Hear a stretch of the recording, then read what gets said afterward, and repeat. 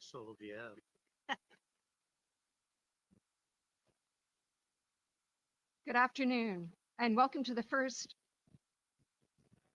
Can you hear me? It's supposed to be on. Let's go just a little closer. Okay. Good afternoon, and welcome to the first public hearing of the Freedom Plaza Community Advisory Committee. We're going to start off this afternoon with a presentation by the Freedom Plaza team. After that, there will be question and answers by the CAC with the Freedom Plaza team, and then we will start the public hearing. So during this portion, there will be only an interaction between our group and the applicant. Thank you.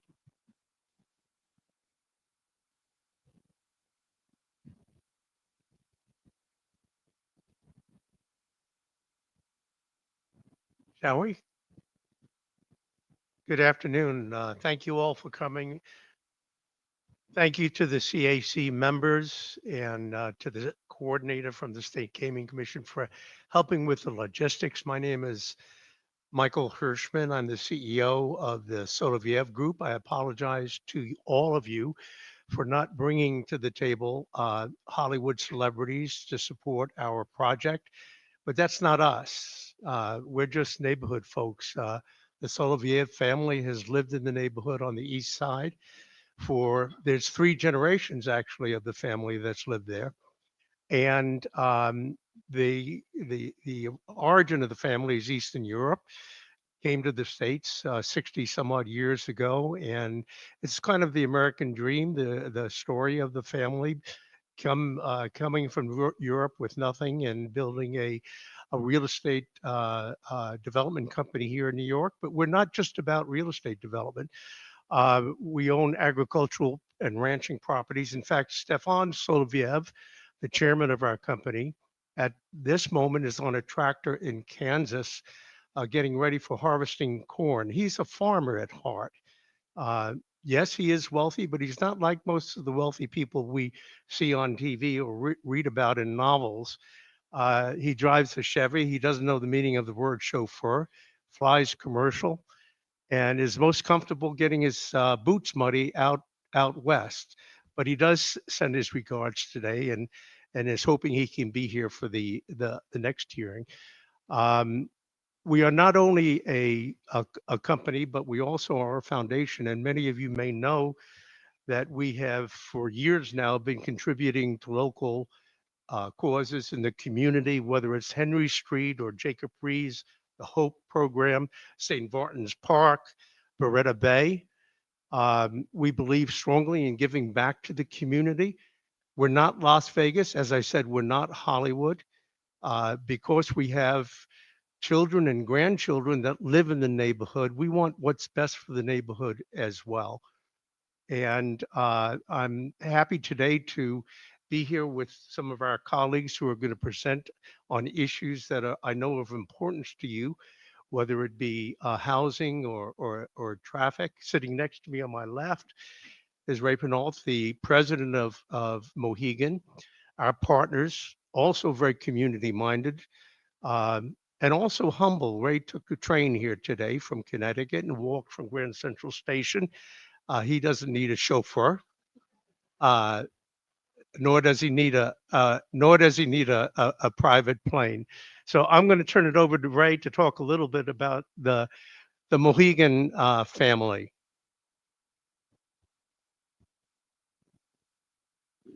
Thank you, Michael. And I also want to thank the Community Advisory Committee for giving us this time. And good afternoon to everybody. My name is Ray Pino. As Michael said, I'm the president and CEO of Mohegan. It's my pleasure to be here speaking to you today and presenting to the CAC board. Uh, sure, I can. Sorry about that. Is that better? So, want to give you a little, background on Mohegan, and Michael and I have had many conversations about this. One of the things that I think drew us together as a partnership is being family-owned businesses. And why do I mention that? I mention that because our teams are our family, and we care about our teams, and our teams live, work, and entertain themselves in these communities. And we care deeply about the community. We're not a corporate board that's worried about our next earnings call. We're worried what's best for the organization for 13 generations to come, what's in the best interest of our membership, and what's the best interest of our team members. And when we're thinking about making decisions, and we're thinking about, I think you'll see that in this design. And when we talk about, some of the important topics, these are things that are important to us, and we take them into account. One thing that's an interesting fact you may not know about Mohegan, we actually originated from New York. We migrated down centuries ago to southeastern Connecticut, and we've been doing business in the Northeast for almost 30 years now, 3 decades. Our 30th anniversary will be next October. So we know this region. We know what it's like to interact in this region. We're not carpetbaggers coming in. We've been here for generations and for decades, and we intend to stay here, regardless of the outcome. And we look forward to the opportunity to be here. One thing that's really important to us is our culture. When we talk about how we treat our guests, how we treat our team members, and how we treat each other, we talk about mutual respect. We talk about cooperation. We talk about building relationships. These aren't, poster board words that we put up on some back house that people walk by and see. These are things that we expect our leaders to live by. These are things that we expect our team to live by. And that's how we make ourselves and differentiate ourselves from all our other competitors out there. And obviously there's large competitors, but we know we can differentiate ourselves by the culture. We don't script anything. We want people to be natural, but we want people to work together to build relationships. And I invite each and everyone out here in the audience and the CAC to come down to Mohegan and challenge what I say, because I truly believe in it. I preach it every day. I talk it to our team. I talk it to our leaders. If it doesn't come from the top, it doesn't exist. So I believe in it. I preach it to our team every day, and I make sure that that's at the forefront of everything we do each and every day. We're very community minded, as Michael says they are. We give back to the community. We make sure we reinvest in the community. For the most, everything that's at Mohegan Sun, we built, whether it's bridges, overpasses, lights. Anytime that we use services from outside, we pay for those services. We actually are self-contained for the most part with police and fire and EMS on our property unto itself. So we're self-contained, but we're also involved in everything that happens in Montville. And you'll hear from some of the community leaders later today that we work with that talk to the testament of the spirit of Mohegan and what we do and how we think about the community and being the fabric of the community. So thank you for the time. Thank you, Ray. Thank you very much. The history of the site goes back quite some time. If you look up on left, by the way, that's not the new rendering of what we're proposing on the left. That's the old Con Ed facility. We bought this site some 20 some odd years ago, obviously tore down and remediated and went through a very lengthy zoning process. The site is on First Avenue between 38th and 41st Street.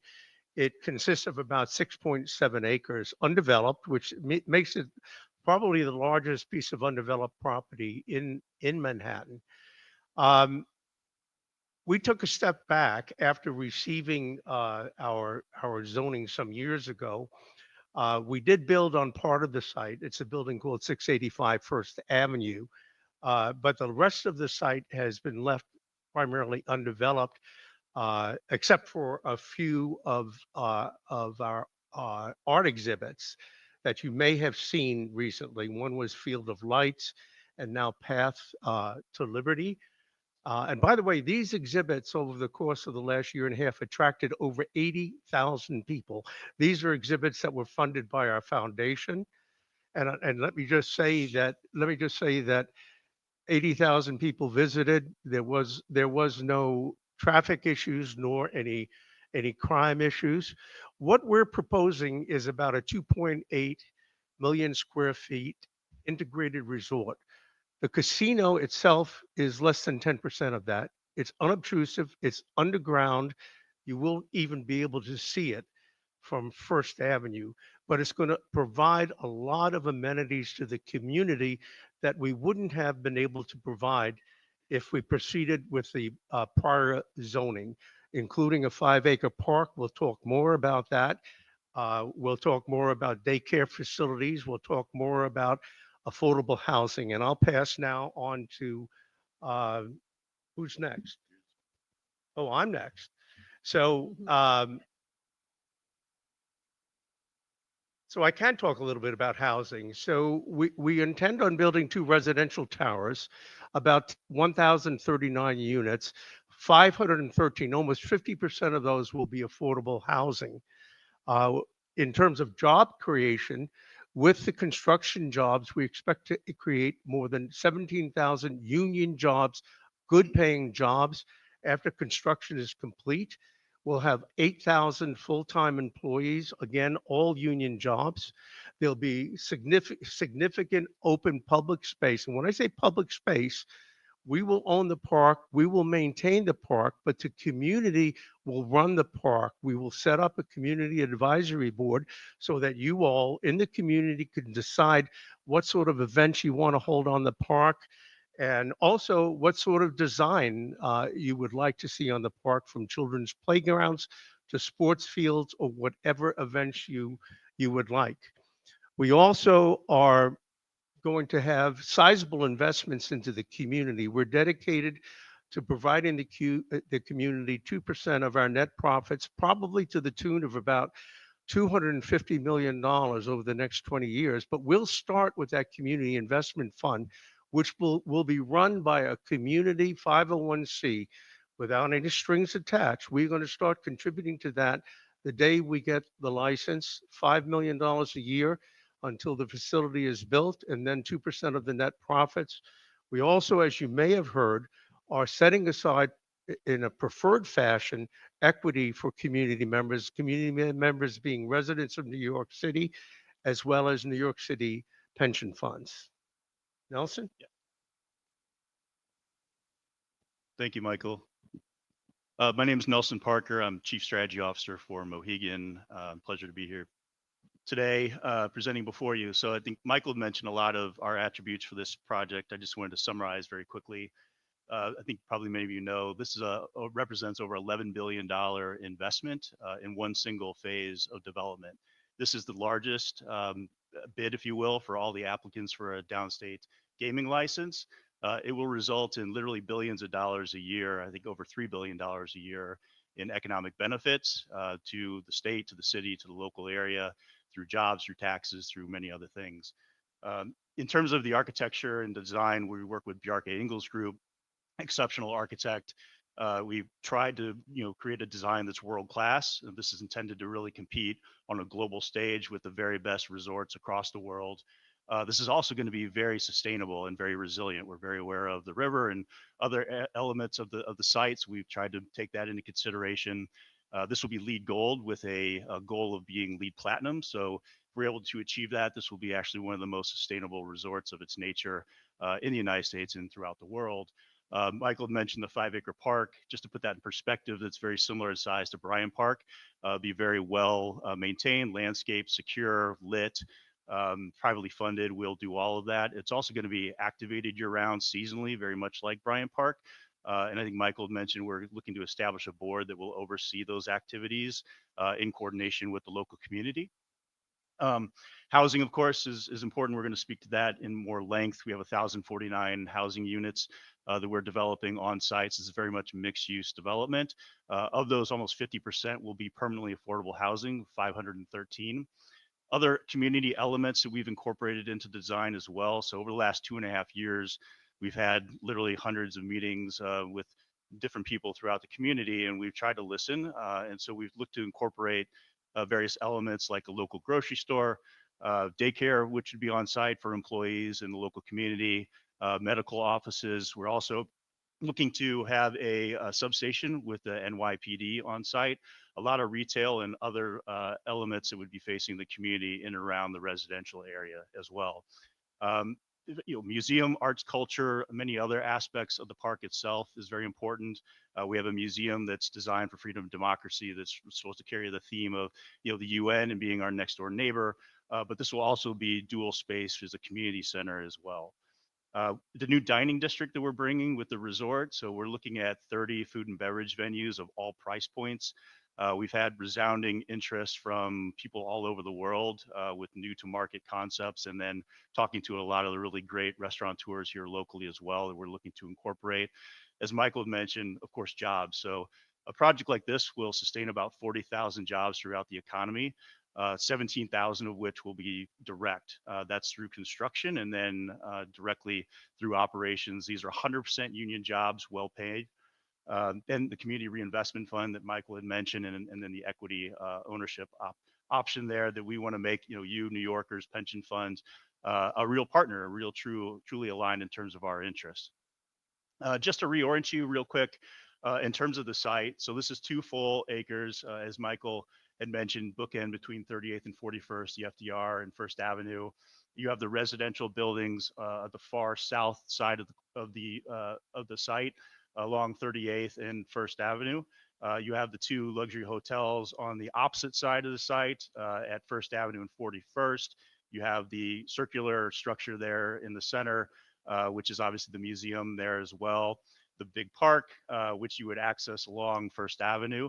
I'll speak to more of that in a minute, but there's no curb cuts along First Avenue, so this is purely pedestrian.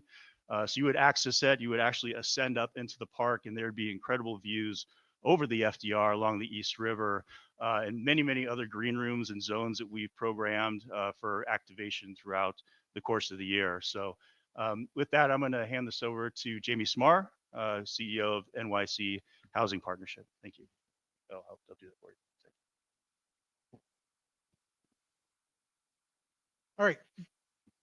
Good afternoon, everyone. I want to test my audio. Can you hear me? All right. Well, again, I'm Jamie Smar. I'm the CEO of the New York City Housing Partnership. I've had this position since about 2022. For those of you who do not know, Mayor Ed Koch created the New York City Housing Partnership in 1983, after more than 100,000 buildings in New York City went abandoned. The Housing Partnership was created to help fuel the recovery of housing and of New York City neighborhoods, specifically by creating middle-class housing opportunities in all 5 boroughs.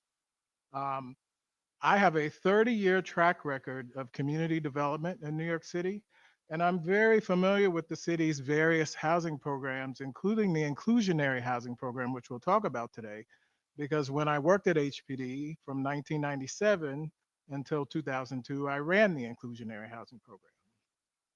I also want to let you know that I'm intimately familiar with the east side of Manhattan. For the parents here today, know that I built East Side Middle School. When East Side Middle School opened in 2011 as a brand new facility, it was the first new school facility that had been built on the east side of Manhattan in more than 5 decades. But I did not stop there. I built the brand new PS 59. I built the brand new High School for Art and Design. I also built PS 267, which used to be an abandoned building that was connected to the Manhattan Ear, Eye, and Throat Hospital. And we transformed that former nurses' residence into a thriving public school that it is today. So I just tell you those things to know that I'm intimately familiar with issues of development on the East Side. And I've actually joined this team. The New York City Housing Partnership has joined this team because this is the only proposal that has a truly comprehensive inclusionary housing project that's connected to it. And it's actually the most comprehensive inclusionary housing plan that I have ever seen in my 30 years of public service. This project, Freedom Plaza, comes at a critical time in the history of our city. We have a crisis of housing supply in New York City that is literally driving rents through the roof. Literally. In the 60-year history of the city's housing vacancy survey, New Yorkers now have as close to 0% chance of finding an affordable housing opportunity as ever. I came to New York City in 1994 out of college to begin my adult life. Imagine some of your children starting out their lives now and having a 0% chance of finding a safe, affordable place to live. And let's specifically address Council District 4.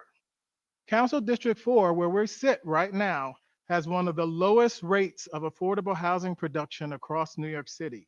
It is literally in the bottom third of 51 council-managed districts for producing affordable housing. Some of you may not know that we are about to celebrate the 10-year anniversary of the city's mandatory inclusionary housing program. It was created in 2016.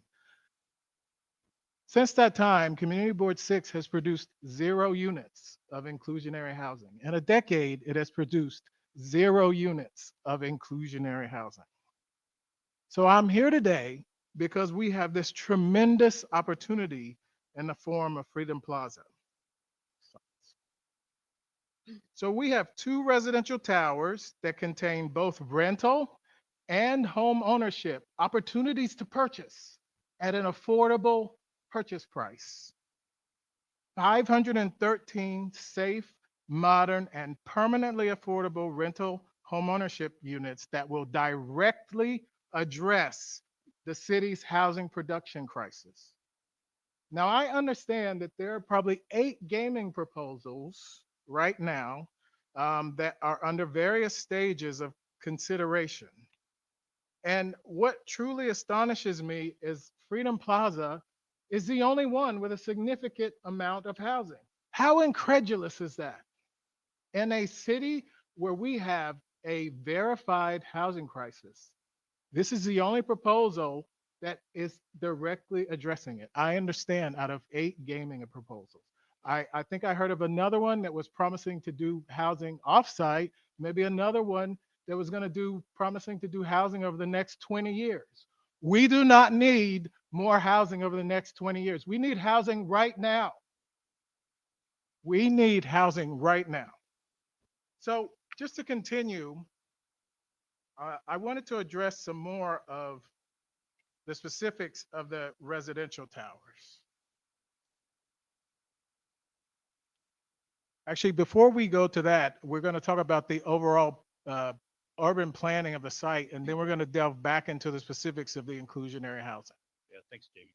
Just sorry, really quick. I just wanted to at least set the stage in terms of how we thought about the design of the residential in context with the resort gaming facility. We get a lot of questions about what's it like to, or what will it be like to live in a residential area like this amidst a resort. And so I just wanted to, I guess, express a few different things, some of which are, we've been very methodical and mindful in terms of where we position certain elements of the project, including, as I'd mentioned, keeping the residential components as close to the residential area that exists today along First Avenue and 38th. We've been very mindful about First Avenue experience in terms of accessing the park, all the various community-facing elements that are clustered in and around the residential area as well. There's no direct access from the residential into the gaming facility. You actually have to go around to the FDR, which will be the only direct access into the gaming facility. It actually sits underneath the park itself. So as you're walking down First Avenue, you're seeing a beautiful park, you're seeing the residential elements of the project, and then these beautiful hotels, of which are also situated at the opposite end of the residential to shield away from the residences, with a access along 41st Street from a vehicular perspective, and then all other vehicles coming in along 41st Street to the gaming facility. So I just wanted to give you some sense that we've thought through this the best we can in terms of how this would fit into the residential community, and we're very mindful about where things sit. So with that, I'm sorry, I'll give this back to Jamie. So you can leave it there for now. So I wanted to, since we're now talking about the overall project, let me fix this real quick. I really wanted to highlight some of the things that go and feed to the inclusionary element of the plan. We talked a little bit about the park, which is critical. We talked about the fact that the park is going to be secured on a 24/7, 365 basis. That means we have a real 4.5 acre park that you can use every day of the year. Now, I've been a part of a lot of development proposals and I've seen a lot. And very often the general public is told that you're going to get a great amenity in exchange for a tall building. And when the tall building's built, you go and find that that amenity is a concrete, windswept plaza that you cannot use and you would certainly not let your children use for most of the year.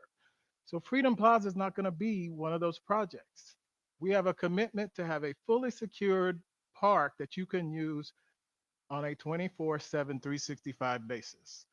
We haven't talked about the fresh grocery that's going to be a part of this project on the ground floor. I've pushed very hard for the daycare and the pre-K because there must be, for this to be a fully functional community, there has to be a pre-K on site with a daycare where parents can bring their children downstairs and have them go to school. Finally, we have not talked about the iconic community facility, which is going to be a new museum of freedom and democracy that's going to celebrate New York's historic and important commitment to immigrants and to immigration and freedom. So all residents, regardless of income level, will have access to every project amenity. I can't say that again because I can't stress that the importance of that enough. Again, this is the most comprehensive implementation of inclusionary housing that I've seen in my 30-year community development career. I really think that this project fulfills both the spirit and the letter of the city's inclusionary zoning program. So I just wanted to spend a little bit of time talking about some of those amenities that everyone is going to have access to. Um, go right ahead. So here's the entrance on 38th Street next. Residential lobby next. Some of these amazing apartment interiors. Every apartment will have the same interiors. Shared gym in the fitness room. Shared community space. The fresh grocery that will be on the ground floor at First Avenue. Community-wide dining hub. Now, for the next two slides, I really wanted to highlight that this is a large breezeway that sits between the two residential towers. This slide and the next slide, they really show the connection between the children's play area, the daycare, and the pre-K, and their overall connection to grocery, restaurant, and retail. Again, to my parents in the audience, again, I told you I started out my career building schools. This entire area is stroller ready. We know how difficult it is to navigate spaces with strollers, particularly New York City trying to raise children with subway stairs and horribly maintained sidewalks. But this again, this is going to be an incredible connection between the daycare, the children's play area, the residential, and the shops. Keep going. Again, a view of the central lawn and the food path. Again, here's the overall connection with the children's playground between the residential towers. It's amazing. All right, so I just Want to just wrap up with. We'll wrap it up. Okay. Thank yeah, you. so this is the end of my presentation, and I'm sure it's the part you're most interested in.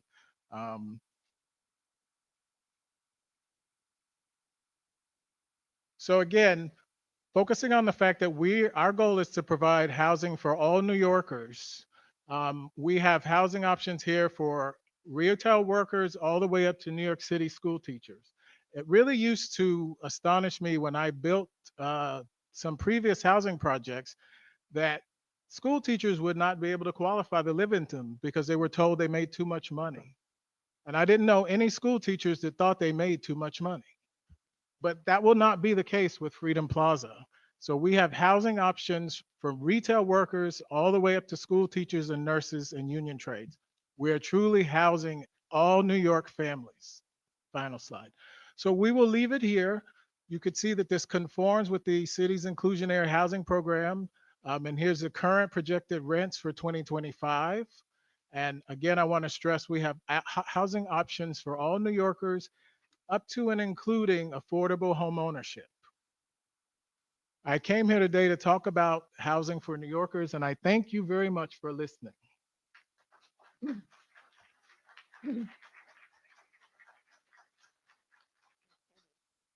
Thank you very much. My name is Sandy McKee, and I serve as the chair of the committee. By law, the committee consists of members appointed by specific elected officials who represent the proposed project site. The committee members joining me today include Celeste Royo, appointed by Borough President Levine. Jasmine Narula, appointed by Councilmember Powers. Rashma Patel, appointed by Assemblymember Epstein. Nichols Silbersack, appointed by Governor Hochul. Jennifer Santa Ynez, appointed by Mayor Adams. We now have a few questions we'd like to ask. And I know that you have, I believe, a 7-minute video that you'd like to present. Would you We- like to do that before questions or after? It's up to you. So we actually had another section as well to address traffic, but we can skip that if you'd like us to show the videos. We're happy to do so. I leave it up to you which you would prefer to do. Well, how much time do we have? I'd say Please. 7 minutes. I think we should jump to the videos then, please. So just to give some context, the videos are from two of the mayors in abutting communities to our facility up in Mohegan Sun. So obviously we want to be good partners. We wanted you to hear it directly from them, what it's like to partner with us, for us to be in their community, the types of things and how we interact. So we thought this might be helpful. I don't believe so. Sorry? Okay. So please roll it. Thank you.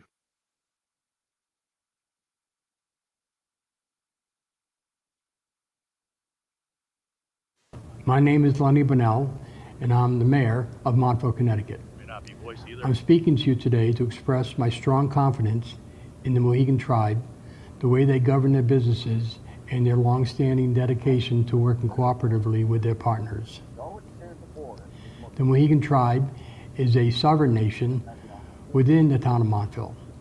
In my time as mayor, and before that as a town councilor and a longtime police officer, I have seen firsthand their commitment to being a responsible neighbor and a reliable governing partner. This is true of our work with them as fellow governments and in our town's interactions with tribal-owned businesses. I've had the opportunity to work closely with the leadership of their flagship property, Mohegan Sun, located on the Mohegan Reservation and bordering Montville. While some may associate casinos with the bright lights and commotion of Las Vegas, Mohegan Sun has always been a responsible neighbor in both day-to-day operations and the long-term developments, mindful of the quality of life of our residents. It is a place where the community can gather, and in every instance, they have been proactive, responsive, and committed to solutions that benefit both their businesses and of our town. I hear from their employees, my constituents, they enjoy their work there. They are welcomed into their special work culture. What more could you want from a place of work? It's not a place which runs people into the ground. It's a place that treats colleagues like family. The tribe understands how to work hand in hand with our local government to address challenges, improve quality of life, and strengthen our community.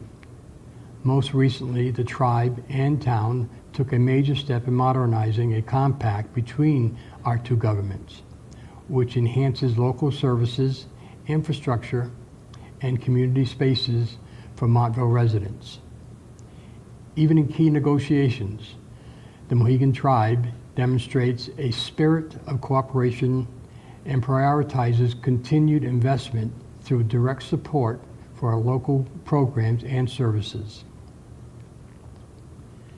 Beyond their formal obligations, the tribe's contributions extend well past their reservation boundaries. When the community raised concerns about traffic flow around Mohegan Sun, the tribe invested $35 million to build an access road that avoided disrupting residential areas.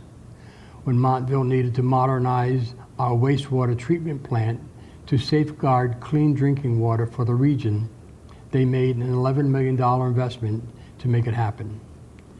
During the COVID-19 pandemic, the Mohegan tribe hosted large-scale vaccination clinics at Mohegan Sun and continues to invest in community health care with the opening of the Yale New Haven Health Medical Center.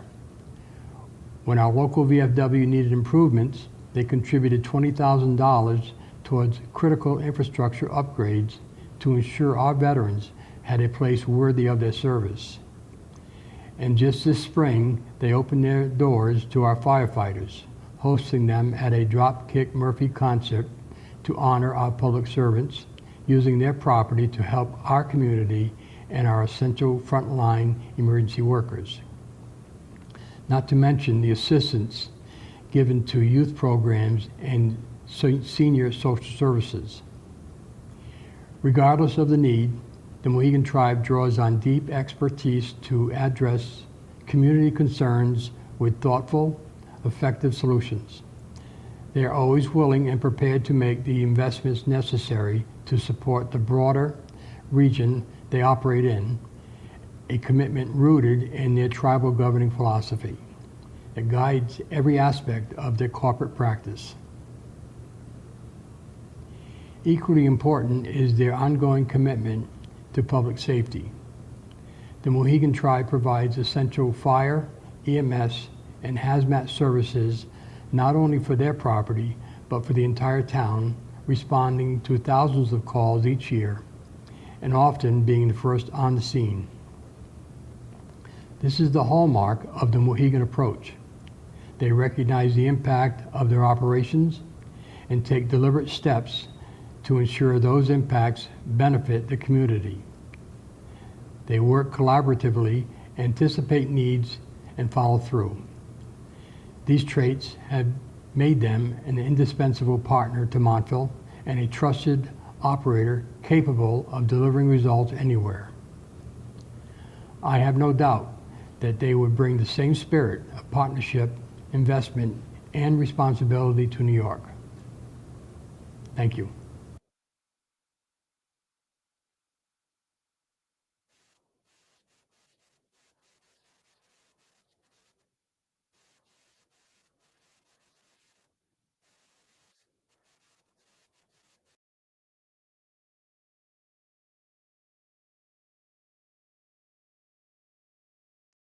Consistently looking for ways to give back and support the broader community, whether through charitable contributions, volunteer efforts, or supporting youth and family services.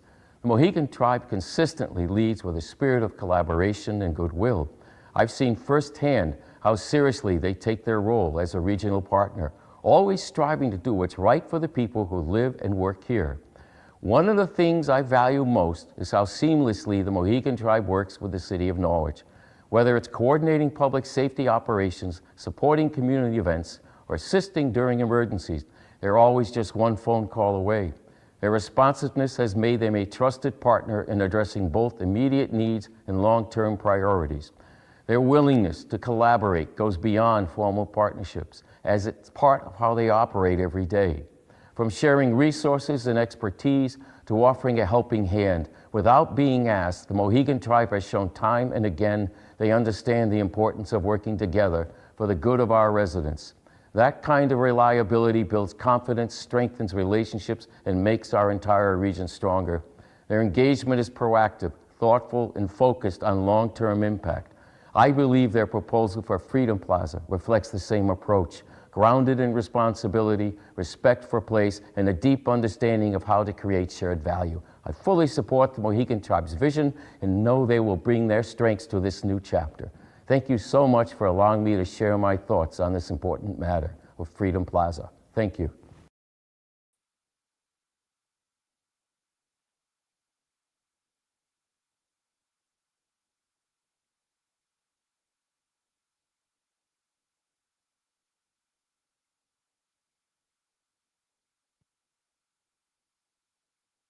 Just thank you. I would like to note that the CAC has already asked a series of questions to the applicant, and they have answered, and that will be available on the gaming website. There were a few follow-up questions that we had regarding the housing.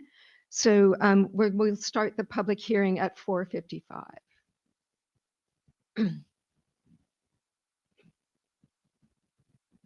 Thank you for your presentation. We had a question on what you mean by MIH plus. in the housing. And we are wondering what kind of guarantees you give for the housing, because there are affordable housing projects that have happened in New York City where the projects done a long time ago still don't have the full amount of affordable units built. And would you consider 100% affordable?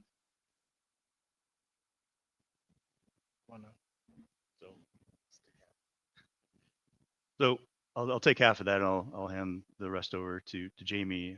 In terms of the guarantees, so we have taken measures to essentially put into place a restrictive declaration on the site itself, so that it's contingent upon obviously winning a gaming license, but once the gaming license is won, then it will guarantee the 513 affordable housing units. So that's in place.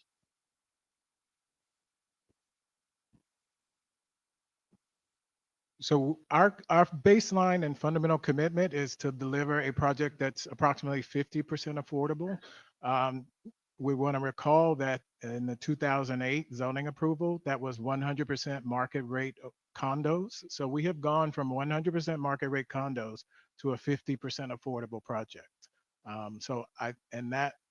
That 50% component fully meets the mandatory inclusionary zoning, and we've added an additional component, MIH Plus, that will actually expand housing opportunities for everyone. In your chart with the unit mix, there's studios, 1s and 2 bedrooms. Is there any possibility for the inclusion of 3-bedroom units?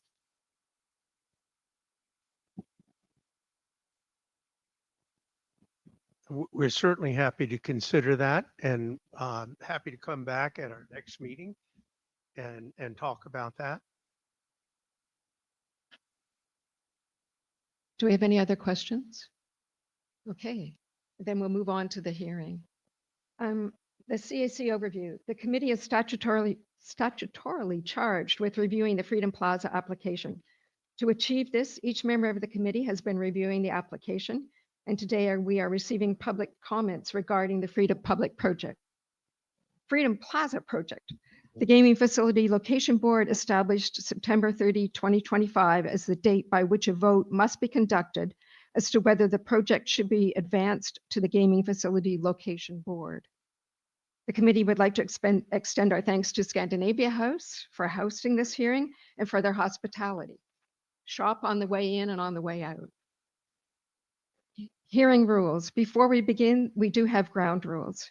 This hearing is an opportunity for members of the community to offer comments on Freedom Plaza and not a venue for the public to ask questions of either the committee members or the applicant. Individuals wishing to speak must sign up at the table outside the room. We are signing speakers up on a first-come basis, first-served basis, and calling speakers to the mic in chronological order. Your speaker number is your place in line. When it is your turn to speak, please state your speaker number, name, and zip code. Please use jazz hands, no clapping. We want to hear from as many people as possible. If you're not present when your speaker number is called, you will forfeit your turn. We will make note of speaker numbers that are missed and allow them to speak at the end if time permits. Each speaker will have 2 minutes to speak. Please be considerate of everyone's time and abide by this limit. The countdown timer is visible, so each speaker is aware of how much time they have remaining. Attendance and the number of speakers will be capped when the room is at capacity. There is space to queue outside the room. If the room is at capacity, we ask that you please exit after you have spoken to allow more people to enter. Please be respectful of the venue, the organizing team, and noise level, as this is a shared building space. Today's hearing is being live streamed, recorded, and will be posted online soon after the event concludes. In addition to presenting comment today, there are additional ways to provide comment. Today's hearing is the first of 2. A public hearing will take place on Tuesday, September 15th from 9 a.m. to 5 p.m. here at the Scandinavia House. The committee will also receive comments by email at freedomplazapubliccomments@nystec.com, by mail at Freedom Plaza Community Advisory Committee, care of NYSTEC, 450 Broadway, 3rd floor, Albany, New York, 12207. All comments spoken, emailed, and written will be documented and given equal review and weight by committee members. While there's no deadline for submitting comments, please note that the committee must complete its work by September 30th, 2025.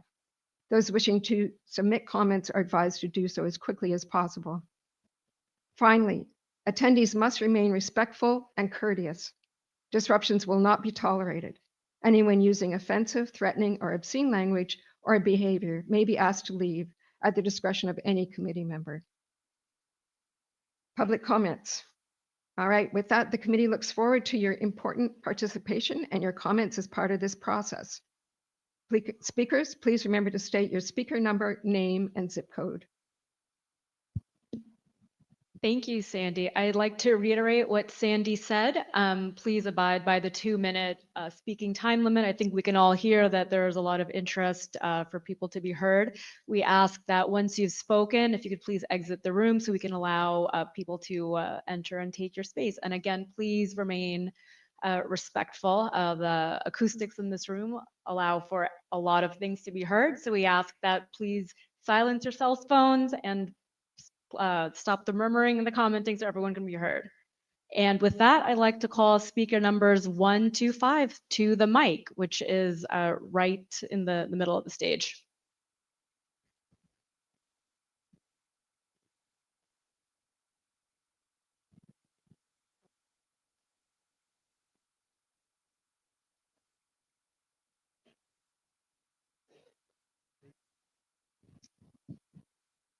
Yep, we're all set.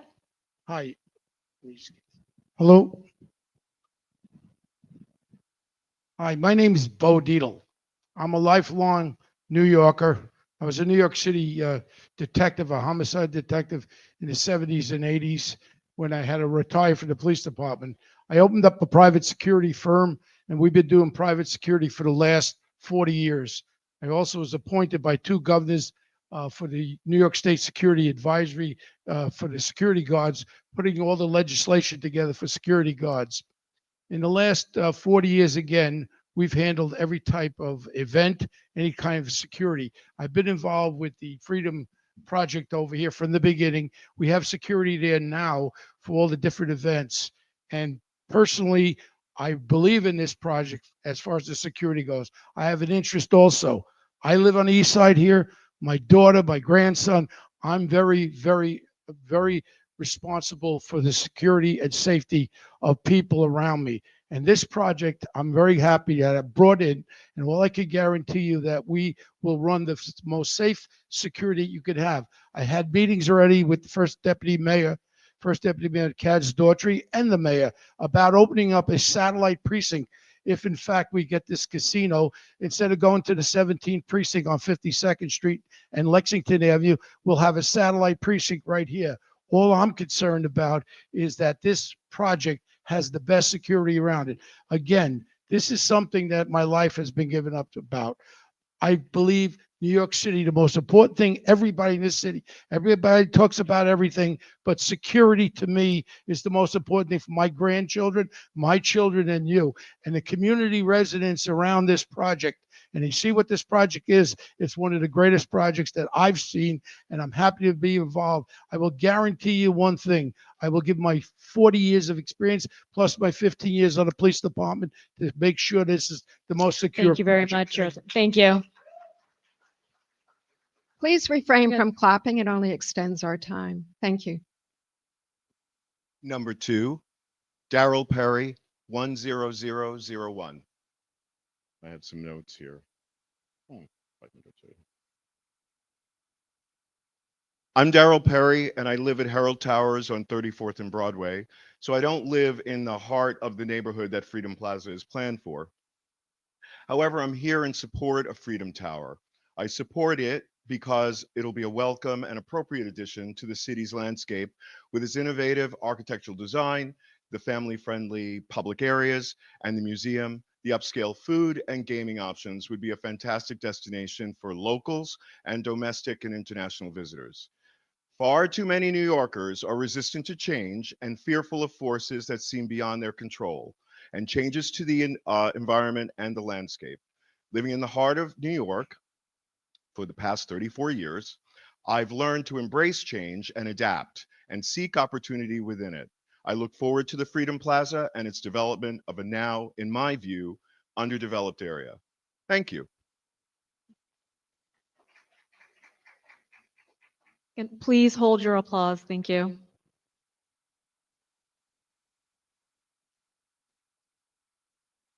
Michael Grunner, 11365.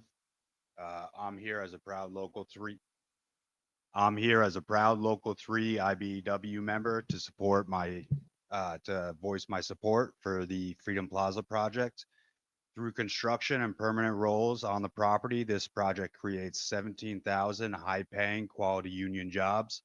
Such jobs are crucial to strengthen the dwindling middle class of New York City.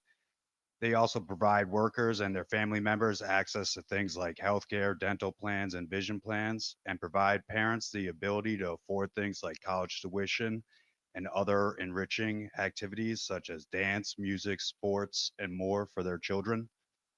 The Freedom Plaza project plans to deliver over 1,000 new residential units, with over 500 of these units being permanent affordable housing units, aiding in the relief of our city's major housing crisis. Not only does this project give housing to the city, but it opens up public access to 5 acres of waterfront park space. This public open space includes amenities such as playgrounds, dog parks, and comfort stations, along with a museum and outdoor amphitheater and indoor and outdoor dining. On top of all the great attractions and amenities this project gives to the city, it's also giving a 2% gaming profit community reinvestment program.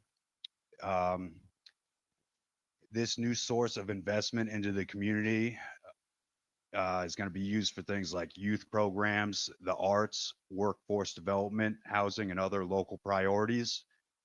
Uh, this Freedom Plaza project is a win for the working men and women and a win for New York City.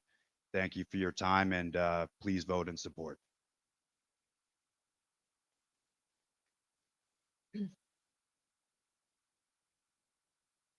Good afternoon. Stephen Fraser. I live in 11743. I'm also a local 3 electrician. I've lived in the New York metropolitan area my whole life. I've worked in this beautiful city for the last 30 years. I've worked in Kips Bay for the past 5. I'm here in support of the Freedom Plaza project, starting with, I mentioned I'm a union worker, livable wage, responsible livable wage jobs, right? So 17,000 off the bat to build, 8,000 permanent to last. As far as the project specific goes, responsible building, and I'm not talking about the amenities. I'm talking about the green space. I'm talking about the supermarket they mentioned, and I'm talking about there's another thing I forgot. But so like I said, I've been there for 5 years, and I can't imagine a better idea for 38th to 41st Street. I've been staring. Listen, the light project was beautiful. The art right now, great idea. When I walk past on the street every day, what I see is a hole in the ground. You know, pardon my speech. But I can't imagine a better project for that space. Thanks for your time.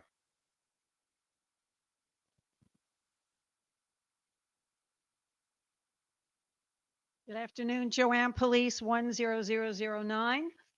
Again, my name is Joanne Police. I'm Vice President of the Stuyvesant Cove Park Association. We're a very small, all-volunteer, not-for-profit organization dedicated to bringing people to the park, a park that runs along the East River from 18th to 23rd Streets, and that only exists because of decades-long community involvement and fight to open that up to the public and make it a park. Many of you are probably aware of it. For many years, the Stuyvesant Cove Park Association has offered free programming in the way of a concert series at the park. And while the concerts are free to the public, they are not free to our association. In fact, each series runs us between $20,000 and $25,000. Over the years, we have availed ourselves of discretionary city council funds, but we were forced to abandon that because of the overwhelming requirements for for application. And the process became a second job. And again, small, all volunteer organization. It was an untenable situation. In 2024, I was contacted by a representative of the Soloviev Foundation who had learned about our organization and our concert series and said that there might be an opportunity for a philanthropic contribution. Needless to say, I was thrilled at the prospect of funding for a series that has become so anticipated and so appreciated by our audience members who actually and truly do come from all over the city. The foundation extended its support in 2025, and I'm happy to report that the Stuyvesant Cove Park Association presented 12 concerts from mid-June to mid-August. We are not going to say yay or nay. We do want to thank the Soloviev organization for looking all around, far and wide within the surrounding community and finding us. We appreciate that investigation and that community care. Thank you. Numbers 6 through 10, please.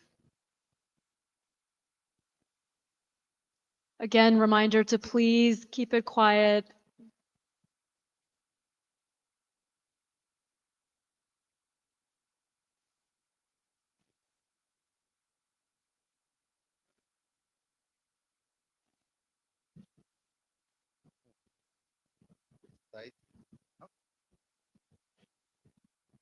You know it.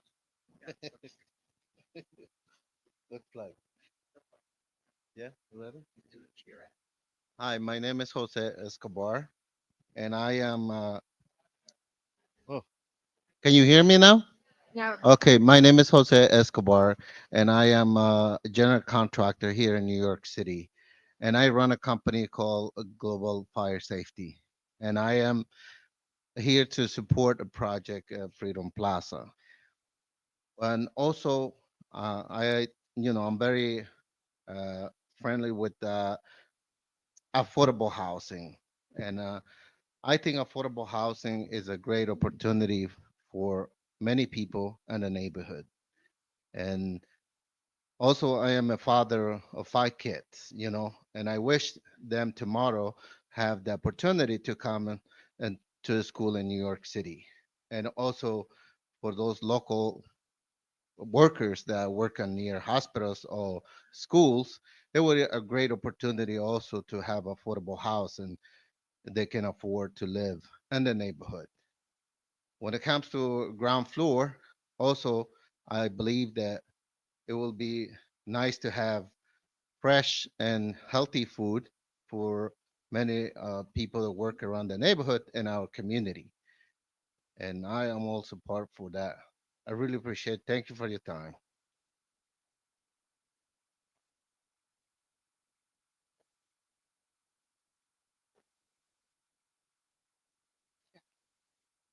Hi, thank you. Dawn Heimer, 117. I think it's interesting that all of the speakers so far have been in support of this site, and most of their zip codes are not even close to where we live.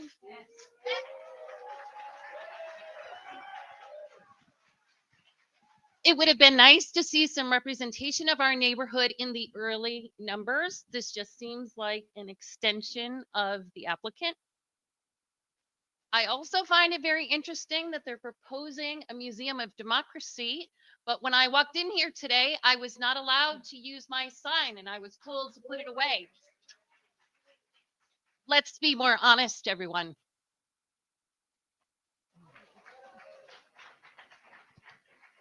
Please, a reminder to hold the applause. Thank you. I raised this. Oh, there we go. Hi there, Chris Hanway, number 811101. My name is Chris Hanway, and I'm proud to serve as the executive director of Jacob A. Reese Neighborhood Settlement, a community-based organization which serves over 6,000 low to moderate income children, families, seniors, and immigrants, mostly in public housing. Our organization is headquartered in the Queensbridge Houses, the largest housing development in North America, right across the river from the proposed development site, but socioeconomically a world away. We at Resettlement offer our strong support for the proposal for Freedom Plaza. which will create over 6,500 family supporting union jobs for New Yorkers on 6.5 acres of shovel-ready land, delivering significant economic impact to the city and state.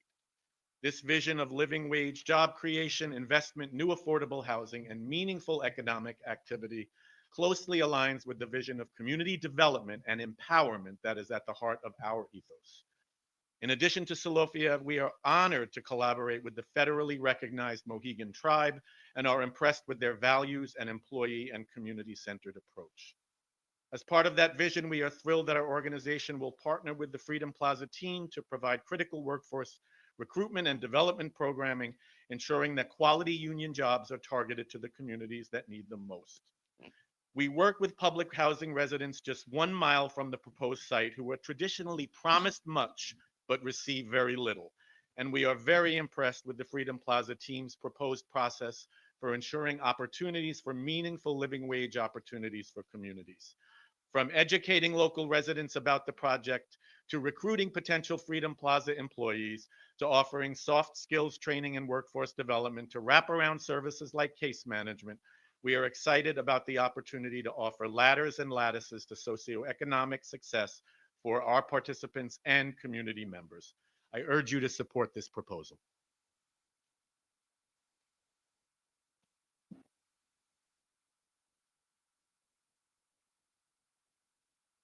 Hello. My name is Edwin Lucero. I am a business counselor with the Queens Economic Development Corporation. QEDC is happy to share that it will partner. Better? Zip code. SIPO 11378. QEDC is happy to share that it will partner with the Mohegan and Soloviev Freedom Plaza to help build a local supply chain for the development. If the project is approved, the Freedom Plaza team has set aside a substantial investment for business incubation, acceleration, and support. This 5-year agreement will help train thousands of New Yorkers for well-paying careers at this site and beyond.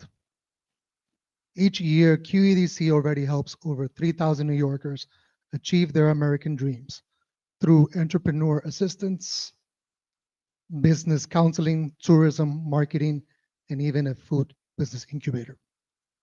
Over nearly 50 years, our work has transformed neighborhoods across Queens, and we're just getting started. This progressive commitment from Mohegan and Soloviev will empower us to reach and support tens of thousands of additional neighbors.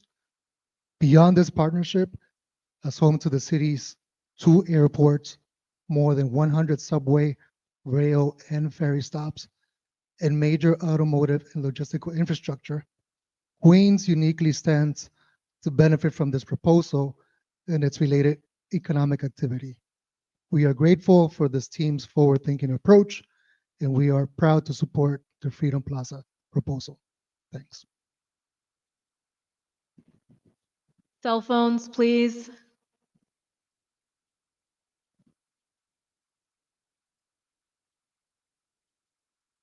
Hi, Steve Caden. I'm speaker number 10 from zip code 10016. And my family and I have been part of this community since 1950. Sorry, I'm tall. I've been a part of this neighborhood since the 1950s. I'm a neighbor. I'm also a business owner in the community. I believe the project will actually bring real benefits to the community. The Plaza project means economic opportunity, and will draw visitors to spend money not just within the plaza, but within our restaurants, shops, and local businesses. As a retailer, I know firsthand how much the difference of steady foot traffic makes, and this project would bring exactly that. It also means jobs, not just in retail, but in construction, hospitality management, and all the industries that support the development of this size. These are the jobs for New Yorkers and our neighbors. Let's be honest, the streets are filled with vacant storefronts. A plaza would create a demand for foot traffic and a need to fill those empty shops, giving small businesses a chance to thrive and restoring the energy to our blocks. Some people worry that this could change the character of our neighborhood. I believe it can do the opposite. If done thoughtfully, it will strengthen the community and not weaken it. As a business owner, I see this as a chance, not just for my store, but for the entire neighborhood to thrive. And I ask you to keep an open mind and imagine the opportunity it can bring. Thanks. Thank you. 11 through 15, please.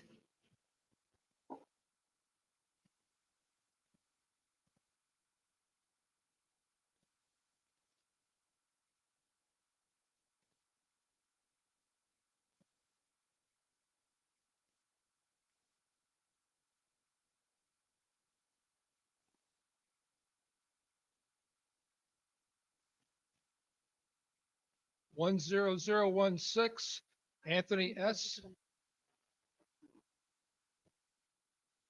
I have lived in Kips Bay for over 30 years. Freedom Plaza should not be built because this area is already overcrowded. The city of New York, the state of New York, and the federal government should acquire this 3-block parcel of land through eminent domain and make it into a public park. According to the New York Times, Community Board 6 has the fewest parks compared to other community board districts in Manhattan. St. Martin's Park on 35th Street is usually overcrowded. Beginning in the 1980s, there has been a construction boom of massive high-rise apartment buildings in the area. The neighborhood elementary school, PS 116, became so overcrowded that the city had to build another elementary school just 3 blocks away from it.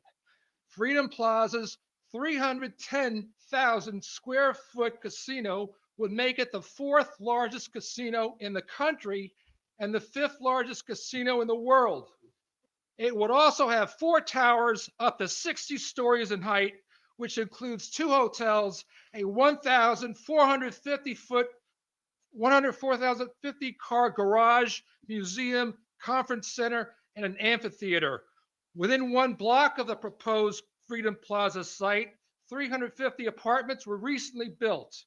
More people will be moving into the area as office buildings are converting to residential use, which include affordable housing, such as the old Pfizer building, 750 3rd Avenue, and 300 East 42nd Street under the 467-M tax incentive program. In addition, 225 East 45th Street will have 131 affordable housing units and will be completed next year. 303 East 44th Street will be a 35-story residence and will include affordable housing.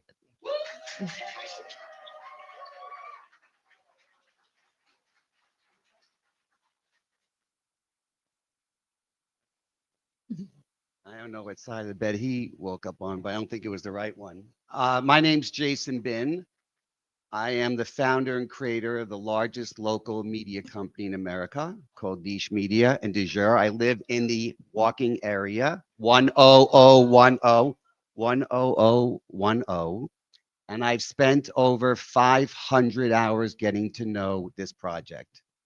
And as someone who created and launched Hudson Yards, AOL Time Warner Center, Ocean Drive Magazine, 2 weeks after Hurricane Andrew, I know firsthand that what they're creating here is a community. It's responsible, it has a lot of meaning and depth to it, and it's something we should all support and an opportunity that's right below our eyes. Thank you. In closing, it's a massive economic investment and job creator for our city. They will and have expansive public green space filled with cultural amenities that have never been seen before. They have and will continue to maintain strong community relations and labor support. The staff and management will have responsible gaming and create a community of well-being. And last but not least, they have a balanced vision. It's not Las Vegas and Manhattan. I can say that firsthand. I founded and created Vegas Magazine and Win Magazine. And what these people are doing is completely full of opportunity for everyone in this room. Thank you.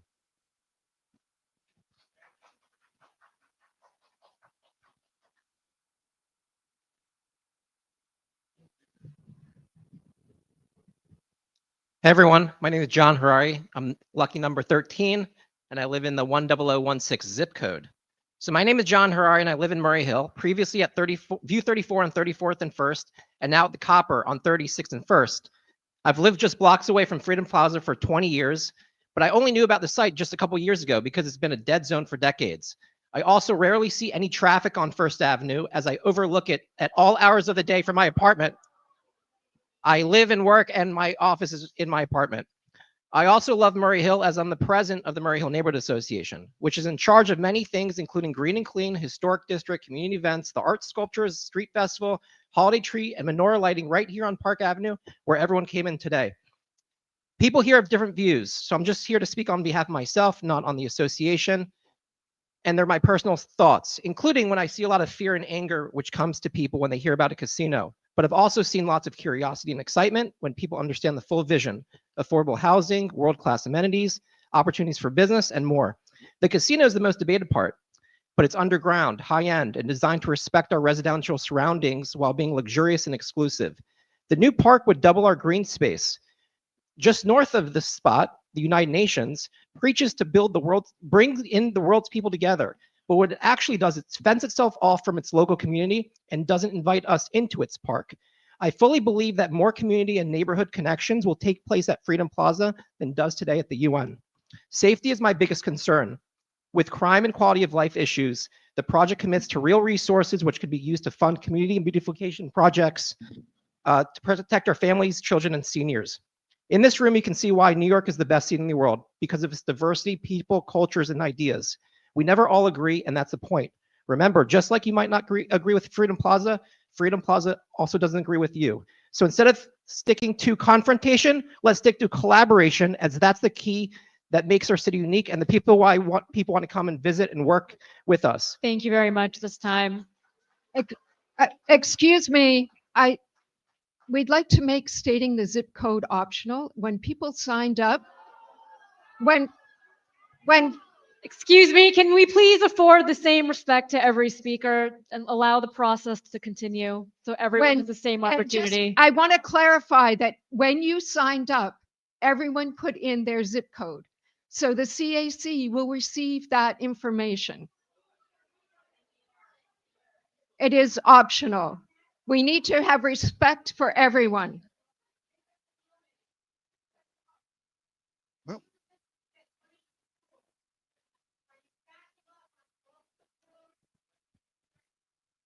Go ahead, sir. Good afternoon, and thank you for the opportunity to testify. My name is Nelson Gonzalez. I'm here representing the HOPE program, which is Please allow him to speak. a nonprofit serving the city of New York for over 40 years.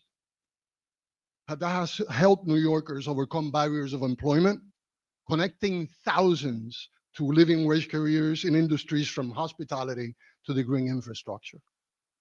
As you evaluate the proposed Freedom Plaza development, I urge you to weigh not only the economic development and environmental impacts, but also the profound human impact this project delivers. Freedom Plaza offers hundreds of affordable housing units and new public parkland.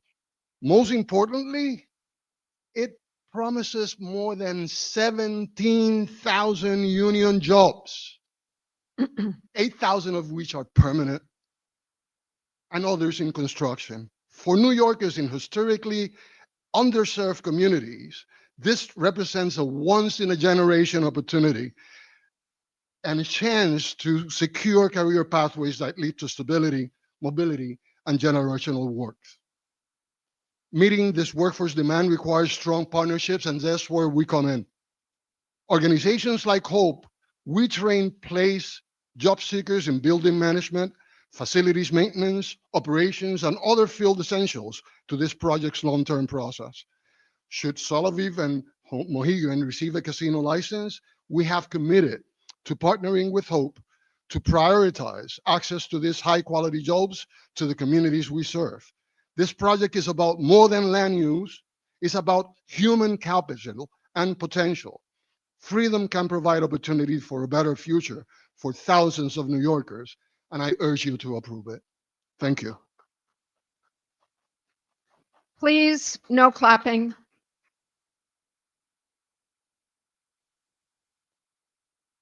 Is number 15 here?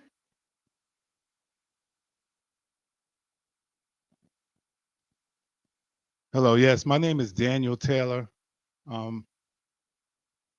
My zip code is across the tracks over there, 11101, if you want to know my zip code.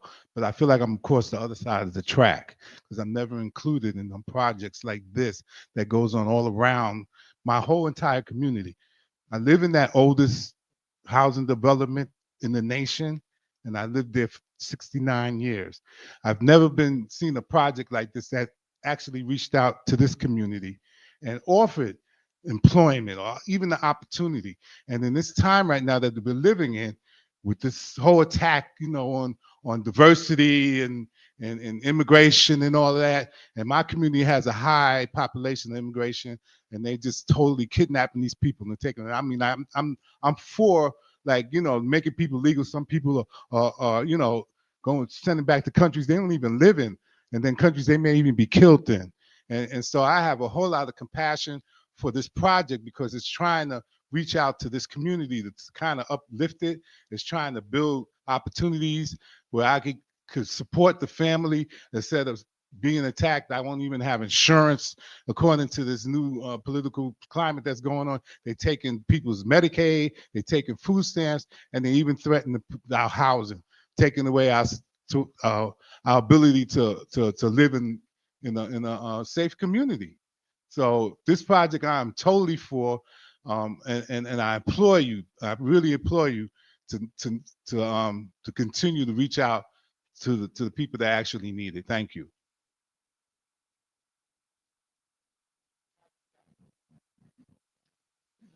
Do we have 16? 16 through 20. All right, 16 through 20, please.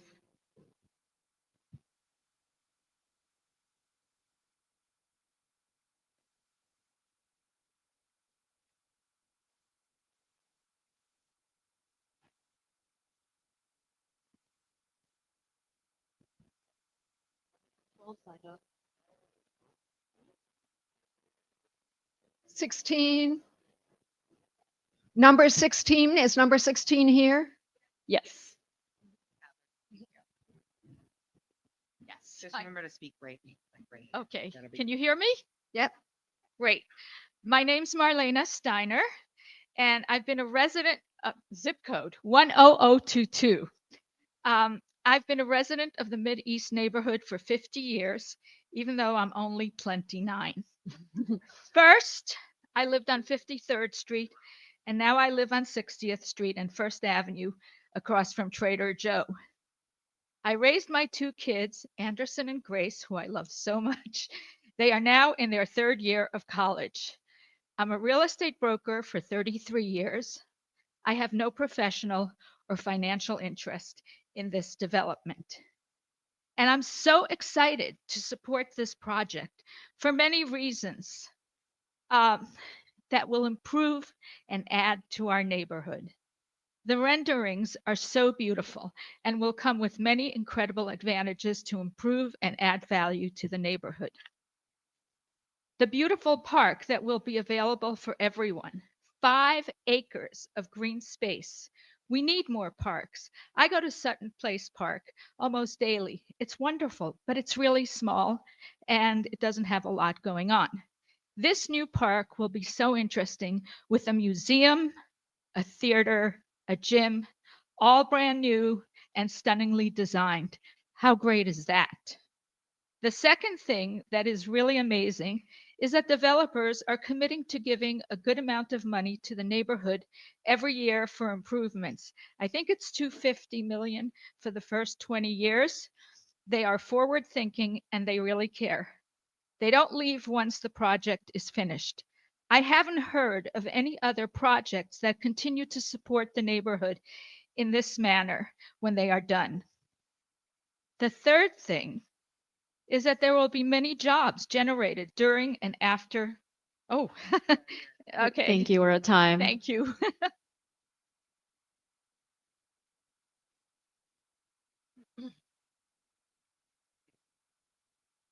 Thank you. Good evening. I'm Maddie Centeno, zip code 10453. And I have to say, this crowd is pretty intimidating. Oh my gosh, but I'm going to be the one talking about workforce development. I am the director of workforce development and continuing education at Bronx Community College. And I'm here in support of this program because I really believe the potential for economic development and career pathways. Keep your comments down. I hear them. You know what? I came from the community. I worked 3 blocks from where I grew up, and I know crime, poverty, and lack of resources continue in that area. I'm going to be 65, and it hasn't changed. But I'm here to say we need this. We need these opportunities for our students, for our families, They have to get the training they need to move forward. And in a time where, there's so much uncertainty around funding, we need this. We need to have these pathways in place. We need to have the partnerships, the union jobs, the daycare. I'm so proud to hear that there's a daycare going to be a part of this. Bronx community has the construction jobs. We have the early childhood jobs. We have the trainings. We have the cybersecurity, clean energy. We're here. We're ready to give our students, our families, the opportunity to grow. I ask you to please consider this. It's so important. I don't see anything like this and any opportunity that's been available to us recently. Funding is scarce. I see my students afraid that they're not going to get the support that they need. We need your help. I'm really, really believe in this. I believe my journey brought me back to BCC, and here I am now with some of the members that I'm familiar with in this room. We all believe in this. Our hearts are here. We want to help our students. So if you want, I understand some of your concerns, but we need something to help our students and our families. So thank you so much.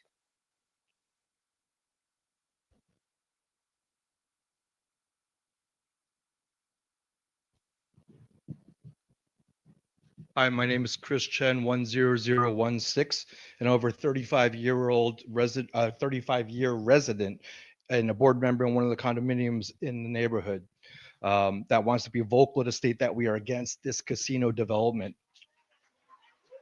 This proposal to develop a casino within our peaceful residential neighborhood in Manhattan must be stopped.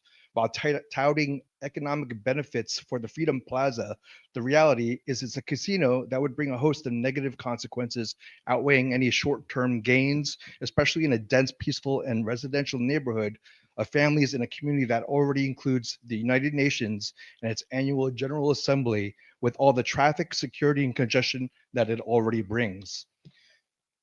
Urban casinos attract clientele that could be more vulnerable to predatory gambling practices. Studies consistently show that proximity to a casino increases the rate of gambling addiction and crime nearby. Disrupting This could disrupt the character of a community. Neighborhoods like ours, deeply rooted communities, would be detrimentally affected by introducing a 24/7 casino with increased noise, questionable activities, and nightlife that can destroy the sense of neighborhood cohesion and degrade the quality of life for surrounding families and longtime tenants. There is substantial evidence linking casinos to increases in crime, including theft, fraud, violence, public safety concerns. With the influx of people, money, alcohol, and drugs, a casino would detract from community safety. For residents, especially parents raising children, this is a deeply concerning trade-off that no amount of tax revenue can justify. Supporters argue that casinos bring jobs and tax revenue, but the quality of these jobs is often low, with limited upward mobility and few long-term benefits. The economic gain is frequently overstated and unevenly distributed. In summation, Hudson Yards didn't want it, neither do we. Thank you very much.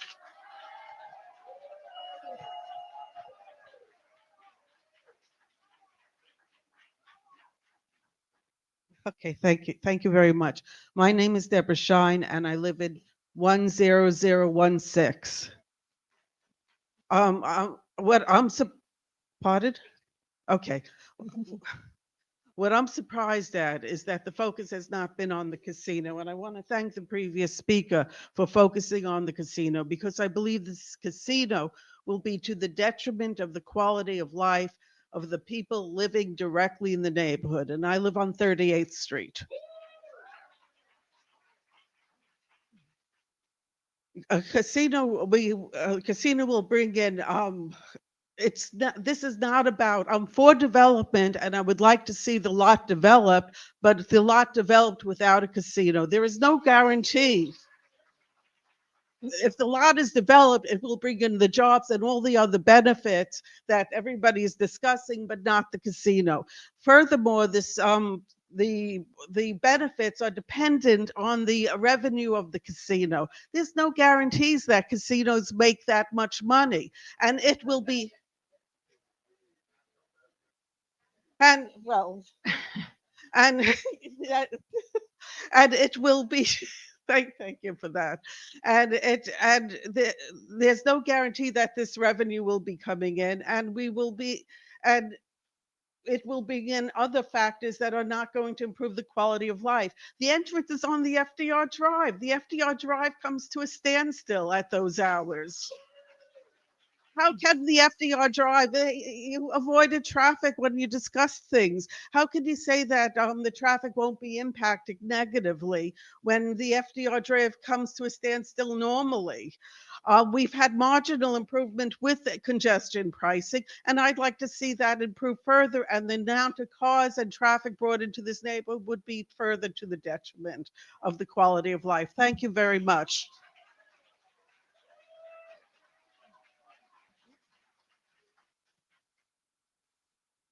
20 through 25, please. I would just like to note that unfortunately, the clapping takes away from the speaker's time. It's a little bit disrespectful to not allow them to have their full 2 minutes.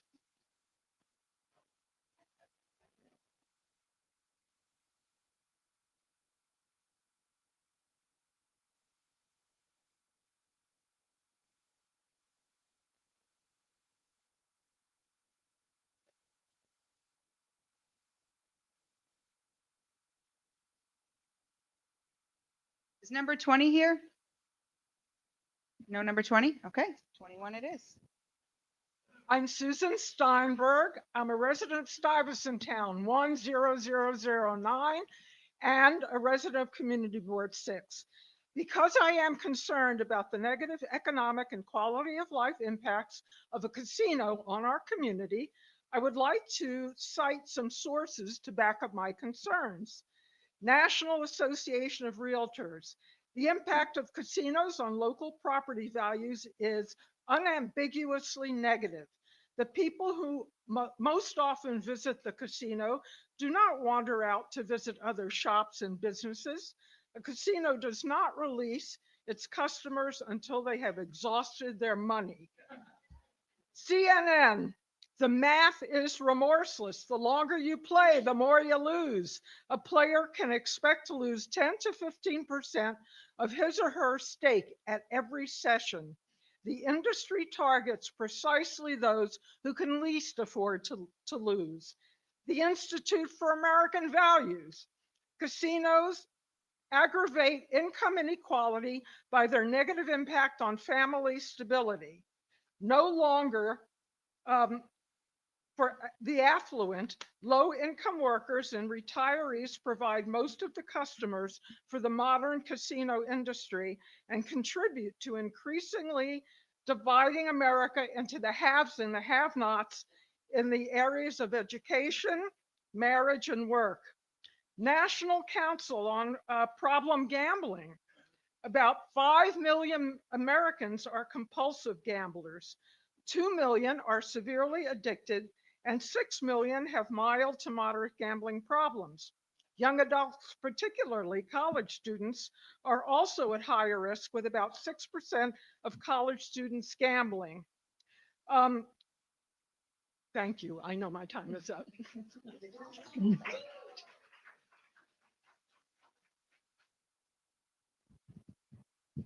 Kathleen DePerna, 11238.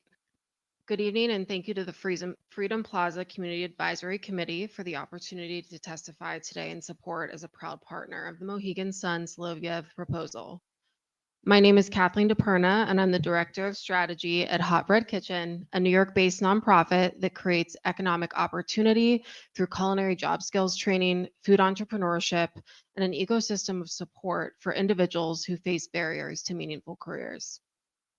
The food industry, as we know, is one of the largest and fastest growing sectors in New York City and a desired and accessible sector for the communities we serve.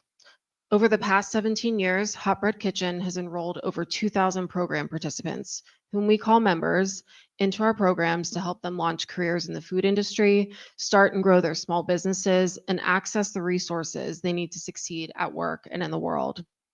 We do this work through entry-level and upskilling workforce training for the food service and hospitality sector, job placement, wraparound support services, and small business incubation. We conduct outreach for our programs with nearly 300 community-based organizations across the city and partner with the NYCHA Office of Resident Economic Empowerment and Sustainability to recruit and train NYCHA residents from across the city in our programs, reaching residents from the east and west sides of Manhattan, Western Queens, Red Hook, and the South Bronx. In 2024, we reached a record of 694 members across all of our programs, doubling our impact since 2022. And I want to state that prior to starting our programs, 81% of our members are unemployed. The work that we do is meaningful and critical to the communities we serve. If selected, the Freedom Plaza project will have a transformational impact on our organization, expanding our reach to an additional 150 members each year who are seeking support through careers at Mohegan Sun. We're testifying support today, and thank you for your time.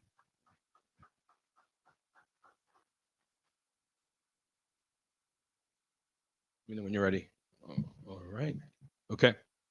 Hi, everyone. My name is Rich Reynoso. 10467 is my personal zip code. I am the Chief Lending Officer at Company Capital. A Company Capital is a nonprofit community lender. We serve refugee, immigrant, and women entrepreneurs in New York City's 5 boroughs. We've been around since 1997. Our loan offerings range from $1,000 to $350,000 for small business owners. We provide services in entrepreneurs' language. We have staff fluent in 15 languages. We offer classes and one-on-one support to enhance entrepreneurs' marketing and business management skills. As of September 30th of 2024, we've lent over $70 million and provided 10,000 businesses with training and advice. These businesses in turn have created 2,751 jobs, 11,000 jobs retained, and participants have saved over $5 million over 20 years. We are testifying today to the council to consider the impact for affordable housing, support for small businesses, and a new park in the neighborhood that sorely is needed. Also, we're talking about a small business community that would serve MWB food and beverage entrepreneurs. Our organization has proudly signed a letter of support that commits to Freedom Plaza should they win one of the downstate casino licenses. We take this seriously, and that's why we visited Mohegan Sun in person to learn firsthand what our clients might expect from Mohegan. As a partner and what we saw, we were confident they would take accomplished. Again, we asked the council to consider what is at stake here for small business owners in the neighborhood and families all around. Thank you for your time.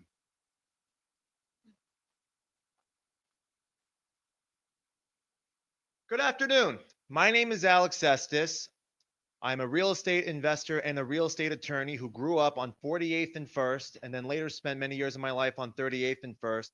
Most of my life has been on First Avenue in those 2 blocks where this project is. And I currently have real estate apartments on First Avenue. And through my personal experience, I have to tell you, the market there is getting killed because people do not want to live on First Avenue, as wonderful as it is, because in that 10-block stretch, there's really no restaurants, there's no grocery stores, there's really nothing there, and people don't want to go there because of that. And people that live there invest in their homes, and their investment is not appreciating where it should be, because people that want to get money out of their apartments there are having trouble doing so because it's a unique problem to that 10-block radius. And because of that, I believe this project is a benefit to the community. For the people that live there on First Avenue specifically, their property values will rise.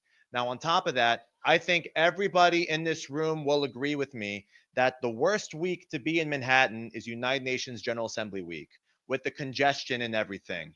Would it not make sense to have a hotel for the world leaders to stay at directly next to the UN and then take away from the congestion from the rest of Manhattan and the immediate community, and then they spend most of the time there because of that? There is a real benefit to helping out everywhere in Manhattan and this community to reduce the congestion during the most hated 2 weeks.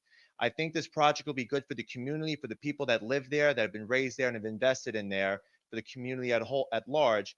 And I would like to thank this panel for their time today to hear from us on this issue. And we appreciate everything you do. And I wish you a pleasant, good rest of your day. Thank you.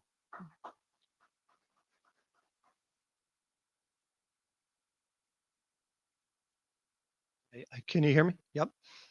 My name is Adam Ganzer. I am the Executive Director of New Yorkers for Parks.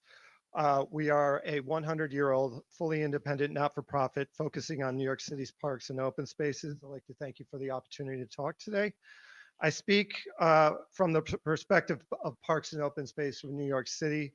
As a citywide organization, I do not represent or speak for this community, nor do I offer any opinion on non-park elements of this proposal. Our research has shown that Manhattan Community Board 6 is ranked 58th out of 59 community boards in percent of parkland and is dead last in tree canopy across the city. Lack of parks and open spaces is an issue everywhere, but it's a critical issue here. There are many aspects to this project, but one of the assets that we are weighing in on is the park itself. The design provides a central component of this project, adds a 5-acre park space to an area right now that is not really accessible at all. It includes 7,000 square feet of children's playground, a dog run, accessible comfort stations, food kiosks, etc., including a 700-foot promenade overlooking the East River. Further, the design team is actively looking at ways to enhance the waterfront adjacent to the site, including the idea of extending the park across the FDR to the water's edge, which would comply with the Waterfront Alliance's wedged guidelines, which are extremely important throughout the waterfront across the city. So again, I'm not speaking in favor or against this project. We speak at every single one of the casino proposals that has a parks component. The park design is a solid one and one that should be considered. Thanks. Speakers 26 through 30, please. And if anyone's looking for a seat, there are a couple of open spots up front. Yeah, we're managing the flow in and out.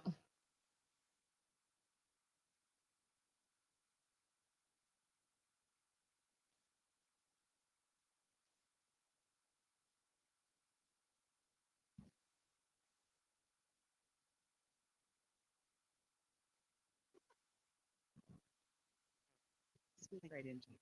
Okay. Hello. So my name is Michelle Risa. I'm at 10016, which is 10016. And yes, I've lived here for 39 years as a small business owner. Important to me are the people who actually build and maintain this property. And I have the utmost respect for Michael Hirschman, his values, and his mission. As seen in his current exhibits on the property, he honors all people, he listens to diverse points of view, and he works for all of us to flourish. And therefore, in choosing a developer who will do what he says, I know Michael Hirschman demonstrates he will. In all candor, you can have a different point of view. In all candor, I have not met anyone from the other 7 finalists, nor have I received any invitation from them to ascertain their qualities and commitment to community building. And their lack of outreach speaks volumes to me when community building is so critical. My understanding of the stats that I think is important, the 17,000 union jobs, the 3.2 billion economic benefits per year, the 500 affordable housing, certainly the parks, and of course the 250 million for nonprofits. While I have listened to the pushback against a casino, I believe the benefits far outweigh those concerns. So again, as I choose a developer who will do what he says he will do, I believe Michael Hirschman demonstrates he will. Thank you.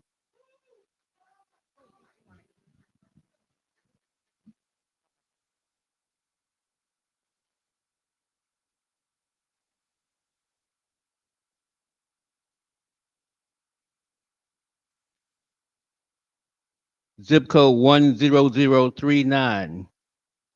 And I rise in support of this project. After listening to the group from Mohegan, I am tempted to go out and buy halos for everybody. They were quite good. I am most concerned with employment and housing. While your handout lists 17,000 jobs, I would like to have some assurance that people of my community, I'm a deacon from the Union Baptist Church located in Harlem, Upper Harlem. And I've seen changes, proposals, promises made all of my life to the residents of Harlem but I have yet to see meaningful change occur. Now, I look at Atlantic City, they promised that everybody would share in the development of Atlantic City. And yes, I go there and I have been there, but I have yet to see the community improve. You go one block away from there, and there's plight, there's poverty, and everything else. So I would just like to rest assured and have some assurance that we will be given a good and fair chance at employment and housing. Because a few years from now, only the wealthy can live in Manhattan. Poor people will not be able to afford an apartment in Manhattan. And I would just like to know that we will be given an equal share because the attack on diversity, equity, and inclusion right now is in full force. And I just don't know what's going to happen with incoming administrations regarding that. It's going to get worse and worse. So I am all for the project with the caveat that my citizenry be given an equal share at employment and housing. That is my main concern. Thank you very much. Thank you very much. A reminder to please allow every speaker the same opportunity, regardless of whether you agree or disagree. All the comments are very audible, the way this room Hi, is my set name up. is Jack Bloom. I'm amazed that the representatives of New York Presbyterian, Weill Cornell, are not here. I want these people here to immediately call the CEOs of those companies, get them to help you. This is the greatest concentration of medical resources in the world. We have all of these people, they are technicians, they're doctors, they're orderlies, and they're having to travel 2-3 hours to get to their jobs here. At night, they're working 24 hours a day.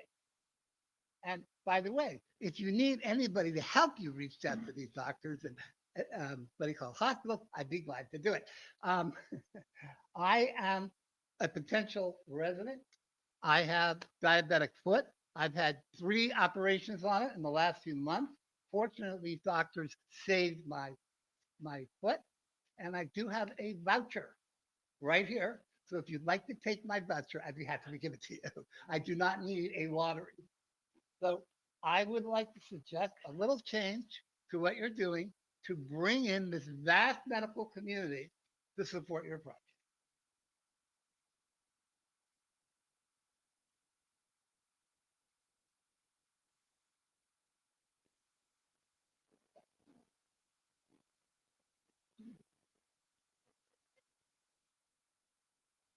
Good evening. As this meeting was opened, there were norms posted. The second of them was mutual respect. It remains a great opportunity for this audience on this evening.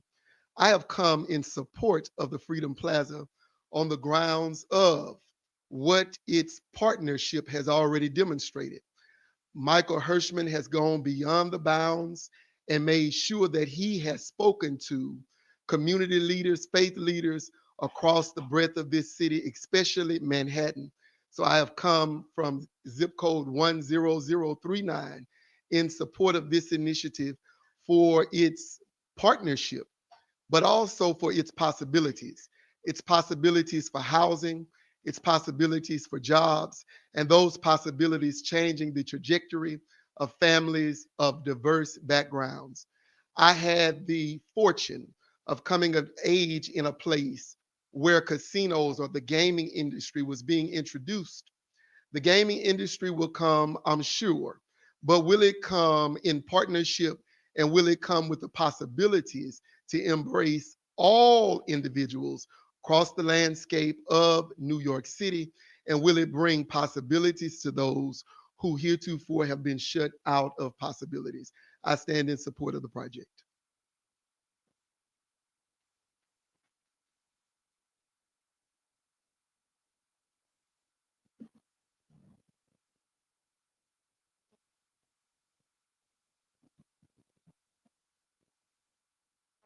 Hi, good afternoon.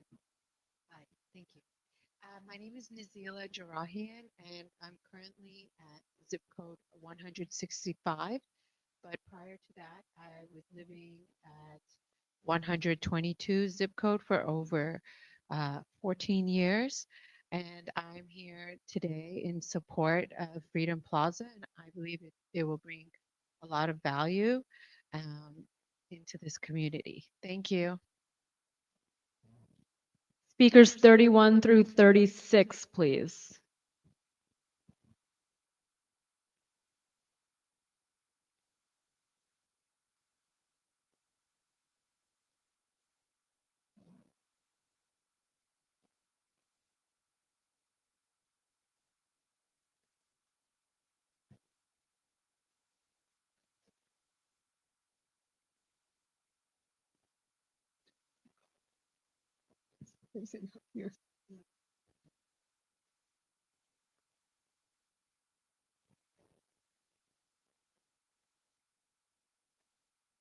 Is number 31 here, please?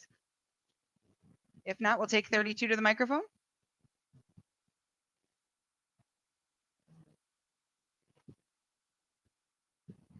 Hi, guys. Can you hear me?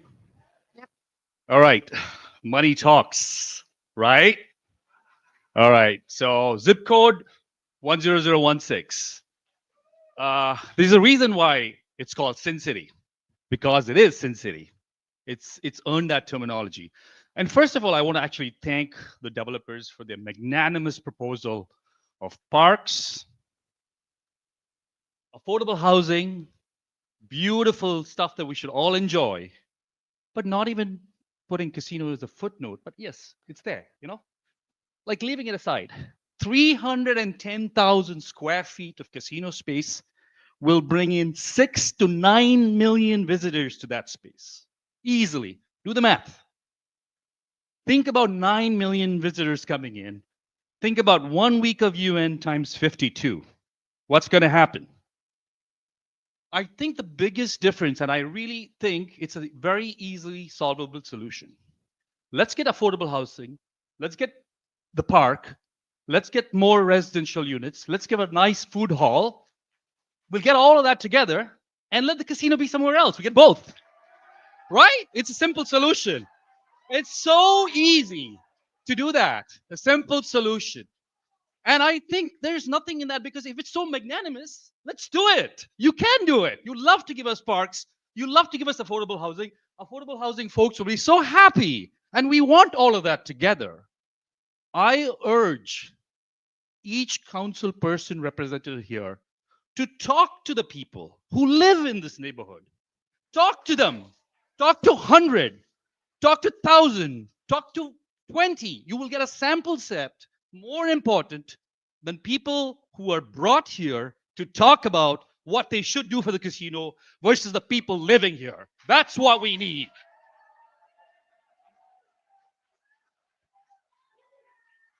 Is there a number 33? Number 33 out there?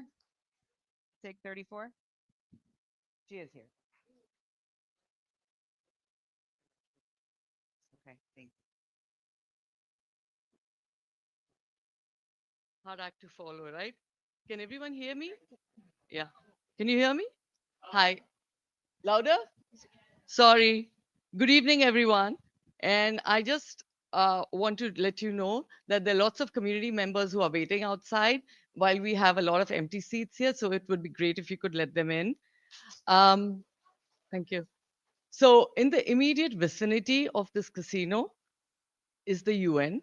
There's Ford Foundation's main building. There are indeed some parks and playgrounds. There are 2 primary schools, the United Nations International School. Families live here.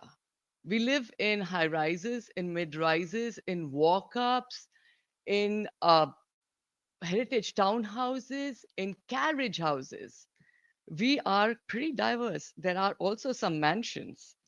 I've lived here, and for 23 years, I got married in my apartment here. And so if you actually live here, you will see in the morning people taking their dogs for a walk. You will see parents dropping off their kids at the daycare or the Montessori on their way to work. You will see grandparents taking little grumpy kids off to primary school when they don't want to wake up.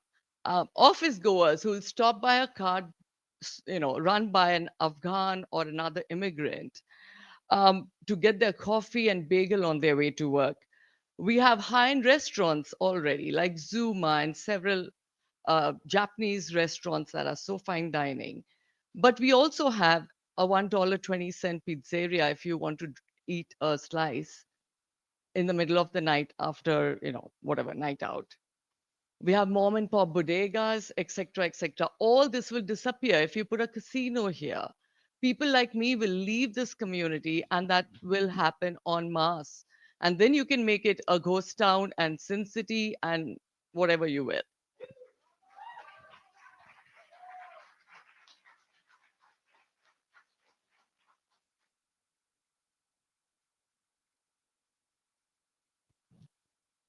Greetings, Don Eversley, Executive Director, Greater Hunts Point Economic Development Corporation. I'm here on 10025. I'm here on behalf of my workforce development partners in the 5 boroughs, many who have spoken. I want to remind everybody that this body is informing on the casino licenses. My understanding 2 will be awarded. So I work on affordable housing projects. Those are great, but this is probably not the forum for those standalone projects. If 2 casinos are coming downstate, I think taking a very large, contaminated, vacant lot and making it active makes a lot of sense. As my colleagues have stated before, those 7,000 permanent jobs, the workforce housing at multiple levels of affordability are direly needed in this city and especially in this county. And I want to remind folks that the casinos that you may have gone to in the 70s or 80s or 90s down in Atlantic City are very different from the destination casinos like Mohegan. When they reached out to us, I went to Mohegan paid my own dime, ate on my own credit card, spoke to employees, spoke to management, and very impressed with the quality of employers that they are, the length of retention of their employees, and the facility, which is really an entertainment facility with gaming, as opposed to folks that are just there mindlessly pulling the one-armed bandit. I encourage you to go visit Mohegan Sun up in Connecticut. I think it's a really dynamic, exciting place, and I support this proposal. Thank you.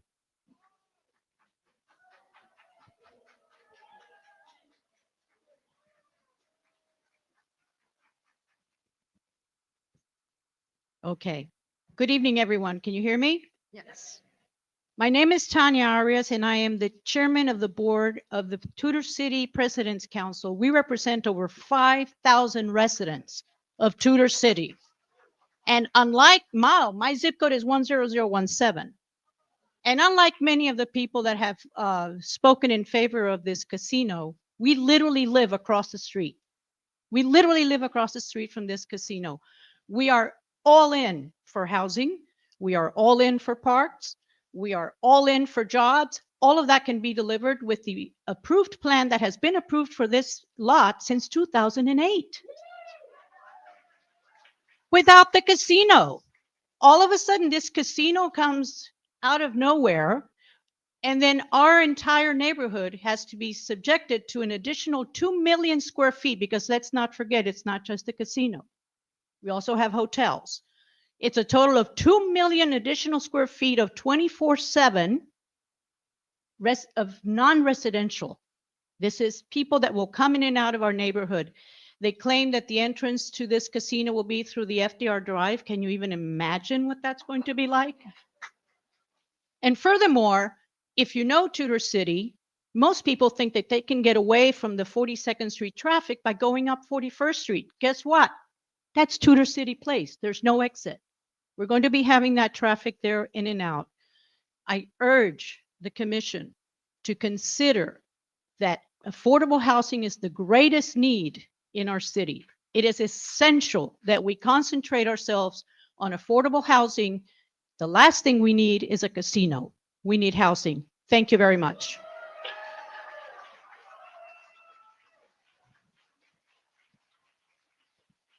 Can we get 37 through 41 lined up? Perfect. Thanks very much. All right. Hello. My name is Michael Gribben. I'm speaker number 36 and my zip code is 100. Excuse me. And my zip code is 10017. I'm the president of the Tudor City Association, a nonprofit formed over 50 years ago to do four things: to preserve Tudor City's parks, to protect its environment, to safeguard its residential character, and to ensure the well-being of its residents.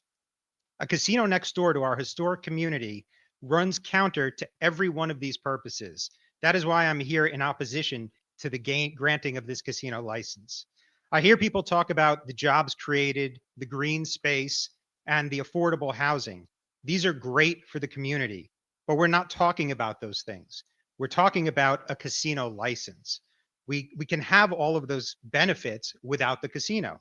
So the question is whether a casino belongs next door to a historic landmarked community, a community that houses families with young children, elderly residents, two playgrounds, a church, and a daycare. Is it worth the risk of a dramatic increase in crime that accompanies casinos, as studies have shown, the increased traffic on both the FDR and into Tudor City as casino patrons look for parking and for alternative entrances, and the noise pollution during construction and after operation, keeping in mind that although our windows are beautiful in Tudor City, they are historic and they don't do a very good job of keeping out the noise. Is this the place to have, as is common with casinos, free alcohol 24/7, 7 days a week? The obvious answer is no.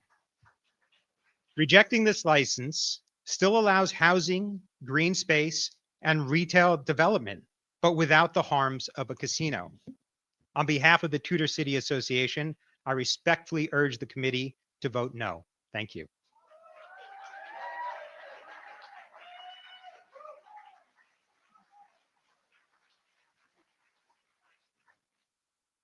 Hi, my name is James Joresh. I am 10016, 38th Street between Park and Lex, work and live there.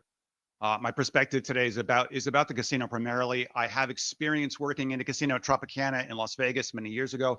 I did financial planning and analysis. I was the numbers guy. I know casino games inside and out. From that experience, and I have no connection, by the way, to the casinos, none whatsoever.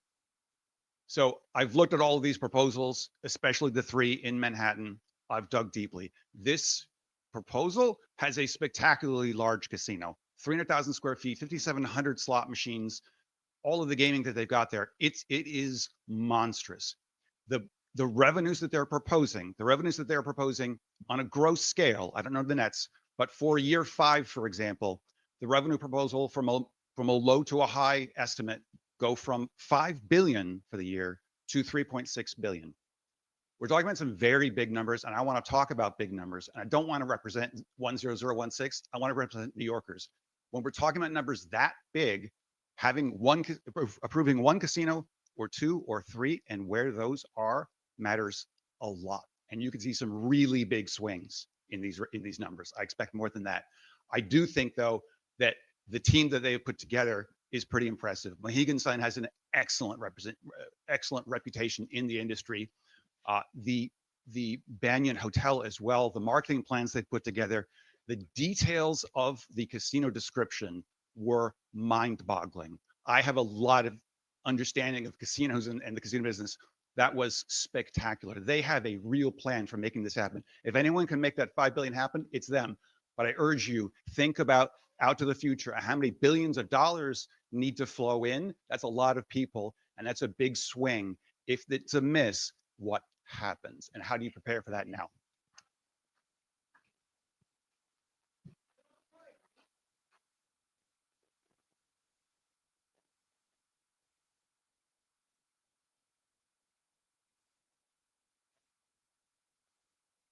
Hi, my name is Elizabeth. Can you come closer to the mic, please? Please.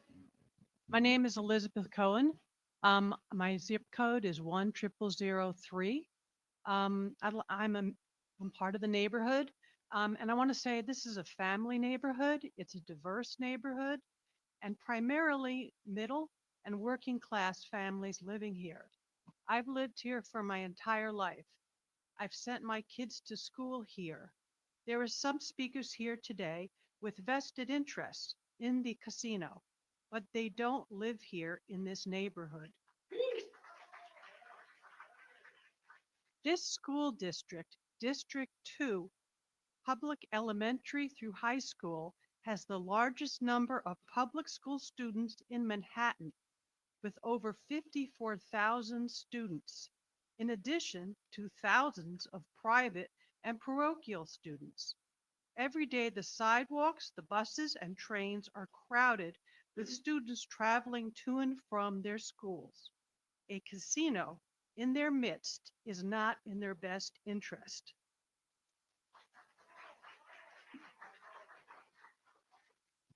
There is already a lot of traffic from the Queens Midtown Tunnel, which is right near the site.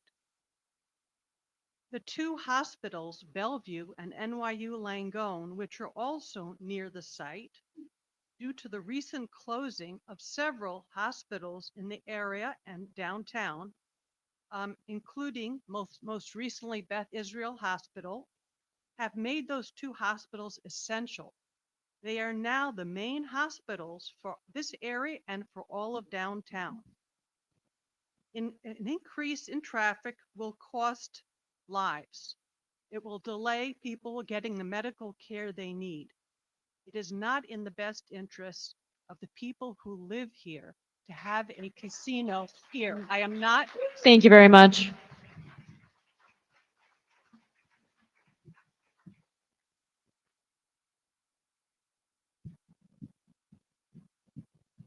Hello, my name is Mark Harris, and my zip code is 10017.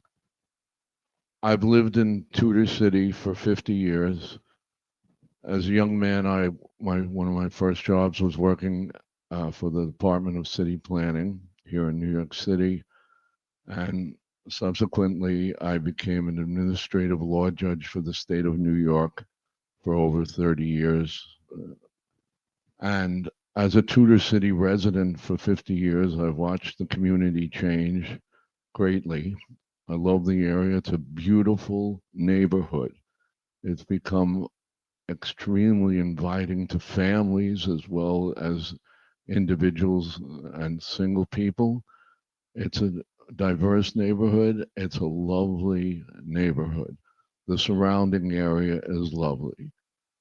The proposal before you, I know this is a difficult decision for you because it's something that people have differing opinions and strong feelings about.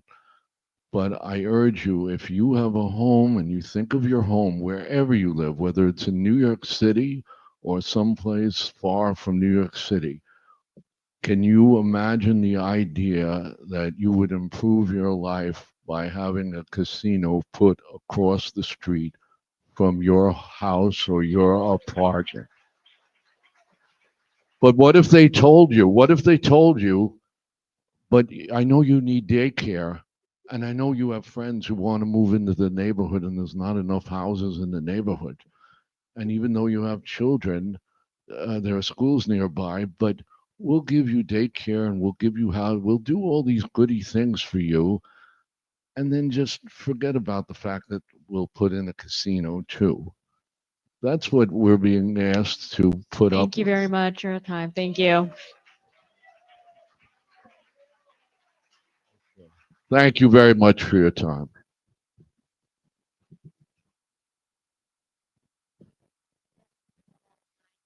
They can't see me, so I hope they can hear me.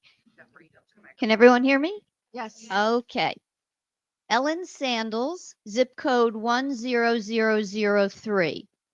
This is a very medical area of Manhattan, so this is my personal story.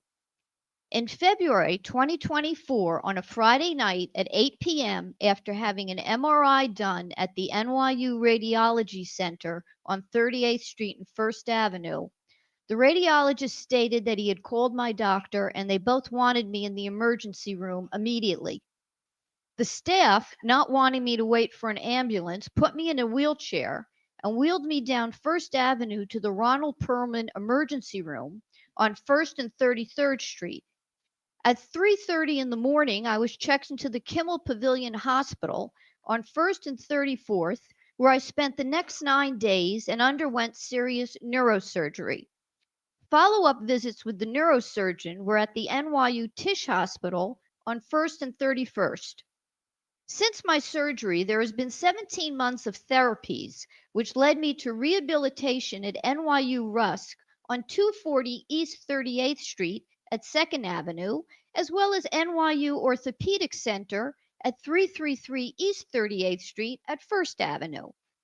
Now, I've downloaded the Freedom Plaza proposal, and it says, quote, Freedom Plaza will attract visitors from New York, the Northeast, across America, and internationally, end quote. The entrance to the casino is the FDR Service Road. However, in New York City, many people do not drive cars. It is highly likely people will take public transportation, taxis, and Ubers all along 38th Street, up First Avenue, across 41st Street, and cause more congestion amongst needed medical facilities. Imagine what my Friday night wheelchair experience might have been like had we had a bunch of visitors coming to this area because it housed a casino. I can't think of a worse place to put a casino Thank you very much. than in Sorry, a we're part at of the time. city where New York is down. Thank you. We have 41 through 46, please. Or 42 through 47.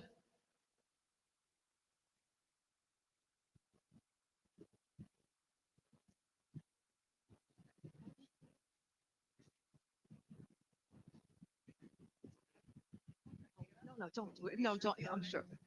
I'm okay. Thank you so much. Hi, my name is Cynthia Harris, zip code 10017. I'm going to be very, very brief, and I'll state from the get-go, as a Tudor City resident, I am 100% against every aspect of this casino development project. It would be fine to develop the land as apartments, living facilities, etc., but let's forget about the casino. When I've been here, I feel like I've died and went to heaven. I've heard so many amazing promises. 17,000 union jobs. Wow. I feel like I died and went to heaven. Is that really real? Oh my God, can anybody believe it? No, we don't. It's just a lot of propaganda by the Soleil group. So thank you very much. Please develop the property, but leave the casino out of it. Thank you.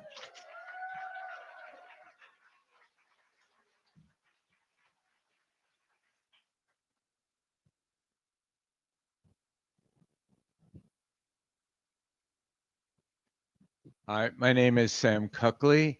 I'm a board member and a resident of the Corinthian condominium located on 38th Street.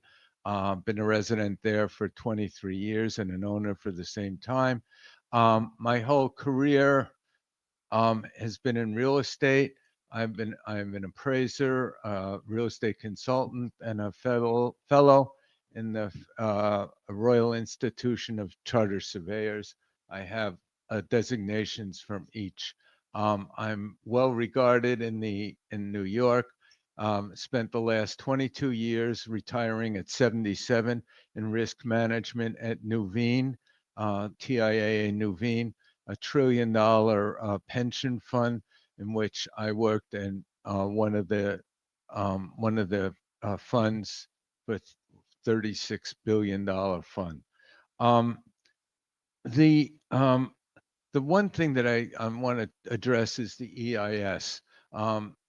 There is no mention of the traffic on First Avenue, and it's a public safety issue. There are two emergency rooms, one in Bellevue, one a little further north, closer to the proposed casino, and those are our only emergency rooms, and First Avenue in rush hour is a disaster. It's backed up, and so is the access road to the FDR. This is because of the infrastructure. You have the Queens Midtown Tunnel, the the bridge to Queens Bridge, and it's a big issue. This is really important. Thank you very much for your time.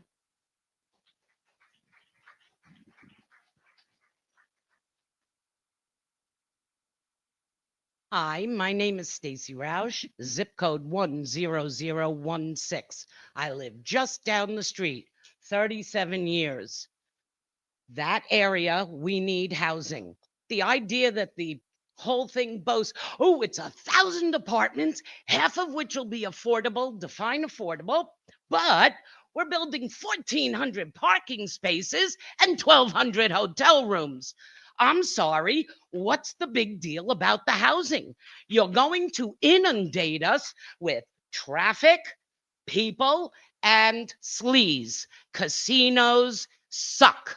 They suck from a neighborhood. They suck money. They suck character. The two neighborhoods that are being affected are historic neighborhoods in New York, Murray Hill and Turtle Bay. This is nowhere to put a casino. We don't want it.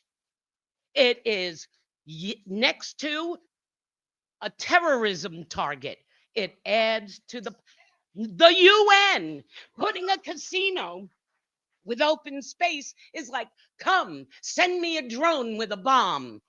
No casino. Please, CAC, think about the fact that there are actually people who live here, who want to live here, who don't want crime, prostitution, drugs everywhere, more traffic, and so forth.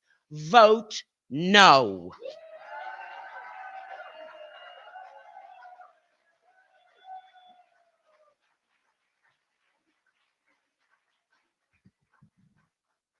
Hi, good evening. My name is Chris Ward. I'm from zip code 10025. My name is Chris Ward. I'm the past CEO of the Waterfront Alliance and the current interim president. The Waterfront Alliance is a multi-community-based group with over 1,000 members. We're dedicated to the accessibility, resiliency, and sustainability of all of New York City's waterfronts. The mission of the Waterfront Alliance is to bring that vision for all communities throughout the city. And to do that, we have created something called the WEDGE program, much like the LEED certification that you heard of before, is a series of guidelines which provide architectural, geographical, ecological criteria for the development of projects along our existing waterfront. The Freedom Plaza Group has reached out to the Waterfront Alliance with their design team, obviously led by Bajork Engels, a world-renowned architect and with a long history of ecological projects. And the Waterfront Alliance is delighted to work with the Freedom Plaza to pursue this WEDGE certification. WEDGE certification is an independent process. It has 143 different criteria, which brings value to the development along our waterfront. It's independent. The Freedom Plaza will be applying for this project. And what it truly brings to this community is a difference between just economic development, but rather community transparency. The Waterfront WEDGE program is dedicated to hearing from the community. Cell phones, please. Sorry, go ahead. Building from the community up. And that we are delighted that the waterfront portion of this project will be evaluated pursuant to the WEDGE program, which exactly brings the kind of sustainability, accessibility, and resiliency for the New York City waterfront that we have seen regenerated throughout all 5 boroughs. So we're delighted that we were able to work with the Freedom Plaza people, independent of endorsement for the casino, but to bring the WEDGE guidelines in this waterfront to its full availability. Thank you. Thank you very much. Another reminder for cell phones, people watching videos, please be cognizant of your phones. Hello, can you hear me, everyone? Yeah? So good evening and thank you to the committee for hearing us. So my name is Kenneth McClure. I'm a 30-year resident of 10017. I've lived in Tudor City for about 8 years, and now I currently live at United Nations Plaza. So I'm very familiar with the area. I've been a business owner with my partners for decades in the area. Many properties right on First Avenue themselves. So I stand here with my partners in support of the entire Freedom Plaza project, casino included. For 20, thank you very much. For 20 years, we've been looking at a vacant site, which has been the most ripe parcel of land for development in the entire city. Manhattan in particular, putting the other four boroughs aside, is a world-class city that needs world-class amenities. I am very, very Please sympathetic allow him to speak. sympathetic to the needs of the community. I am a member of the community. I'm on the Grand Central Partnership. I am an advisory member of the Friends of Dag Hammarskjöld. I'm not implying any endorsement for them. I'm speaking only for myself. However, as a business owner, we need, and some of the earlier speakers have spoken saying that we do need traffic for increased visibility and for our businesses. We rely on tourists. Tourism is down. We rely on visitors. This is Manhattan, folks. This is not a quiet neighborhood in the suburbs. We need to embrace change, embrace development. This is a world-class resort, a world-class opportunity. I support the Soloviev and Mohegan Sun project 100%. And I thank you very much. Yeah, go ahead. Excuse me, listen, we need to get through speakers, and the more you speak, the less speakers can be heard. So please keep your comments to a minimum and allow speakers to speak. Thank you. Any more outbursts, you will be removed. Number 46, please.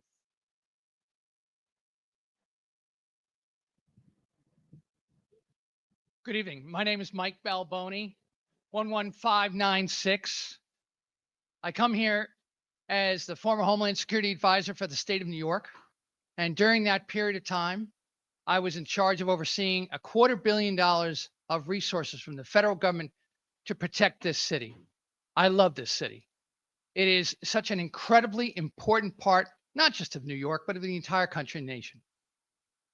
I've also had the opportunity to serve on the New York Power Authority, where I oversaw the infrastructure protection for the largest public utility in the country. I've gotten a chance to look at the security plans that this site has, and I want you to consider a couple of different things. How do you protect a site? Well, it takes a bunch of different elements. The first is awareness. You have to know what's going on around you, not just in the site, but around you as well. You have to anticipate where the threats can come from. You also have to have great communication and a great response capability. This site has a unique opportunity because of its geography. It's against the river, it's against the highway. You can control the ingress and egress and know who's coming in and out. In addition, which, if you take a look at the experience of Mohegan Sun and the way they do their security, it is world class. They have a tremendous record. Got a chance to work with their security officials. Fantastic. And then here's the other thing you should consider.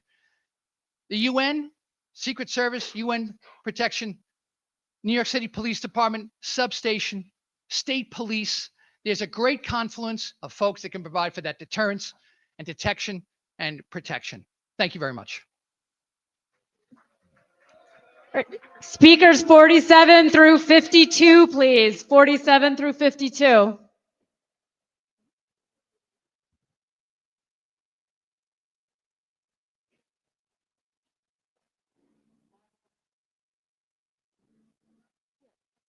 When 26 is signed up, not everyone is speaking. Outside, they're just hanging out. They're not, but yeah, it's a mix. So that's what they're saying, at least, because there's open seats in here. Yeah. Yeah.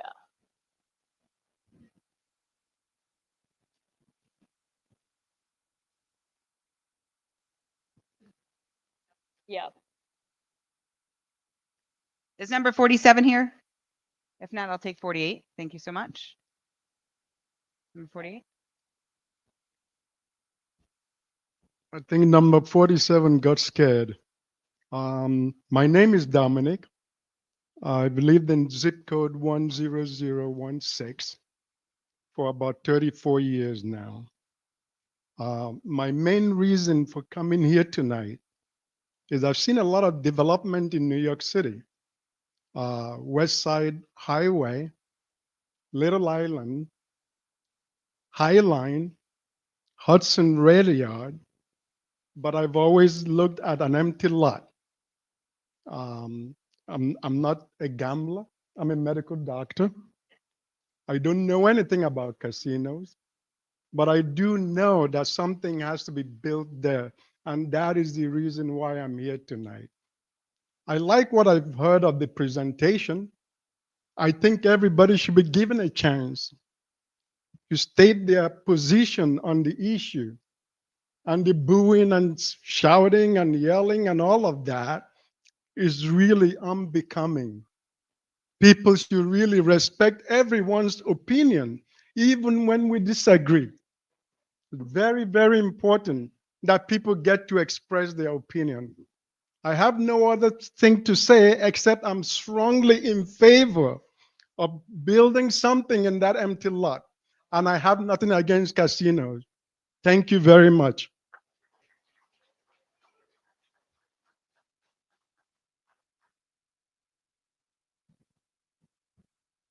Thank you. Hello, thank you for giving me the chance to speak today. My speaker number is 49 and my zip code is 10010. My name is Josh Arnon and I'm a lifelong resident of Waterside Plaza.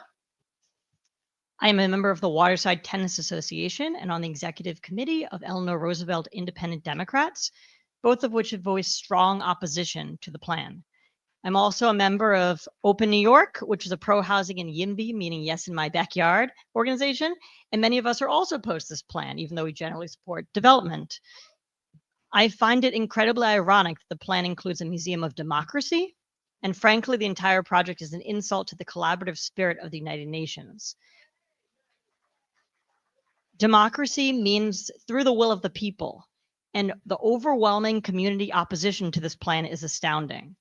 This plan will destroy virtually all small businesses in the area, and it is difficult to overstate the plan's effect on traffic and congestion.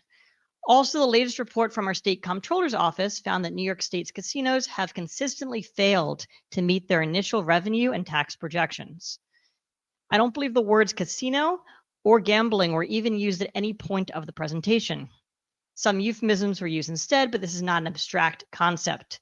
Institutional gambling is very real, exploitative, and preys on our most vulnerable, particularly poor people and people of color.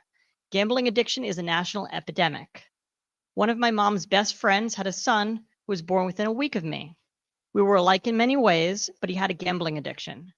Last year, he lost everything and tragically took his own life. This is what you're voting for when you approve this plan. We need to listen to our community and oppose it, not for what would make billionaires even richer and ultimately devastate our community. Thank you for your time.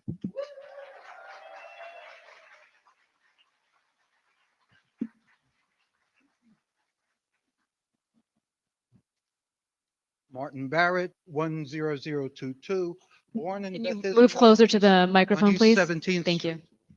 I've been president or chairperson of several local civic organizations and committees in the area. While I do not gamble, I am very much in favor of the proposed Freedom Plaza. For over 40 years, I've lived within a half a mile or so from the development. The plot of land has been a blight on our community for over 20 years, and no one has come with monies for development. You want housings or parks, it's not happening without something else. It's been a haven for mosquitoes and rodents, besides being a wasteland of low-lit, broken sidewalks. The recent fix resolves some issues, but will it last? The proposed development will ensure that those issues do not reoccur. After 20 years, it successfully responds to two of our community's long-term and urgent concerns, which is lack of affordable housing and very few parks. The design includes more than 500 apartments of affordable rent with tenant selection by a management of an established not-for-profit organization. The area will be safe, well-lit, 5-acre park accessed directly from First Avenue for the community. Entrance to the underground casino and car park will be from the north and east side of the project. The proposal includes a minimum of $5 million used for community not-for-profits distributed by an independent local committee. The UN is relocating agencies abroad, which will decrease its $5 billion generated for the local economy. Freedom Plaza will have 8,000 permanent jobs, a major revenue generator. Having it situated on the east side will be a great achievement.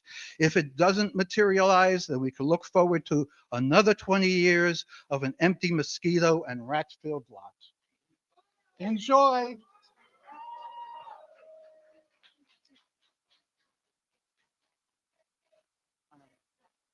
Please be respectful. Again, thank you so much. Good afternoon. Thank you so much. Everything has pluses. My name is Shmuel Metzger. I'm the director of Chabad. I live in zip code 10022, and I'm a chaplain here, and I've been with people. I see people all day, every day as a chaplain in all these zip codes. Things have pluses, things have minuses. I believe that has many more pluses than minuses, and I'll tell you why. Firstly, because of who's doing this project. The Solaviv company has a long history of doing everything, not just going the extra mile, but going the extra 100 miles. Someone was telling me the other day they live in a building 1113 York Avenue. It was sold recently by Solaviv. Like, we don't have big flowers anymore. We don't have shuttles, because that's just, they do that naturally. They do think this is a project. We are very supportive of Solo and Sullivan. They do things right. I think the biggest problem we're facing right now, there's lots of problems, is mental health and seniors, and we need a big park. We need a big park, and this is a place for children to be, and they also have a big public space.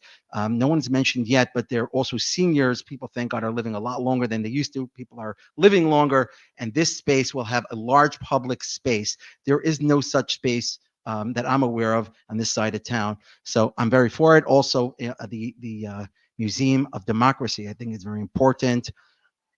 I think the Ottoman Empire was 600 years, Roman Empire 1400 years. People think America will be around forever. I don't think that, we shouldn't take it for granted. This is very important to have such a museum so we can tell our children, and people can kvetch like this in the room because that's part of democracy. We could do this for the next 1,000 years. I want to thank you. In conclusion, also, the fact that Mohican family is part of this is very special. I think that social responsibility that the people from the Atlantic Northeast can take part in the action of this project. Thank you. Do we have 52 through 58?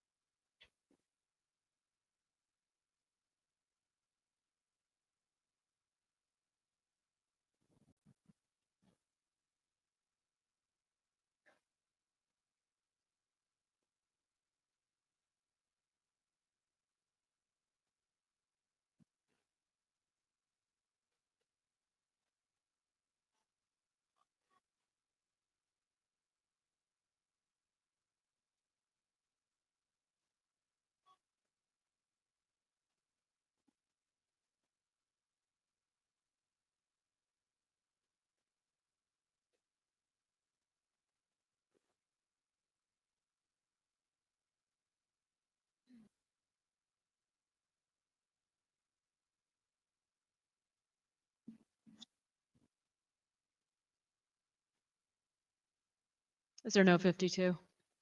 Does anybody in the room have number 52? No.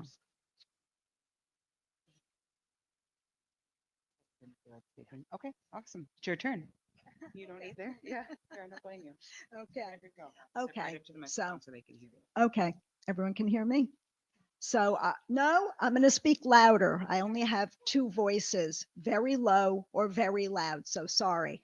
Okay. So I'm Heidi Spiegel and I live in 10022. I did live in 10016. And in fact, the first co-op I ever purchased back in 1984 was on 40th and 2nd. I am against the casino. To come here, because normally I only leave my parents. I take care of my parents who are 97, and my mother is a 101-year-old survivor. And I usually only leave to march against fascism, which is happening in America. So my mother, I told her I have to go because today is the casino thing. And again, she said to me, well, first you need to know my mother has the distinction of being the first woman to have her own credit line in a casino. Okay? She believes the number on her arm, although she was the only survivor, is her lucky number. She was a dice shooter until 7 years ago. And she was horrified. She said, don't they know the crime that goes with casinos? How do they want to put low income housing next to it? That's exactly who they will separate from their money. We are also aware, my son was the environmental expert on the House Oversight Committee. And he was, don't they know that that piece of property is poisonous? Where are all the papers? And that's it. My Thank you very time is up. much. No casino.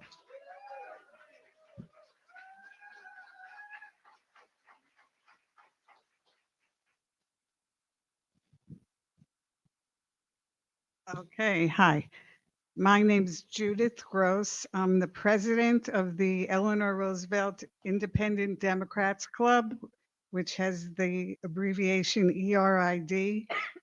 ERID is the official Democratic Club for Parts B and D of New York State's 74th Assembly District, which includes the neighborhoods in and around the proposed Freedom Plaza site, such as Union Square, Gramercy Park, Flatiron, Kips Bay, Murray Hill, Turtle Bay, and Midtown East. As I said, the 74th includes the proposed Freedom Plaza casino development site, and our neighborhoods would be directly affected by this proposal. With a membership of well over 100 members, on July 21st, ERID members unanimously passed a resolution strongly opposing the plan for the casino, which we have submitted separately via email. The resolution details the reasons for our opposition, which include negative effects on public safety, noise, sanitation, and public transit. It would cause traffic issues, delays in emergency vehicles, and overcongestion of people and vehicles at all hours of the day and night. Our neighborhood simply cannot withstand this additional stress. What our district needs is more affordable housing and parks, schools, yes, but not this casino. Thank you very much.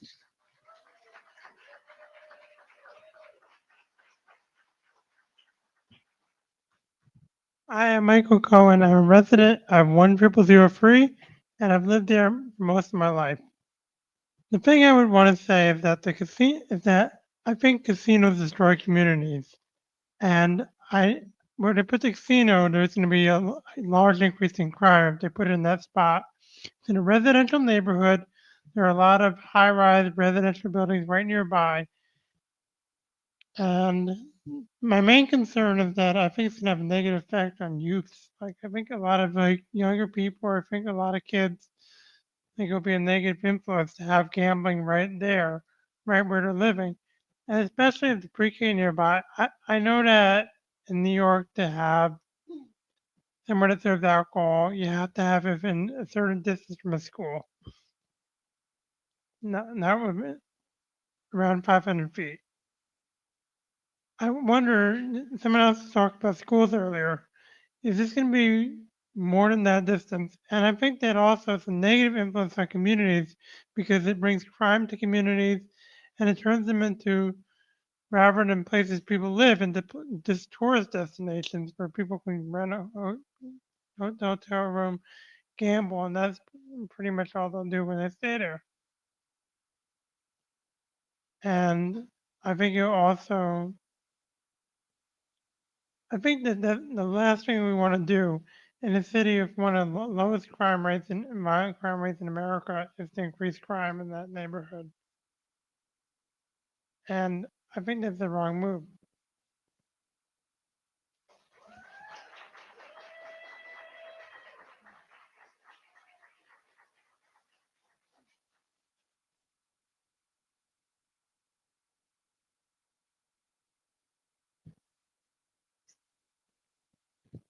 Good evening. My name is Samantha Marr, and I'm proud to stand here not just as a union carpenter, but as a woman in construction who understands what real opportunity means for families like mine.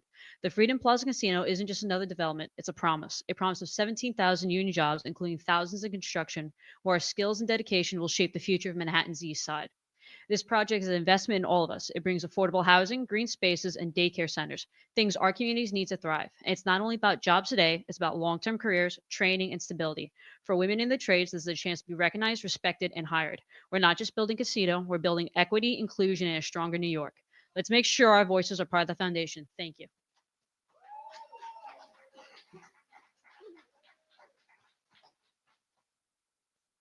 We have 58 through 62 line up, please.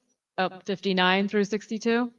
Hello, my name's Jose Moncayo, council rep with the New York City Carpenters, union workers, middle class workers. 10014. Freedom Plaza is the kind of project we've been waiting for. It's union built from the ground up. 17,000 jobs, like my partner Samantha mentioned, all right? Put our members to work and keep our families fed. It's not just about the casino. It's about everything around it. 2 residential towers with affordable housing, a daycare center, green space, and a museum. It's a full community plan and it's backed by labor. This project also includes a problem gambling resource center, showing real commitment to responsible gaming. Yes, there are problems with gaming, but they're showing commitment to help that. And with local ownership stakes, New Yorkers aren't just spectators, they're stakeholders. We have a chance to build something that benefits everyone. Let's stand together and make Freedom Plaza a reality. Thank you.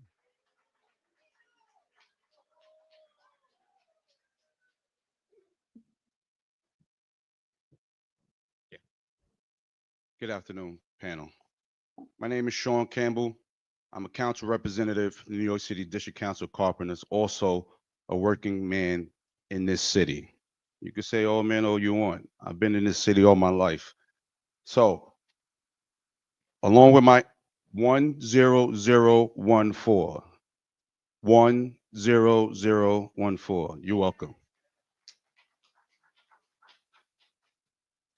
This city is about building opportunities for all, a legacy we can build on. My name is Sean Cameron. I am to represent a proud tradition of African American tradespeople in New York City, and I'm here to support the Freedom Plaza. It is more than just steel and concrete. It is a legacy project.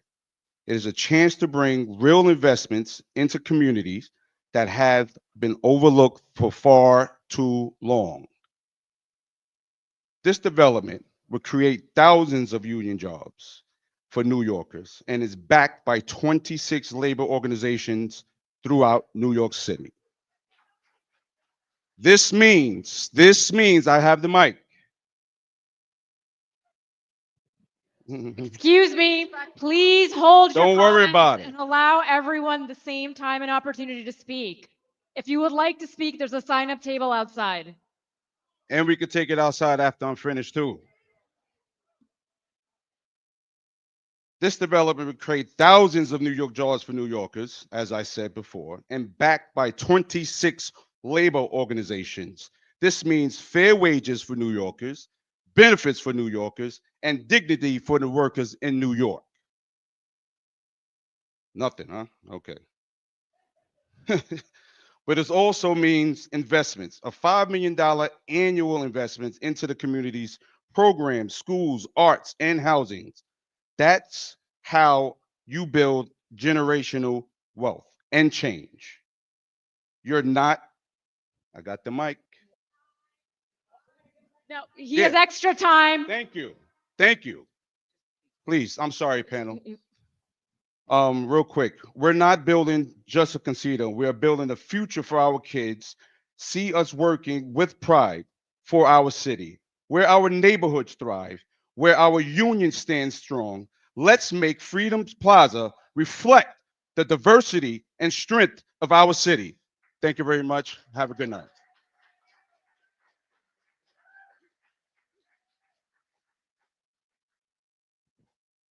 59. It's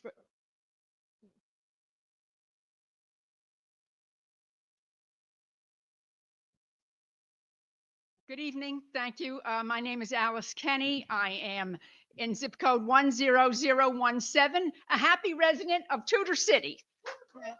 My concern is a simple one. I'm very concerned about the traffic on First Avenue and the access. As you can see, I am, one of the millions of little old ladies currently on canes in New York City, and I'm also a very grateful beneficiary of all the fabulous medical care that's available up and down First Avenue. I've used it 24/7. I've walked from emergency rooms back to Tudor City, and I've been very safe. Now at this point, I'm concerned that just the incredible volume and types of traffic that's going to be available in and out is going to be a serious problem and may impact the ability for others and myself to receive the same fabulous medical care. So thank you. That's my concern.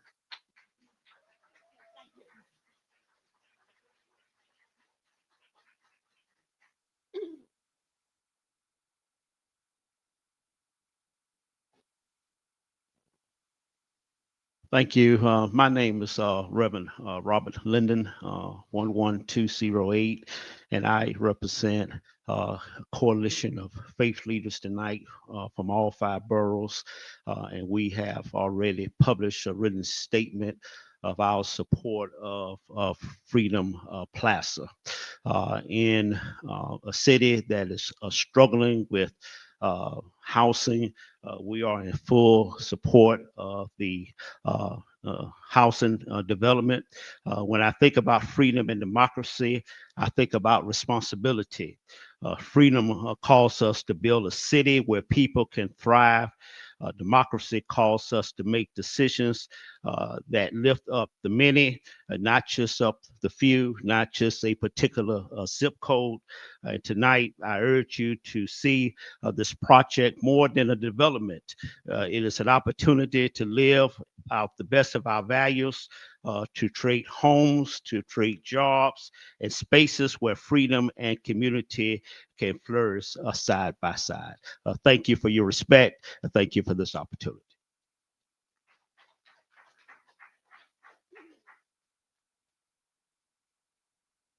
Good evening, everyone. My name is Dayton Connor, 11208.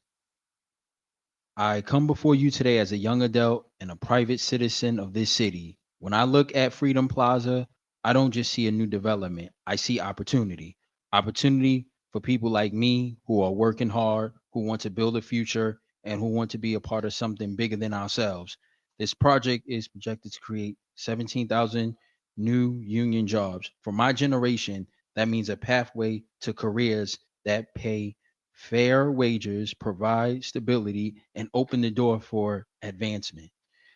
But the impact doesn't stop with jobs. The construction and operation of Freedom Plaza will generate an estimated 3.2 billion in annual economic impact.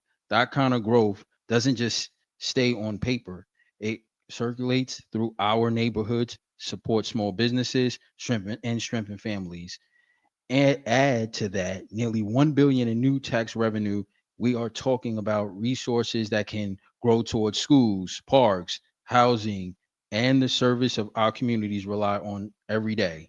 And what encouraged me the most is 56 million committed to workforce and develop partners. That means training, internships, and programs designed to help people, especially young adults like myself, gain the skill and support we have to thrive. So today I stand in support of Freedom Plaza, not just as a building project, but as a bridge to opportunity. It represents jobs for today, growth for tomorrow, and a future that includes all of us. Thank you for your time. Thank you.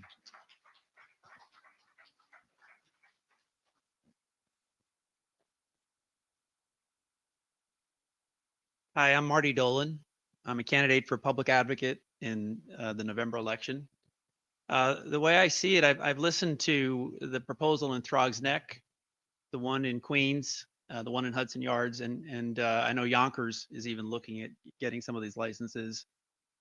I've studied New York for 40 years. My first apartment here was in 10016 at 4 Park Avenue, and now I'm in 10025.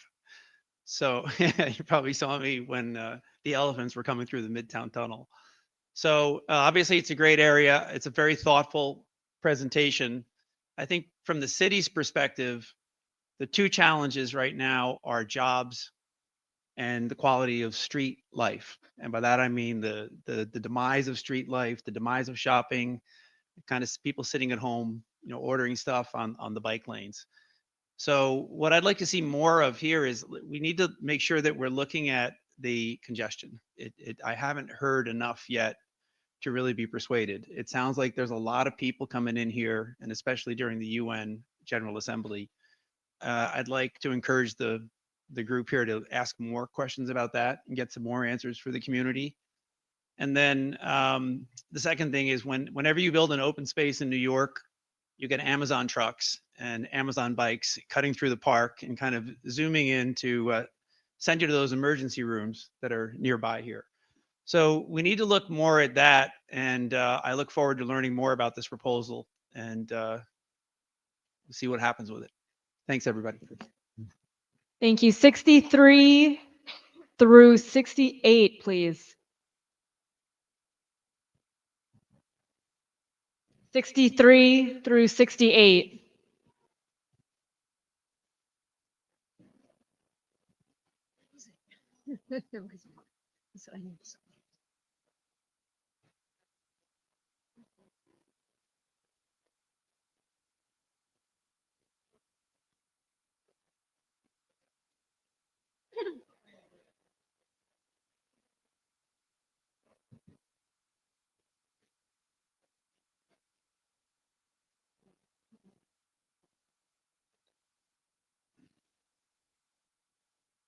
We're ready for you. Thank you. Good evening, everybody. My name is Brian Smith. I had something that I was written down, but I'm not say what's on my heart. So I'm from 11208, but I'm a representative of New York City.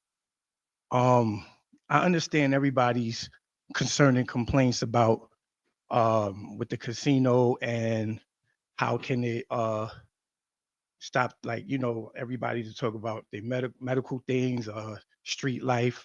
But I also see an opportunity for people to have jobs. There's a lot of people who graduate out of college and they got degrees. There's no jobs. So what do you do with that? You did 4 years of school, and then there's nothing to there's no work out there. Also, you have the opportunity for housing. Do you know what it is to watch a see where I'm from? You will understand what it is to struggle with affordability. I watched my mother do Avon outside in the street, sell Tupperware, Popular Club, and whatever she could do to keep a roof over my head. And it's hard when you really got to sit here and bust your brain bubble to try to figure out how we gonna eat. There's no stability. Do you understand what it is that without stability, a mother got to work two jobs? So that means that's less of an opportunity to spend with their children because they got to work that hard. They really got to come at. They really got to go hard to work and with that. So even with me as a father with four kids, I work two jobs. I work for the Board of Ed, and I work also for biking. As big as I am, don't laugh. But I'm just saying, in general, I'm trying to provide for my family. Thank you very much. Your time. I'm Thank sorry, you. I apologize.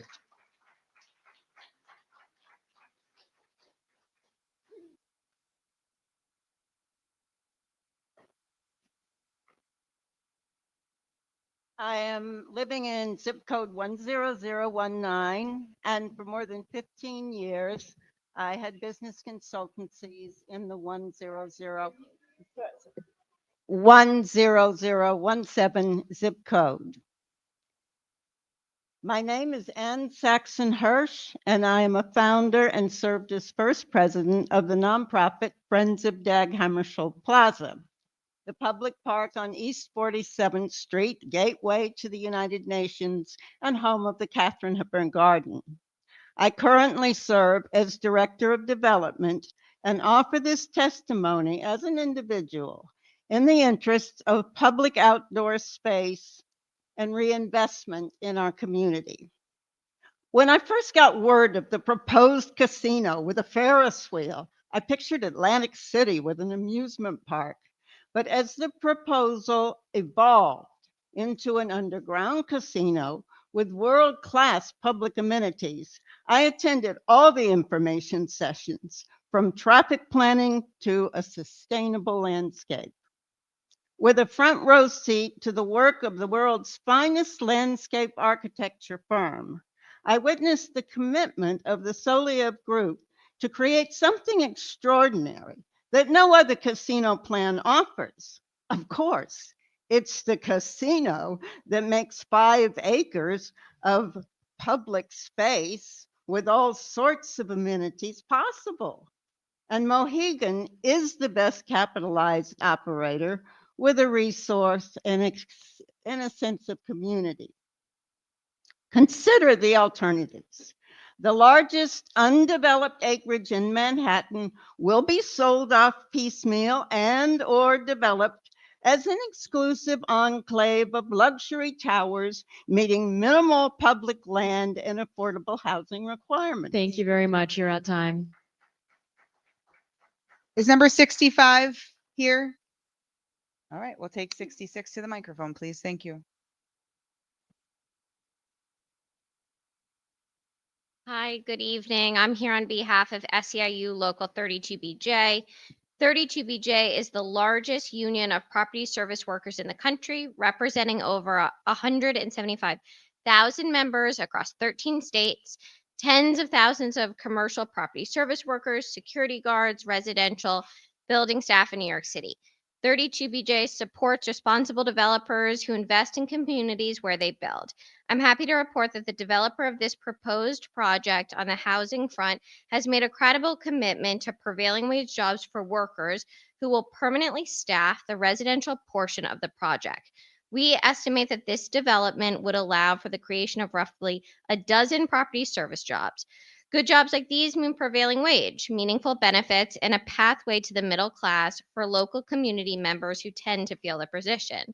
We need more housing to be built in every neighborhood in New York to ensure that working families will not be displaced by dwindling supply or skyrocketing rents. The proposal approved, if granted, would allow for hundreds of residential units with significant numbers of permanent income restricted units for low to middle class individuals. As the cost of living rises and working New Yorkers struggle to stay in their homes, it is more important now than ever to create affordable housing and good jobs which uphold industry standards in the city. For this reason, 32BJ supports Freedom Plaza. Thank you. Is number 67 here? I not- think we're going to number 68. Yeah, there's no 67. 66. Oh, there was no 67. Okay, yeah. Cool. Yep, come on up. Thank you. Hi, my name is Jeannie Reed, 10016. I've been living in this neighborhood since 1977. I have seen incredible changes in this city. People went crazy when Mayor Bloomberg didn't want smoking.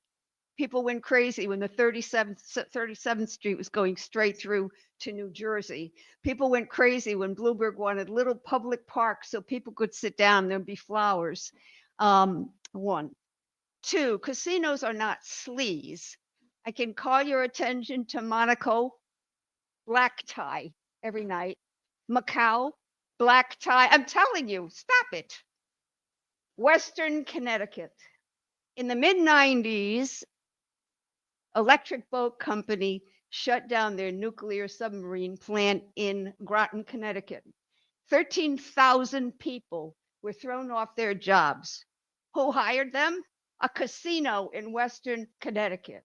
So I went there to talk to the guys, the shuttle bus driver who said, well, you know, it's not a government job, but they take care of us good. The health insurance is good. I can take care of my family. The 70-year-old waitress in the coffee shop was so glad just to be working. The cocktail girls had jobs. They were all coming from Electric Boat, and none of them had to worry about eating anymore. And I went there because in Sullivan County, New York, in Sullivan County, New York, Governor Pataki was stopping the development of any casinos anywhere, and half the people in Sullivan County were on welfare because there was no jobs, and they wouldn't listen to me.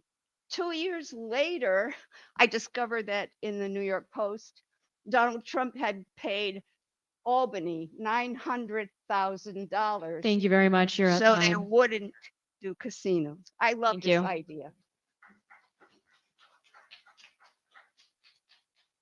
All right, can I have 69 through 75, please? All right. Go back. It's just that back button. That's it. Just goes, it just goes 2 to 0? That's it. Yep. Okay. Those one tabs. Okay, okay. Don't have to worry about any of this. That's fine. I'll be back in I will. 3 seconds. Sure. Did you catch what we said? Yeah. So you just hit play, and then that button right there sets it back to 2 minutes, but it won't autoplay. So you'll have to hit play again. Okay. And I usually just start it when I hear the first words. Look at this group effort. All right. Nona Aguilar, an almost lifelong New Yorker, 110, almost all my life there. I am opposed to this. When I first heard about it, I looked up the effects of casinos on neighborhoods and in areas and in places. I won't detail some of the things because a previous speaker spoke about it. I was pretty surprised that the effects are so serious. May I urge you to do your research on that point alone. Secondly, we all treasure, and many times I've taken friends back and forth from the hospital areas. We all treasure being able to get there and get back. It's important. That can save lives. And I'm very concerned about having this facility show up that will be filled with congestion. There will be traffic. It's been talked about. I don't think anybody has seriously researched it. All that I hear is, oh, all the jobs. I'm in favor of jobs, by the way. Oh, all the affordable housing. I like that too. All the nice parks. Oh gosh, I really would like more of that. But we're not looking at how it's going to be delivered. And I'm very concerned about that. And I think there's a lot of very sloppy, non-critical thinking going on here. And I don't support it. So I urge you to, first of all, start researching the effects of having casinos in areas and neighborhoods. The deacon mentioned that Atlantic City has its casinos, but the whole area around them is a blight. There's plenty to find out. Look at, we know the traffic. You can look into that and research that. I urge you to really pay attention to what the people who actually live in the community have to say.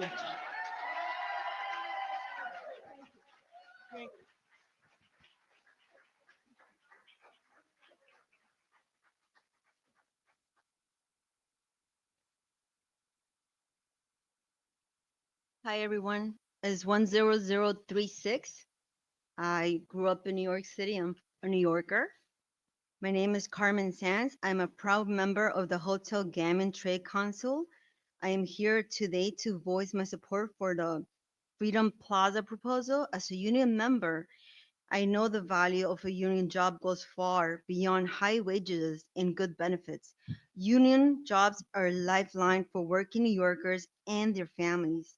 The Freedom Plaza proposal will create over 15,000 jobs, many of which will be permanent. The benefit this project creates for our community are too good to pass. I urge you to please support the Freedom Plaza proposal. As a New Yorker, we need this.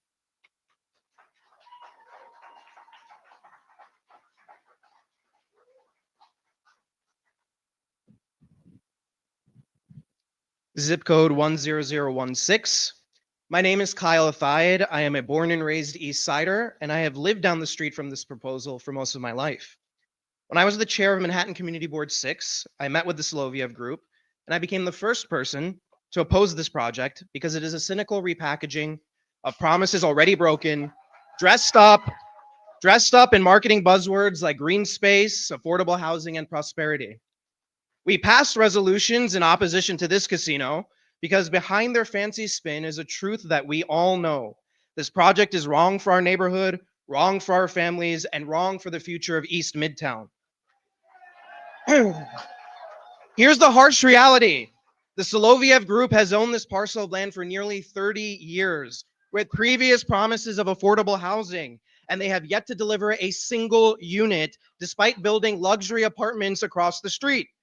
Now they're trying to capitalize on our community's need for affordable housing and open space to force through a casino. It's offensive, it's manipulative, and we shouldn't fall for it. Look at the Barclays Center and Hudson Yards developments as real-time examples of broken promises at the expenses of local community. If the Soloviev Group truly cared about the community, they mentioned 3 generations living in the area, they shouldn't need a casino license to build it up. Holding our community needs in hostage in return for the approval of a casino license reveals what this is really about: profit over people. But this neighborhood belongs to the people, not billionaire real estate developers. We have the power to demand something better and the responsibility to do so. So let's make it known loud and clear tonight. East Midtown is not for sale. We deserve beauty, not blight, vision, not vices, community, not casinos. I thank this committee for your public service. It is a thankless job, but I implore you, do not stand with those who have financial interest in the casino. Instead, I urge you to stand with the community and vote no on the casino. Thank you very much.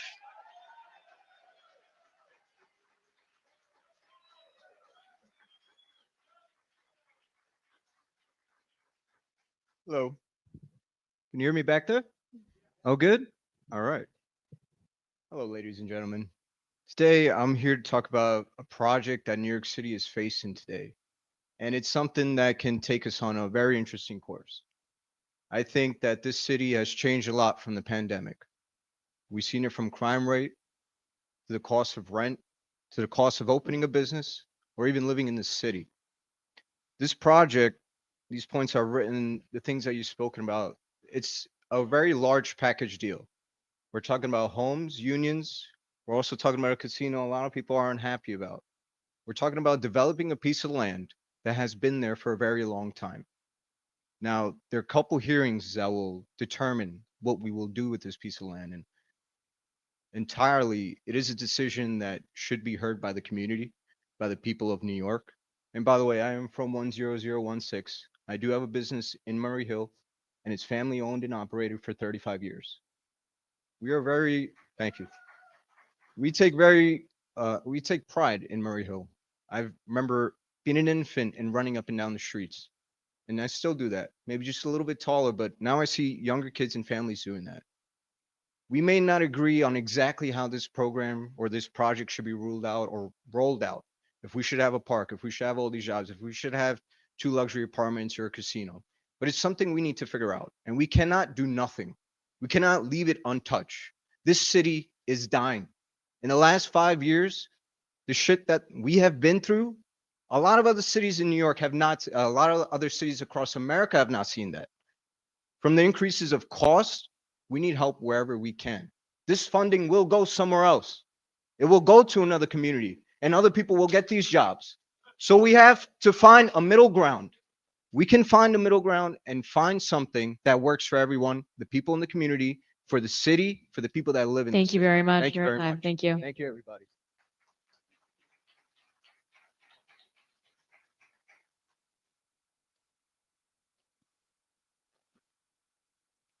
Good evening. My name is David Garza. I'm the president and CEO of the Henry Street Settlement, and I'm also here as the executive chair of the Lower East Side Employment Network. Henry Street's mission is to open doors of opportunity for New Yorkers, to provide access to important opportunities that come as the direct result of economic development. With our 133-year history on the Lower East Side, we've seen projects come to our part of the neighborhood. Some are hotly contested, some are opposed, some are approved. We know that the distinguishing factor is the level of responsibility of the developer. We also have direct experience recently in my 25 years at the settlement of working with Essex Crossing, which Save Hudson Yards was one of the largest economic development projects in Manhattan.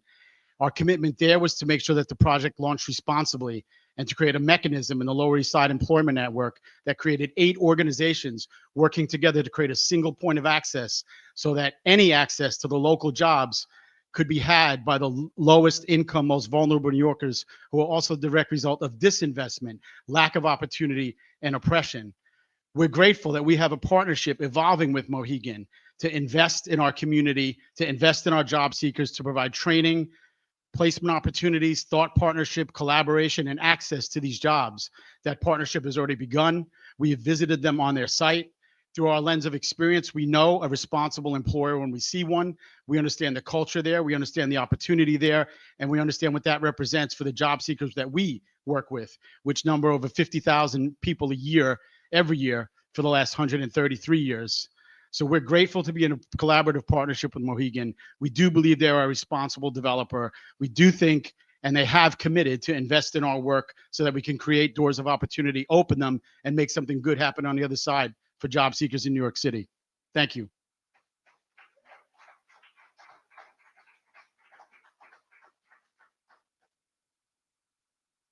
Hello. Hello, my name is Rabbi Yosef Wilhelm. I'm the rabbi for Chabad Young Professionals on the East Side, representing 7,200 young professionals between the ages of 21 and 40. A bunch of them here. Thank you guys for coming. And as a rabbi, I want to start with a word from the Torah, the Bible. This week's Torah portion says, "Shoiftim v'shoitrim titin l'chal b'chol sherecha." You have to have judges and justice, and you have to have police to enforce the justice. I'm going to say 3 points on that. One, which bothers me tremendously, and I wasn't going to say, but I saw democracy turn into anarchy here in this room. And I didn't see enforcement of the rules that you guys put forward. I saw a lot of people screaming and shouting and booing. That's disrespect. That's democracy turning into anarchy. We need to have justice and enforcement of the justice. And I asked the members of the board to please enforce that justice. It's really bothersome as a rabbi to come into democracy and see it turn into anarchy. It's really bothersome. Point two is when it comes to justice, we have to make room for all people. I hear people only talking about their position and not thinking about others. The 7,200 young professionals, who are many of them living in Murray Hill, are we creating opportunities for them? Or are we trying to shut out? They should never have an opportunity to live in Manhattan because it's too expensive and we don't want to give them opportunity. And everyone just wants to hold on to their apartment and their value and doesn't want to create job opportunities or growth opportunities for young people in the city. That bothers me. That's not justice. That's people just fighting for themselves, not justice. And 3, I want to say that there's nobody who I've found more just to do projects in New York City than the Solvay Group, my good friend who I've come to know, Mr. Michael Hirschman, who cares about justice, as we see from what they've done in the Plaza, and cares about security, which has been a super safe place. And it will only become safer if this project happens. Please make it happen. Thank you. We get speakers 76 through 80, please. 76 through 80.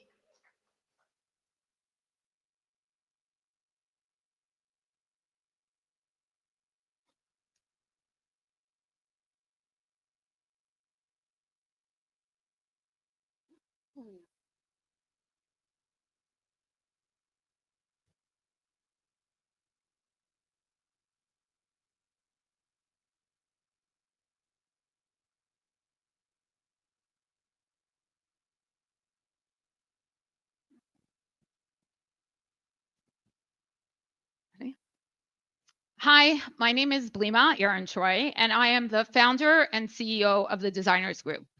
We are an interior design firm, and that is why I see firsthand how design shapes the way people feel, connect, and live. What makes the Freedom Tower project so powerful is not just its scale, but the thoughtfulness behind it. This isn't a building designed in isolation. You can see in every detail how the community was considered. The planners and designers listened, they incorporated voices, and created a vision that welcomes everyone. It's inclusive by the jobs it's creating, by the affordable housing component. It's accessible with the parks, with the daycare, and it reflects the diversity that defines our city. When design is done with that level of care, it becomes more than architecture. It becomes a space where people see themselves, where businesses want to invest, and where communities can come together and thrive. That's why I believe that the Freedom Tower, led by the incredible Soloviev Group, should move forward. It is a project that embraces the present and builds for the future, not just as a structure, but as a symbol of connection, resilience, and progress for all. Thank you.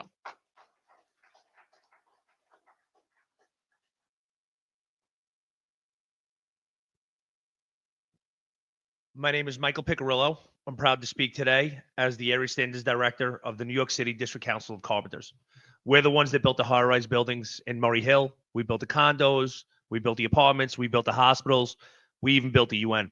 Our mission is to uphold the highest standards of labor, and Freedom Plaza is a shining example of that mission in action. The project is a model of union partnership guaranteeing thousands of good-paying jobs built entirely with union labor. It includes affordable housing, public green space, and a museum dedicated to democracy. It's not just about construction, it's about civic engagement and building a better future. What makes Freedom Plaza truly exceptional is the leadership behind it. Soloviev Group has consistently demonstrated a deep understanding of the importance of union labor, not just as a workforce, but as a foundation for strong, equitable communities. By committing to union labor, Soloviev Group is investing in quality, safety, and fairness, and in skilled tradespeople who make the city run. The benefits for the community are clear: local hiring, career training, and economic empowerment. The project will generate revenue for public services, create green space for families, and offer cultural enrichment through its museum and public programming. What also sets this project apart is its commitment to responsible gambling and community ownership. Residents can have equity in the casino if they choose, a groundbreaking approach that puts power back in the hands of the people. And with the Community Advisory Board guiding reinvestment, we ensure transparency and accountability every step of the way. This is the kind of project that reflects our values and raises the bar for future development in New York City. Thank you very much. Do we have numbers 78, 79, or 80 out there? Okay, can we get numbers 80 to 90?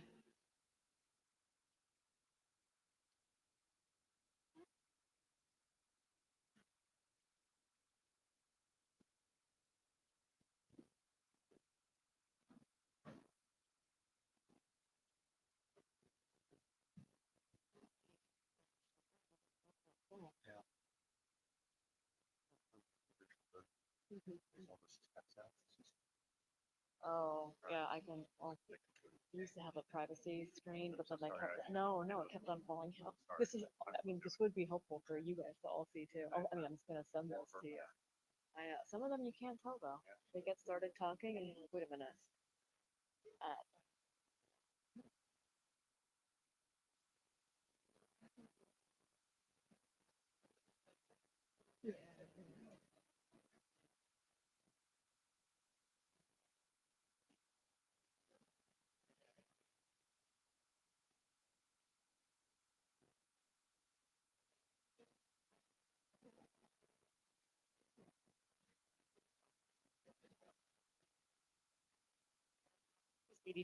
Hi there, my name is Lindy Duesenberg, and I'm the founder and executive director of DMF Youth, and we proudly serve under-resourced youth in Title I schools and homeless shelters, providing free after-school and summer programs throughout New York City. I have to say first, I am so disappointed and genuinely appalled by what has happened in this room tonight with the lack of respect for every voice. What we teach is life skills and the ability to listen without booing people. If someone did that in my classroom, I would talk to them right away and teach them the skills to act. What we are lacking in this room is emotional regulation and maturity, and it's disappointing. Also, the fact that this project is building this is not anything I was going to talk about, by the way, but this project is building a democracy, museum of democracy.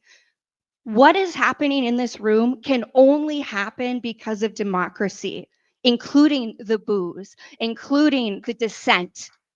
And in any that is something that we don't have anywhere in the US is a museum of democracy. I am not political. I am absolutely not political, but I will say the care that has gone into this proposal, and I have diligently read, observed, and studied each and every other bid. This is the only one that gives the greatest benefit to the communities we serve. And the thing is, it's going to happen. So I feel like it's my responsibility to support the bid that I feel will have the greatest benefit for the youth and young people that we work for. I can say from personal experience that a family-owned, trusted business, and I have been supported by Soloviev. I have known them for years before this bid was before I was supported, before I even know that they were the developers. They have supported us and brought in nonprofit leaders from the very beginning and listened from the very beginning. So I stand in support of this bid.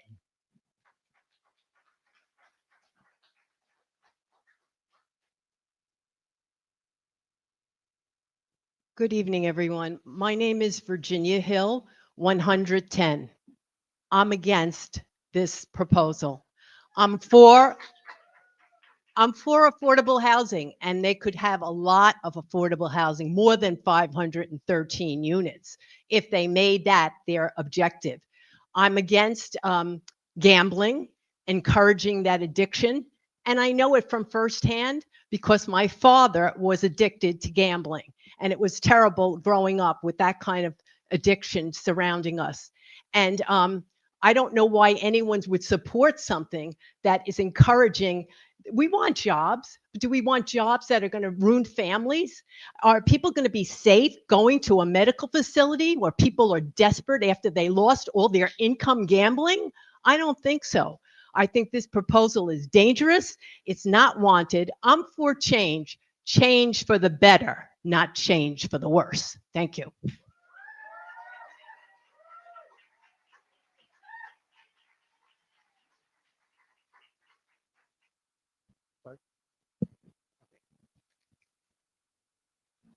I'm Mark Schneider. I live right nearby in 10016. I am absolutely against this proposal. I'm all for development. I'm all for the construction jobs that will happen, but a casino just does not belong here. If I wanted to live in Times Square, I would have moved to Times Square. Please don't bring Times Square to us. But what I really want to talk about is a hard look at the traffic that's going to happen. Not currently, look at the traffic. We've got a lot of pedestrians. We've got an orthopedic facility on one corner. We've got NYU's imaging center on the other. We've got school children walking by all the time, well, during to and from school. Where are these 1,500? I think they said 1,500 parking spots. How are those 1,400 parking spots? How are the cars going to get in and out? Everybody you on 41st Street, you can't go through because of the elevation of Tudor City, which means that any car that manages to get into it, if they're coming from the Midtown Tunnel, they're going to have to go up and around and back through 38th Street, which is already, and 37th Street, which is already massively overcrowded with buses standing. I've never seen a casino that doesn't operate with buses coming in and out. Where are those buses going to go? I've already been hit by the bicyclists that come by. This is just going to make things worse. I urge you to do a really close look at the traffic. It's just going to be a disaster. Thank you.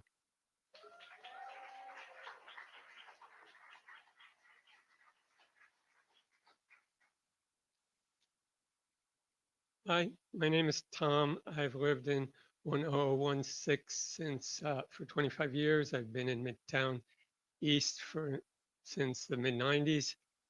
And I noticed that no one here is saying that gambling and casinos is good.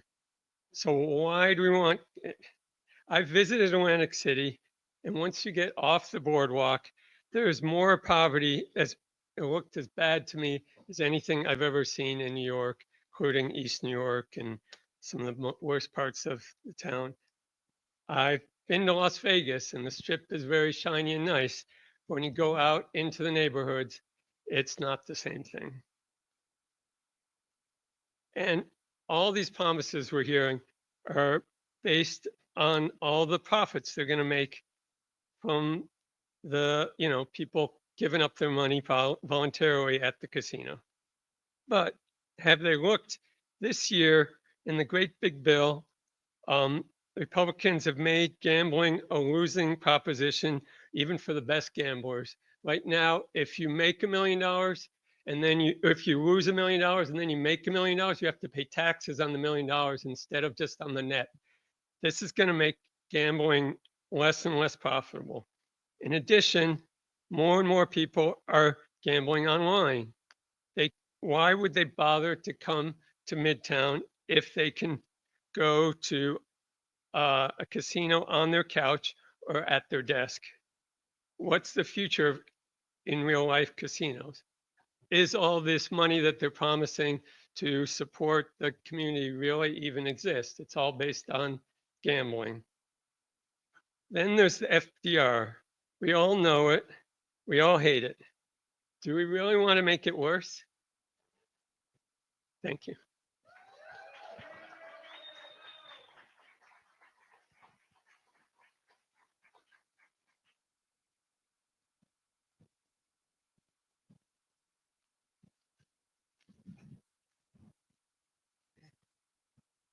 Good.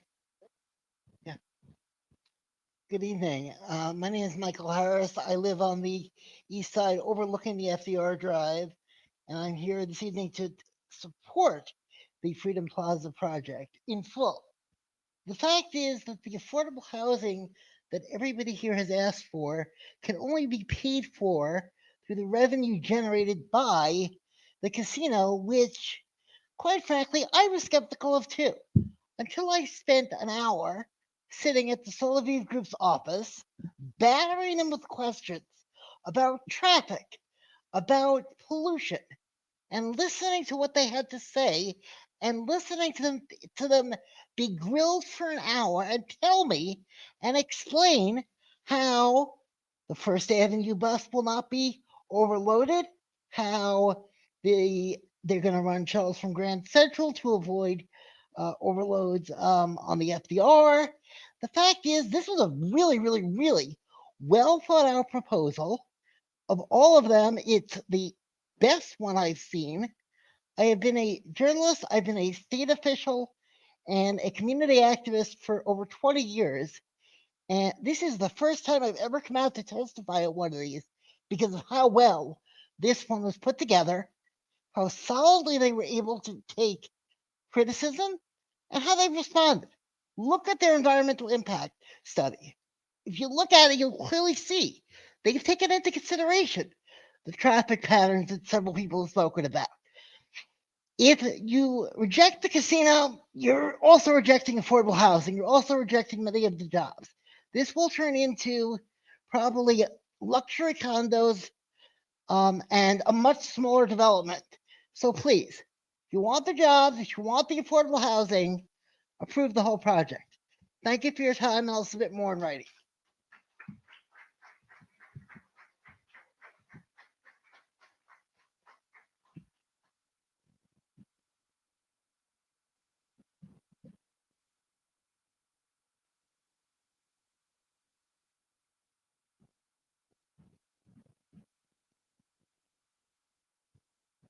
Thank you. I appreciate the opportunity to speak. I'd also share it is a little disappointing when people catcall people because they don't live in the neighborhood. Everyone's opinion should be heard and respected, for sure. Gordon 10017. Thank you for letting me share my opinions. I am a current resident of Tudor City and I've owned my property for over 20 years. I was also born in New York City, so the love I have for my city and community runs deep. At first, like many, I did not think New York City needed a casino as the city is unrivaled in its culture and entertainment options. Though as it is clear that licenses will be issued downstate, I look forward to welcoming Freedom Plaza to the neighborhood and believe in totality this will be a win for stakeholders. First, it will make use First, it will make use of a parcel of land that has laid fallow and is a blight. I also am excited to have an entertainment complex with park space and walking distance. I feel this area is an entertainment desert, requiring travel west, downtown, or to Brooklyn for nightlife and events. It would be really cool to be able to walk down the street versus having to travel out of my neighborhood for social activities. Among detractors, I have heard a lot of commentary, for example, that ours is a family neighborhood. It's also a neighborhood for singles who would enjoy having more entertainment options close by. I also think that it is great that the Mohegan tribe will benefit from this new location. I'm all for economic activities that benefit Native American Indian nations. I also would like the potential opportunity to look for part-time hospitality work during retirement where I could walk to work. Regardless of any hypothetical employment opportunities, I still would like the opportunity to visit this multi-billion-dollar development. I'm not naive to the concerns people have around traffic and other issues, so I believe in short the pros outweigh the cons. I look forward to opportunity to visit this beautiful project in the future. Thank you.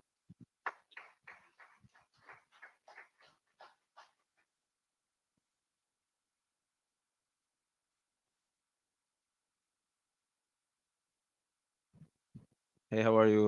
My name is Yakov. My zip code is 10029. I'm in favor of the Freedom Project. I think it's going to create a lot of opportunities, jobs, and um, uh, for like the hotels, the residential, the affordable housing that they're creating. I also worked in Midtown for like 13, 14 years, and I know that they had issues with congestion, but now the city is charging everyone to come into the city. So I don't think that's gonna be an issue. They're making like $60 million a month off of the congestion traffic that's coming in. But I'm in favor of all these jobs and the opportunity that they're providing to the community.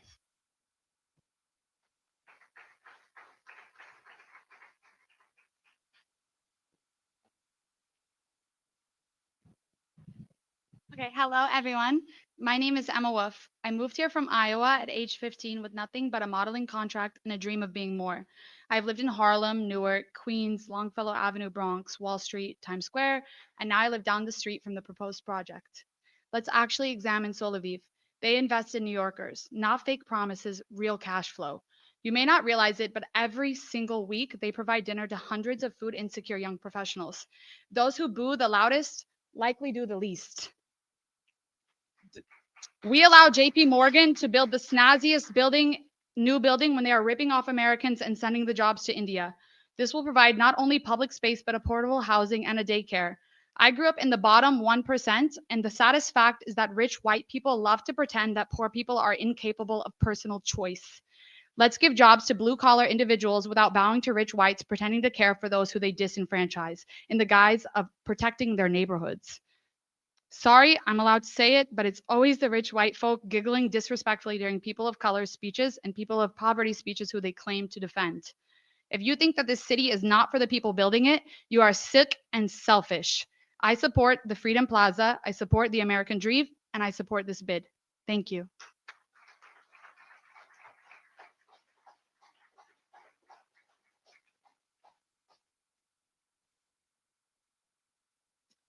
My name is Avi. I live in zip code 10028. Freedom Plaza is more than a development. It's a chance to make New York more livable. It means hundreds of affordable homes so working families can stay in the city. It means a new park and riverfront space where kids can play and neighbors can gather. It means jobs, investment, and real opportunities for the community. What excites me most is that this project isn't just about glass towers, it's about people. It's about giving New Yorkers a place to live, breathe, and thrive. That's why I believe Freedom Plaza is a step forward for all of us.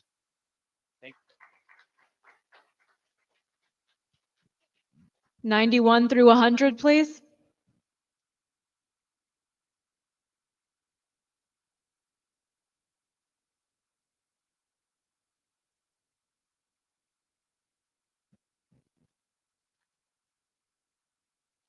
Thank you. My name is Joseph. I will not say my zip code, as it has been weaponized against those who don't live in the right zip code, as I've seen the last hour sitting here. As a fourth generation New Yorker, who my great grandparents moved here in 1946, I support this proposal. This proposal, while not doesn't have everything great in it, nothing does in this world. It has pros, it has its cons, but the pros clearly outweigh the cons. We need more housing, we need more jobs. Yes, maybe the way it's being done is not the best we want to do it, but otherwise it will not get done. So please support this bid.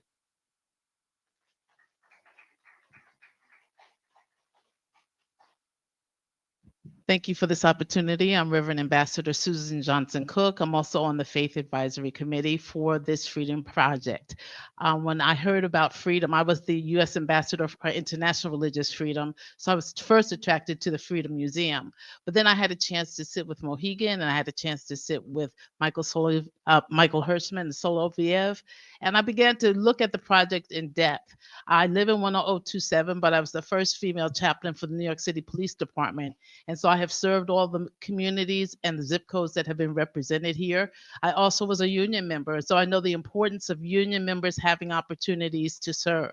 I am also the head of a minority chamber of commerce, and so this will give opportunities for women, for union workers, and for those who need jobs to have those. It will certainly give opportunities for those to have affordable housing, the opportunity as well. When I'm not here, I lived in the summer in zip code 11963, where the Shinnecock Reservation was. And so I had a chance to sit in on those talks when casinos were coming there, and we worked things out. This is a very well thought out project. Michael Hirschman, Soloviev, Mohegan have thought it through. Yes, New York will have congestion problems, but we ride subways, we take buses, there are shuttles that are going to be provided. We make sure that it works out. I totally, wholeheartedly support this project. I'm here to say that we, as a faith advisor, as also a member of this city who has served this city well, every zip code, I totally support the Freedom Project. Thank you so much for having this opportunity.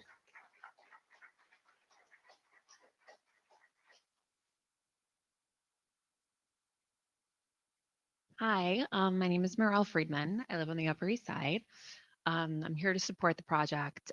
I did come with a couple of things prepared, but then I just kind of like listening to everybody. I just wanted to bring up the perspective from like the young person coming and trying to make it in the city. It's not easy. I work 16-hour days sometimes just to do it because you kind of like you want to keep with the finance rules of like making enough money with 1 week to pay your rent. And I think a lot of people are here and they're nervous about the effects that things can have on their community, and I get that. I mean, everything's got pros and cons, and everything's going to have a little bit of a negative effect, and we're looking for a bigger positive effect. But I think that coming from a young person working so hard to figure it all out, you guys are maybe just not thinking about it from our perspective. Job opportunities, increased people coming, so small businesses. We're gonna have friends that do have businesses in Muriel, like mom and pop shops that are not big, big chains. They need the people walking by. I mean, I'm starting something of my own right now. And like a huge thing is the more people that walk through, the more money I make, and that allows me to live. And I mean, yes, everyone's concerned about safety, security, and everything else that goes into it. And apparently, after you read the proposal, they're going to do their very, very, very best to make that, like, to minimize that as much as they can, right? But I mean, we need to survive. You guys, whoever's here for a long time, you did grow up in a little bit of a different generation than us. It's harder these days. It's a lot harder. And whatever we can get, whether it's affordable housing, condos that are affordable, I kind of want to buy my own place. And then just the money that's coming in to build up my business and the people's, my friends' businesses around me, it's kind of important. And we would really, really, it'd be great if this could be, go through. And so, yeah, I'm here to support it. Thank you.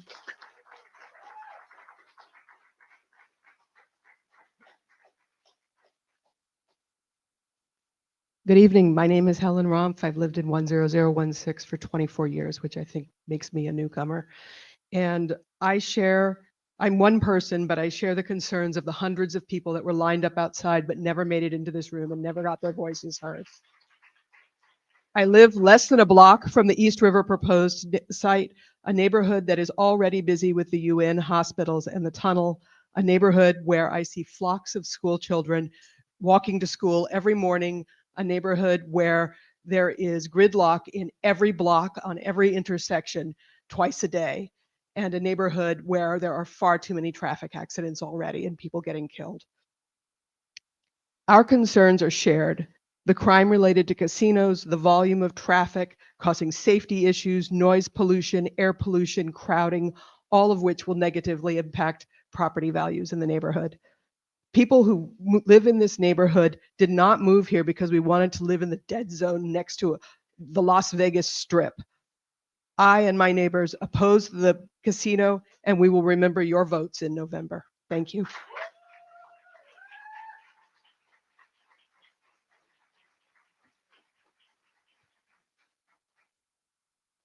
Hi, panel. My name's Howard Teach. I'm zip code 10028. I had my law offices in 10016 for many years. And I rarely come to testify at things like this, but I felt this was important. I've passed that site. It's a wasteland right now. And the idea of having something that's extraordinary for that piece of land, to have a park, to have the development in the way they're talking about it, the museum is really important, and it can't happen without the casino. Being 96 is a number. You hear a lot of things from the audience that needs to be taken into account in terms of the casino. But on balance, there's no question in my mind that this should go forward.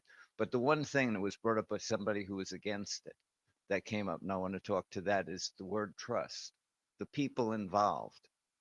Michael Hirschman, I know from many years, not here, but other projects that he headed up. And he delivers on things and he cares. And it's really important. The one who hasn't been mentioned is Dan Biederman. Dan is someone, of course, I'd represented somebody who had a market in Bryant Park when it was a bad area. I don't know if you remember it then, but it had tremendous crime. It had a lot of other problems. And then Dan came in, kicked my client out actually at the time. And he built something that was extraordinary in that park, the entertainment, the dynamism of it, the restaurants, and built something terrific. But more importantly, he developed a plan, which people probably don't remember, for the development from Bryant Park over to the UN. It was terrible. And he delivered on it. Within 10 years, it was a 10-year plan, he delivered on it. So I have such trust in the people who are involved here that I'm sure they can work out those issues that need to get worked out. And what they're going to do for We on the East Side is Thank you very much for your time. Thank you.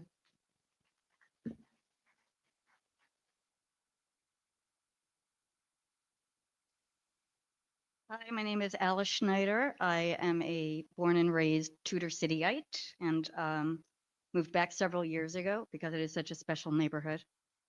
The neighborhood and those surrounding it do not need a casino. Gambling is predatory. It will not profit the community. It will only bleed dry the poor patrons and fill the pockets of billionaires. This will be a blight on all of our neighborhoods and bring, in my opinion, nothing but despair. And I hope that you will vote against this. I am all for jobs. I am all for affordable housing, but a casino, hell no.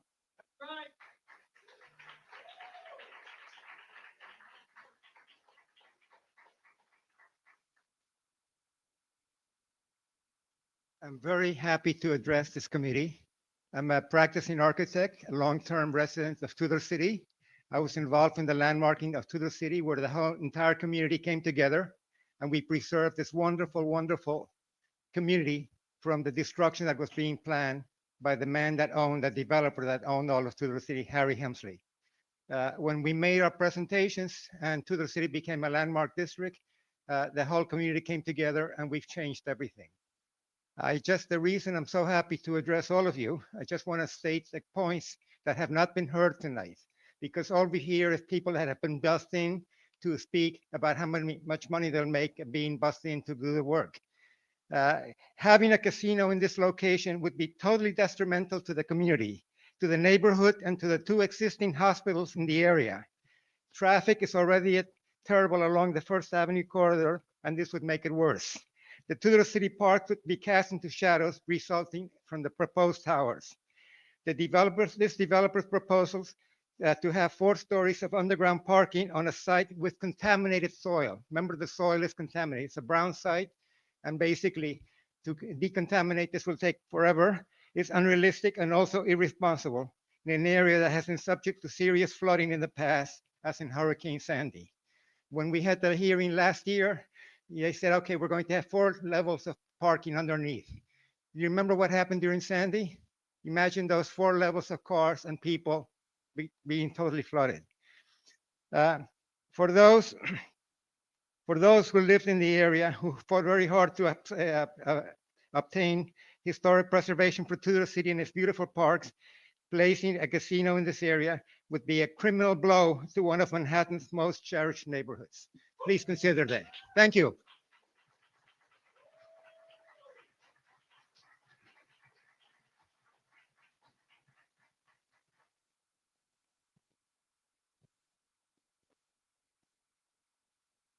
Hello, I am Joan Boyle. I live in 10017.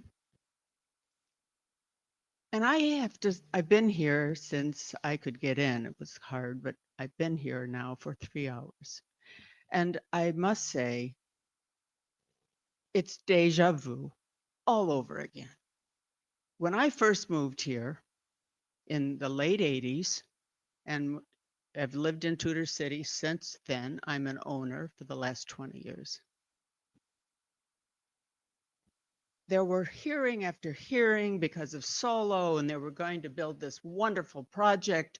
And we fought back and forth. I went to every hearing. I was so enthused. It was my new start in New York. Moved here from Washington, D.C. Wonderful New York, wonderful Tudor City, historic, wonderful Tudor City. Well, all the promises were there. 2 decades. This trusted person that seeks now to build a casino project here left Wild Kingdom, fat rats crossing First Avenue. That was the reality. Left vacant. And now a casino. I am in total opposition to what this kind of a project would do, but have to applaud the genius of having so many kinds of religious and race and I mean, everybody under the sun has come forward to rave about how great this is going to be for my neighborhood.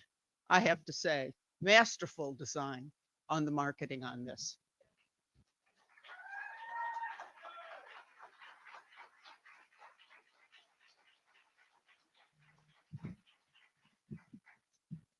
Hello. Well, perfectly timed because I'm one of the youth who I would say benefits from the religious organizations that are sponsored by Soloviev. I participate in some of the meals that they give youth every Friday. And to those who laughed at that, I suggest asking yourself what you do. To the people that somehow it's a problem to sponsor a religious group. So I'll first address some of the concerns that I've been hearing. Easiest one, the youth are going to be affected negatively by this casino. I'm really sorry for the people who don't know it. If you think the youth are going to be affected by a casino within a 15-block radius of them, go on TikTok, go on Twitter, go see anything, any social media platform today, and you will see hate speech beyond belief that will affect our youth far more. Traffic is the legitimate concern. To the people that I say, or to the people that say, we can't drive, we don't want the FDR more congested, I suggest taking a note from many of your politicians' statements and please take the bus. It's very easy, it's very convenient. And if the FDR becomes too congested, less people will drive on it. What this project is an investment. It's an investment in the youth of this area. You can't tell me that a casino will bring more crime than the thousands of bars in the area. And you also can't paint me a fiction that Midtown Manhattan is a perfect utopia right now. I used to live on 38th and 3rd, and I live in 10017 for the people that it matters in the back. And we had our street heroin addict. We had a guy on our corner who every night I would see him and I would nod, and he would have a needle next to him. You can't tell me that this is a perfect utopia safe community. What you can say about this project is it's an investment in affordable housing. It's a recreational activity for youth who, if you want to be addicted to gambling, all you need is a cell phone. This is an investment in our community, and I suggest you think about that. Thank you very much. We're looking for speakers 101 to 110, please.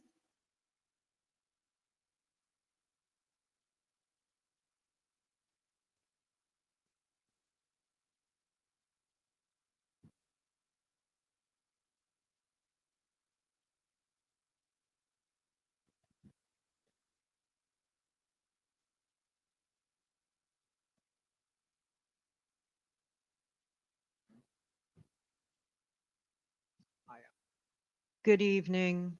My name's Phyllis. I live in 10009 Stuyvesant Town, local community, also very family oriented.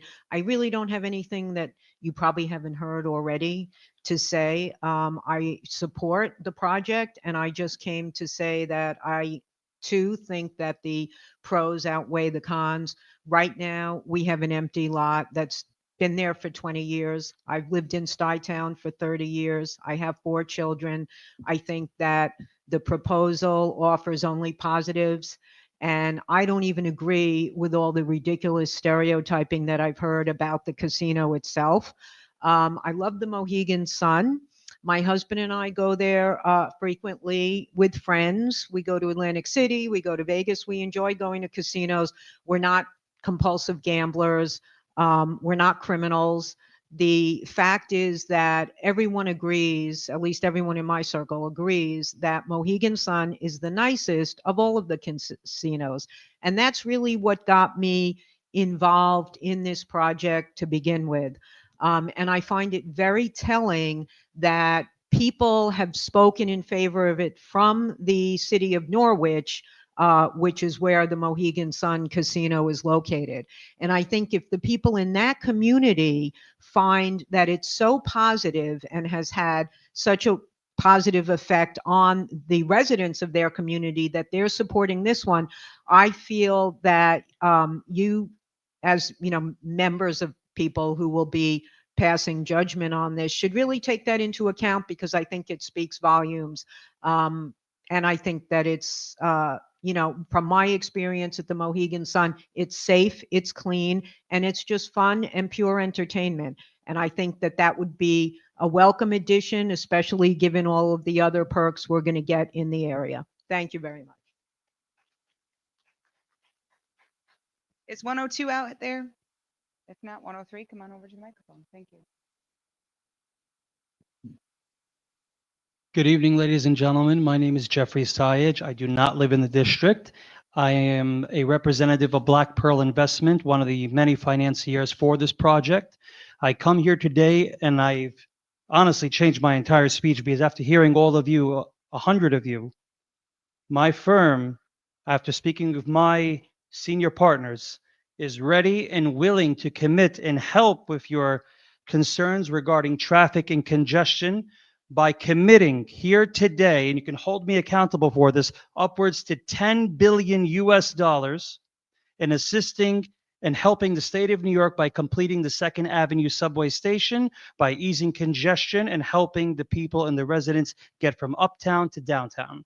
Other than that, this particular project, obviously, as you've heard, helps and assists many of those local and non-local by creating many thousands of jobs, economic opportunity, and along with the genius opportunity that Mr. Hirschman and his team are giving by giving a community give back program. Your communities are going to make money. It's going to help fund your schools, fund your parks, fund any existing project that the city and the state aren't doing. So I want to say thank you very much for your time and good luck to everybody. Thank you.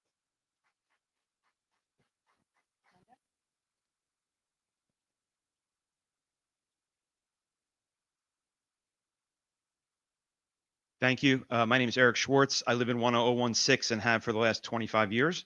I'd like to talk a little bit about what I think are some deceptive marketing practices that developers employing.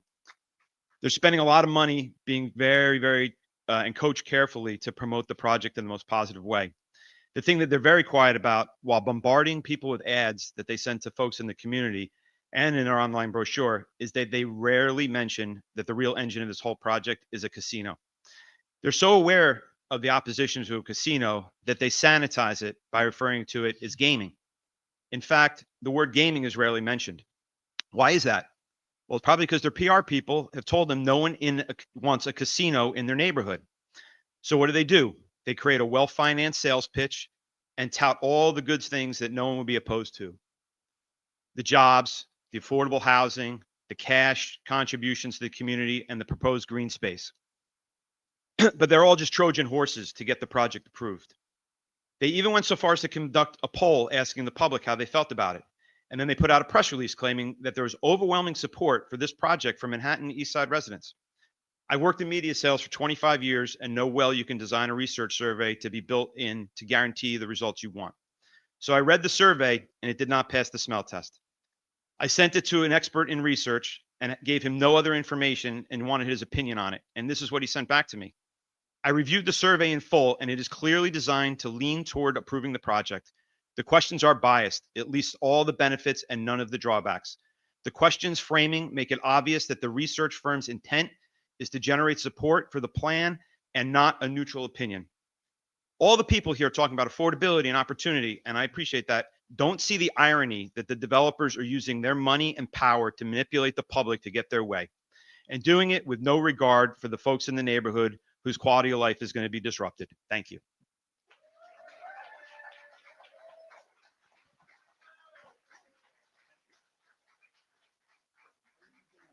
Just show your number. Thank you. Hi, number 109. My name is Erica Bach, and I live in Tudor City, 10017. I've lived there for 22 years. I have raised a family there, and I work at NYU Hospital at the Langone Center. So for the past 22 years, I have walked up and down First Avenue from 43rd Street to 32nd Street every morning and every evening. And I can tell you it's not a very nice strip of street. There's not a lot there between 43rd until you get to 36th Street. I would like to see the land that the casino is supposed to develop. I would like to see that not an open and what am I trying to say? Not just sort of a hole in the ground, but I think that having the casino there is absolutely the wrong way to do it. You've already heard how we know that, casinos bring in, corruption, they bring in prostitution, they bring in drugs. There have been studies on this, and I don't want that in my neighborhood. When my son was growing up in our neighborhood, as most of the kids in Tudor City do, they go around by themselves. All kids in New York City go to school by themselves for the 6th grade. That means that they can wander around that whole sort of development. And I don't think that's a good place. But the one thing that you guys have not heard enough about are the buses. We do not have a subway. We take the M15 up First Avenue and down Second Avenue. It already sucks because of the Midtown Tunnel, and it's absolutely impassable during the UN General Assembly. So I think that you really need to figure out whether buses are going to be able to go up and down First Avenue when you have hundreds and hundreds of parking spaces for cars to come in. Our quality of life will go into the crapper. Thank you.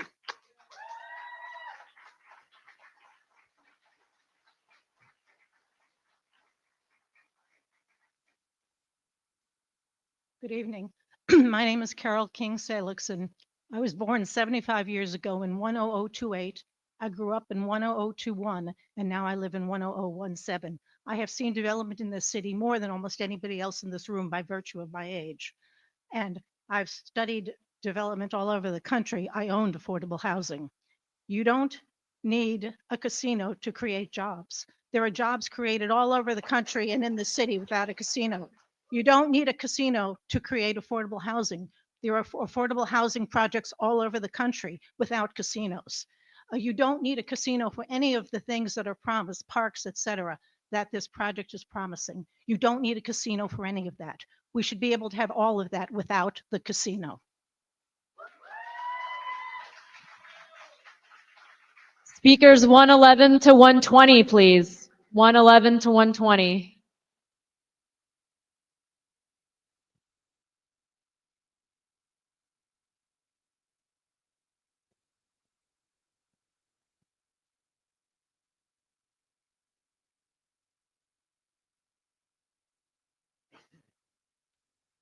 Good evening. My name is Reed Richter. I was born and raised and currently live in Tudor City. For many years, I called Washington State home, where I built a career in casino management and consulting. I've also had an ownership stake in 2 casinos, both bought out of bankruptcy and brought back to life. And for good measure, I've played poker professionally and written a book on making a living from the game. So when I say I know the business, that's what I mean. I've seen every single angle from the poker table to the boardroom. I don't have any moral opposition to gambling itself, and I don't think the industry is inherently evil. But here's the thing, precisely because I know the industry so well, I want to be crystal clear. I do not want a casino in our neighborhood. I could stand here all night sharing stories, but I'll focus on what matters most. The truth is, every casino I've ever been involved with, whether as an owner, a manager, or a customer, has one thing in common, what I'll call degeneracy. Most people come in, they play a little, go home.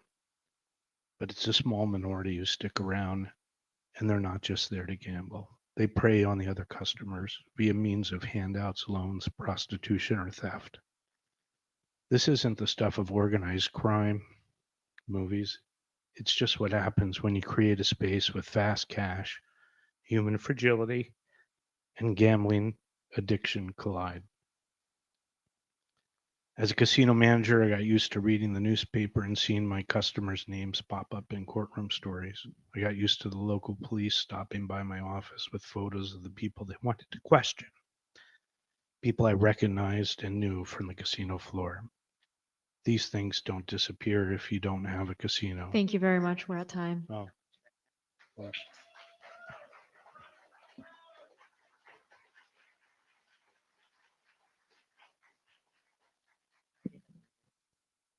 Hi, good afternoon, members of the committee, neighbors, and guests.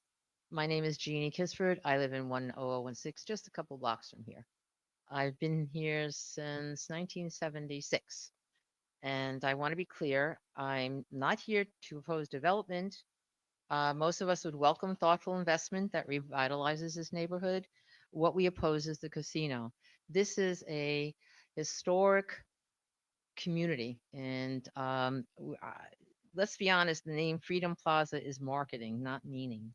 It suggests that opposing this project somehow makes us opposed to freedom itself, as if we're not patriots if we don't buy in. We see right through that game. Casinos don't bring freedom, they bring dependence on debt, on chance, on losses disguised as entertainment. Real freedom is having safe streets, thriving schools, small businesses that grow, and a neighborhood where families can flourish. The casino component does none of that. It doesn't create wealth, it redistributes it upward. It doesn't stabilize households, it destabilizes them. And it doesn't revitalize, it exploits. So, yes, let's have development, let's have progress, but let's not mistake a slot machine for a foundation. This neighborhood isn't against building, we're just against being played. Thank you.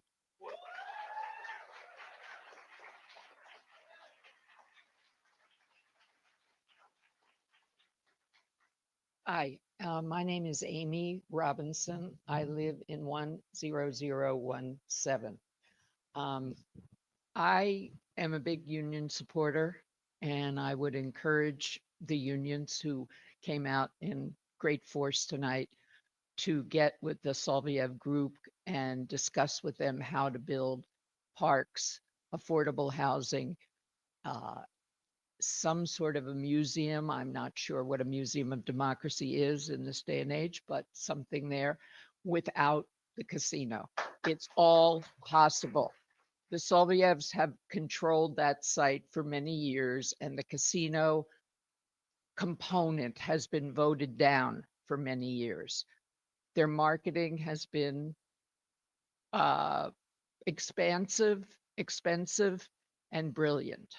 I would also look at their proposal of what they are giving back to the community. I'd like to know if the money they're giving back is from gross receipts or net receipts. Net receipts means all of their expenses will be taken out before anything is given back to the community.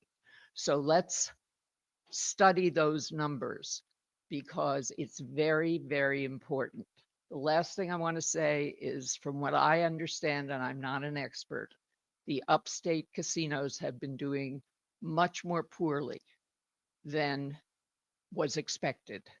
And I know the casino in downtown Chicago has had the same problem. So let's have a great project with union workers and no casino. Thank you.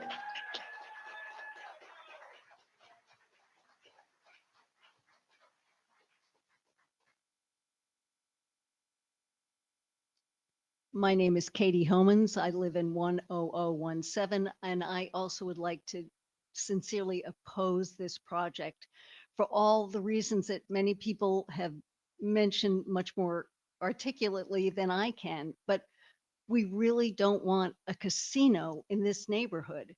We want unions, we want a park, we want our children to be free, we want all the good things, but a casino is not one of them. So please, please oppose this project. Thank you.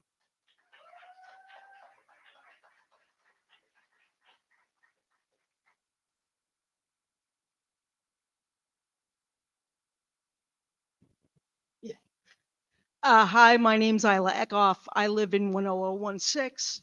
I was married to a union guy for a very long time till he passed away, so I'm all for pro-union, pro-jobs, and certainly to develop what has been an empty plot for I don't know how many decades. I've lived in the neighborhood since 2013.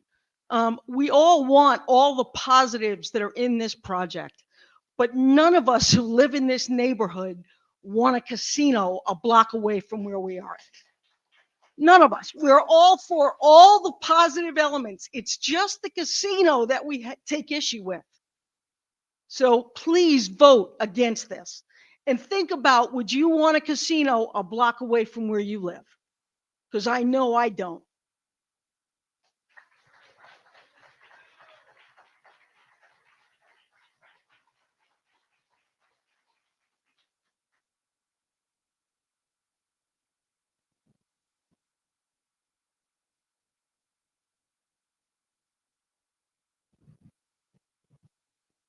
I live in 10016.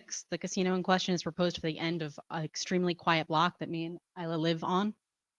I arrived here before 5 p.m. I am the 121st speaker, meaning not a single person who's spoken here today had to work past 5 p.m. I waited outside for an hour, and when I arrived, it was to empty seats. All along, there's been a lot of room in this auditorium. So why were the working people of this community kept out? How many residents turned away after an hour in line or left after receiving a number that was 2 or 3 hours from then? A neighbor told me that she was waiting outside since 3 p.m., but watched a large group of people in suits get let ahead of her and other community members waiting to speak. I say this so that you understand the majority of working people who would speak today have not gotten to do so that people brought in by the developer could speak instead. There are casinos being proposed at Times Square and Javits Center. These sites would not change the character of those areas the way that one would change Kips Bay, Murray Hill, with no subway for half a mile. Times Square, where the generous offer to subsidize the 2nd Avenue subway would actually be carrying residents to. Let the unions build a casino and provide those jobs there. Casinos in residential areas consistently make money, not just from tourism, but from the emptied retirement funds of their residents. We know how quiet this neighborhood is. I walk home at any hour of night, secure in the knowledge that I live in a safe area and I'm not going to be disturbed. I do not instead want to walk home through distraught, drunk people trying to find the subway after they've lost their life savings. We all know how disruptive the UN General Assembly is to the area. Imagine that disruption every day, 24 hours a day. 24 hours a day on your block where you live, where I hear of even a single noisy car, I can hear inside my apartment. We will take actual affordable housing. We will take a park. Mixed use residences on 3 blocks would be lucrative enough. They do not need the blight of a casino to bring development to that land. Thank you. Can I please have the remaining speakers line up? It should be 120 to 132. My name is Elizabeth Safran. I'm a third generation New Yorker on my dad's side, second on my mom's side. I live in 10010, right within the blast radius of where the construction of the casino would impact the quality of life. For me, my son, who's sitting over there, my neighbors, many of which who have been here, some I've seen in here, some I saw outside. And so, of course, I'm against this development because I would be, my people, my community, the people I love would be negatively impacted. Now, I understand that it would create jobs. I understand there's an economic upside, but I do not welcome that upside at the expense of my life and the people that I care about. So, as it goes in New York, when something tremendous is built, there's always a downside where people suffer, right? Look at Robert Moses and the power broker. If you look at the history of New York, when things are built, people are displaced. And the reason why the people in my zip code are so passionate about this is because we don't want to be those displaced people, because we are the original benefits of affordable housing. I live in Mitchell-Lama housing. My dad was went on strike with the teachers union in the 60s to get a livable pension.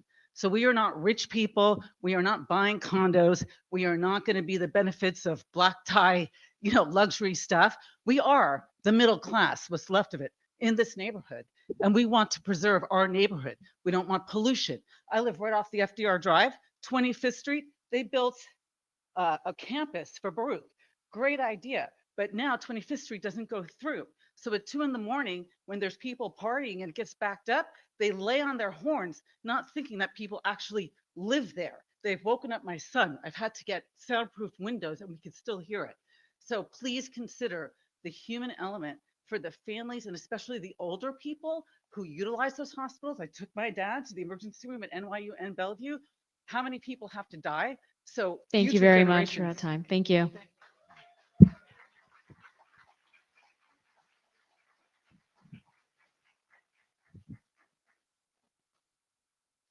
Good evening. My name is Catherine Cat Valero. I'm in 110 zip code, which is Kips Bay, Murray Hill. I'm here not only representing a resident of the area, but as a recent community board member of Community Board 6. I have been hearing echoes of tension in this community since I started in May with 2 full board meetings of contention. Neighbors are emotional. There's been a lot of discourse about this particular issue because it's layered. It has to do with a whole host of issues that you are now in charge of making a decision that is going to have long-term effects. Housing is a #1 issue in this community. So is unemployment. And it's a serial job seeker who is currently unemployed and is of a youth perspective. You need to consider that in this decision. A casino is not going to rid those wrongs. I am not in favor of this proposal because there have been other proposals excluding a casino for many years regarding this particular lot of land that have gone unanswered or have atrophied. And community board members have been vocal about them and nothing has been done. But the New York Gaming Commission puts an agenda forward for 3 casinos downstate to be expeditedly considered. And now all of a sudden, now there's some momentum and interest in building up this particular plot of land. And my question is why? These concerns are valid.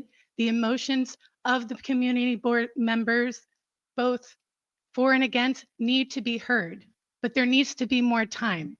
And these public hearings, there needs to be more consideration and bandwidth for more time so that people's voices Thank you can very be much. heard. You're at time. Thank you.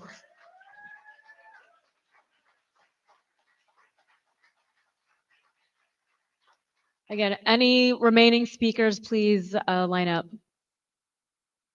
Hi, my name is Ellen Berliner and I live in 10016. I've heard everything tonight, but one thing has not been brought up. 34th Street is now going to be just buses. It's going to be exactly like 14th Street. So what's going to happen is all the overflow of the traffic is going to be on our streets now. This is, I think, why did we put congestion pricing in? Because the area is already congested. So you're going to bring buses, you're going to bring shuttles from Grand Central and make it more congested. Can you try to go from the east side to the west side? You can't go there. The other day I had to wait 3 lights to be able to cross 39th Street.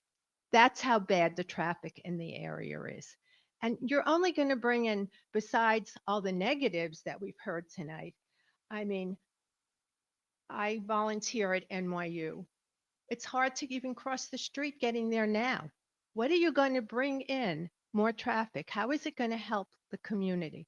I'm for jobs. I'm for the unions. I'm for housing. I'm for all of the positives. We don't need a casino to add to our congestion. Please vote no.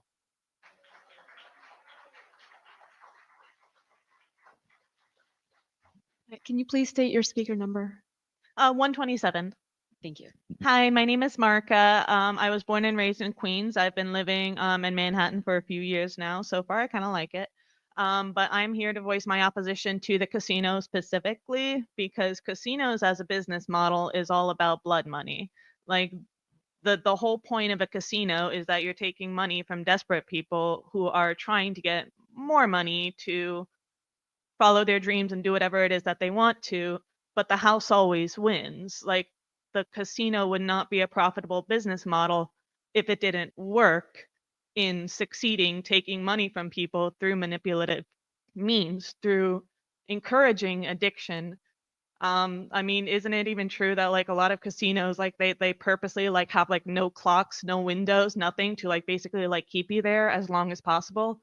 Like all of that is going to have terrible downstream effects for those of us who live here and who want to continue living here because it's nice living here so far. And I think there's a way to get all of the positive effects of the development without the casino part specifically. That is only going to make everything worse. Like, why are we on purpose trying to make Midtown East worse instead of better by considering a casino in the first place? Thank you.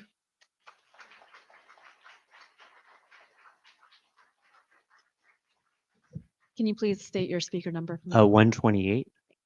My name is Chris Sale, 10017.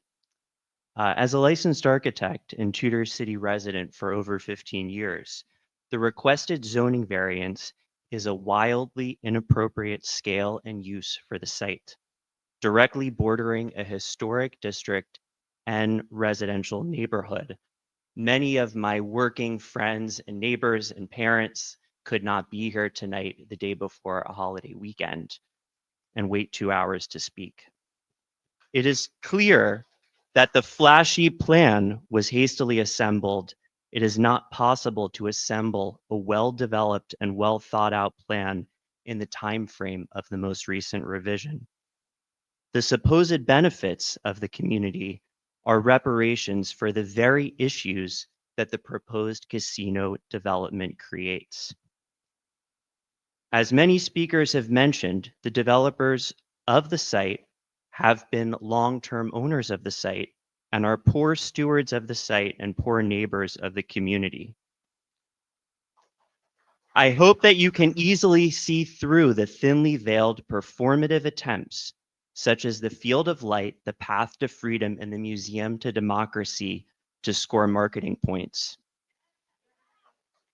As a volunteer board member of Tudor City Greens, Soloviev has attempted to bribe and invite members of the incorrectly named Turtle City Greens to receptions. What an embarrassment.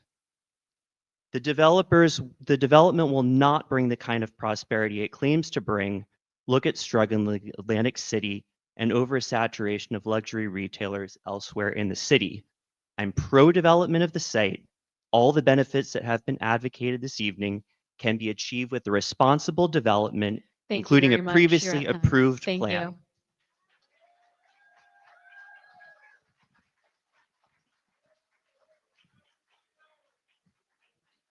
Sure. Speaker number 129. Have the room until 9 o'clock. And if there's anyone who would like to sign up to speak, they can do so now, who has not had the opportunity yet. Sorry, please go. My name is Alice Key of 10016, and I'm here tonight not only as a resident, but as a homeowner in Murray Hill that does oppose the Freedom Plaza proposal.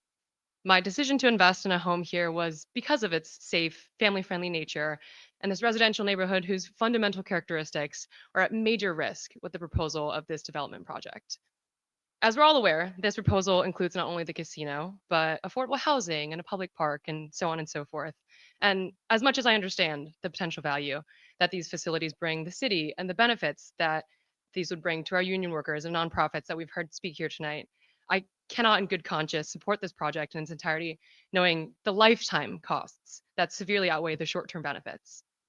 Those of us who live in Murray Hill and in the areas along the east side are well aware of the significant traffic flow and noise in this area from the experiences from the Queens and Midtown Tunnel, FDR Access, and the nearby hospital complexes. The casino from this proposal would bring an unprecedented number of vehicles and congestion and adding an immense burden to the already strained infrastructure and excessive noise. Furthermore, the commonly touted benefits of this proposal come from increased revenue from tourism and commercial activity. And while other parts of New York City may support the density of restaurants and nightlife and tourism that a casino attracts, our neighborhood does not. The very lack of such commercial saturation and the residential family-friendly nature is exactly why people choose to live here. And last but not least, of course, as a homeowner, I'm concerned about the decline in property values. Research shows that casinos typically reduce nearby home values by up to 10%, with properties in the closest proximity being the most vulnerable. This proposal says that the community will have the potential stake in the project, but for homeowners like myself who have already invested in this community, this proposal represents a major financial setback. The residents of this community deserve development projects that strengthen livability, not ones that undermine it. Thank you for your time and for considering the voices of the residents of this neighborhood most directly impacted by this proposal.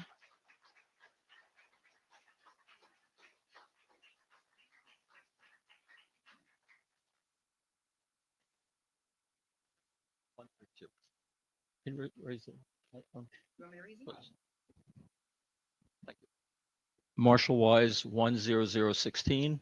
We've heard a lot from the developers about the positives. They don't talk about the negatives. So while casinos promise jobs and economic revitalization, research from 2022 indicated that socioeconomic improvements for disadvantaged communities and urban areas are often short-lived and modest. Also, many of the jobs created by casinos are low-paying, unskilled positions, and the net employment effect can be minimal if new hires are drawn from existing local businesses rather than from the unemployed. Also, there's an issue with casinos having their own restaurants, retail shops, entertainment, which often cannibalizes with local businesses and cannibalizes the revenues.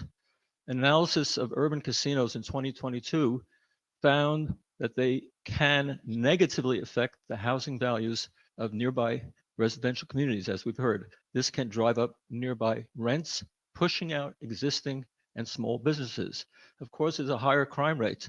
The increased foot traffic and opportunities for theft can lead to a rise in crime, including petty theft, disorderly conduct, and public intoxication. Of course, we've heard about traffic congestion. I won't talk about that. The problem also is increasing of problem gambling. in, the increasing accessibility to casinos in urban areas can lead to higher crime rates with severe consequences for individuals, families, and the community, including economic distress and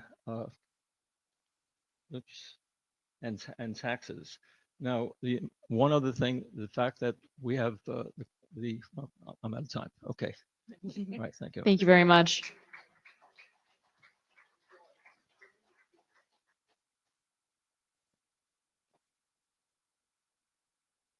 So the first thing I'll say is this man here has declared war on my community right here. You have declared war on my community. So just to be clear what's going on, who is the most valuable license in the history of New York City going to? Who is it going to? It's going to Stefan Soloviv. Who is he? According to his own words, he's a grain farmer, right? He's a grain farmer that owns 700,000 acres of land. Okay. Then when you go to Forbes and read about him, it says he lives in Delray Beach. We all know that there are no grain farms in Delray Beach. So how does a man that lives in Delray Beach, okay, own all this land and is a grain farmer? Okay. He is a tax cheat. You are going to award the most valuable license in the history of the state and city to someone that will not pay personal income tax to the city and state on the billions of dollars in profits. 4.2 billion in net revenue in year 10. Okay. So there's going to be billions of dollars a year in profits, and he's not going to pay any of that money in personal income tax to the city and state. So, sir, where does your boss live? Where's his legal residence? Where does your boss live? No, I can ask him a question. He's the CEO. No, please speak to the committee. Where does Stefan Soloviv live? Because if he lives in Florida, he's a tax cheat, and all the money he's going to make on this casino is not going to be used to clean up the collateral damage of the casino in our residential community. So all of you need to get him to answer where he's paying taxes, okay? Because if we're going to award a casino to somebody, it should be someone that is going to pay city and state taxes to clean up the catastrophes that will be caused. Thank you for listening. Thank you for listening. And thank you for listening. And I'll just say, the lawsuits will Thank start you very coming. much. You're out of time. Thank you.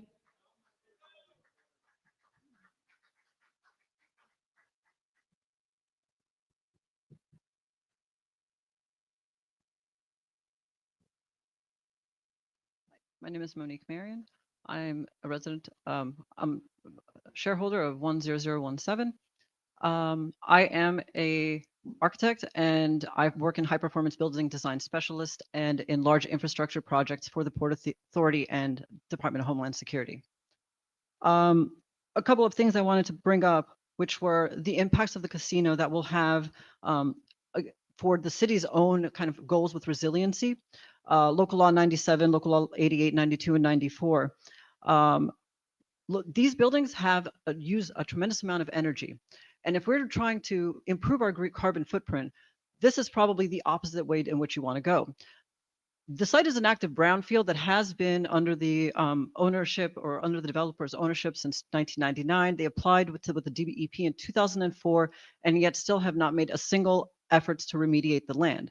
Furthermore, because of the explosions that happened in the Con Ed building prior, remediating a brownfield of that scale is going to be very, very negatively impacting the community's light, air quality, and water quality, as well as the structures that support the buildings surrounding.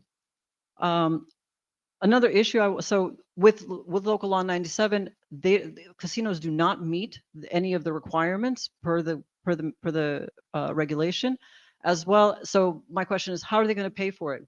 Are they going to buy their way through with RECs? Well, that's not really contributing to the 2050 plan that we have for the city now, is it? The other issue is security. We have a major national security by having a casino there because the police, the NYPD, and a number of government agencies use that field as a surveillance area during the United Nations General Assembly. Furthermore, there's a school not too far, United Nations International School, where you will also have children there. So my question is it really good to bring Thank drug you very dealers much. to We're out of time. Thank you.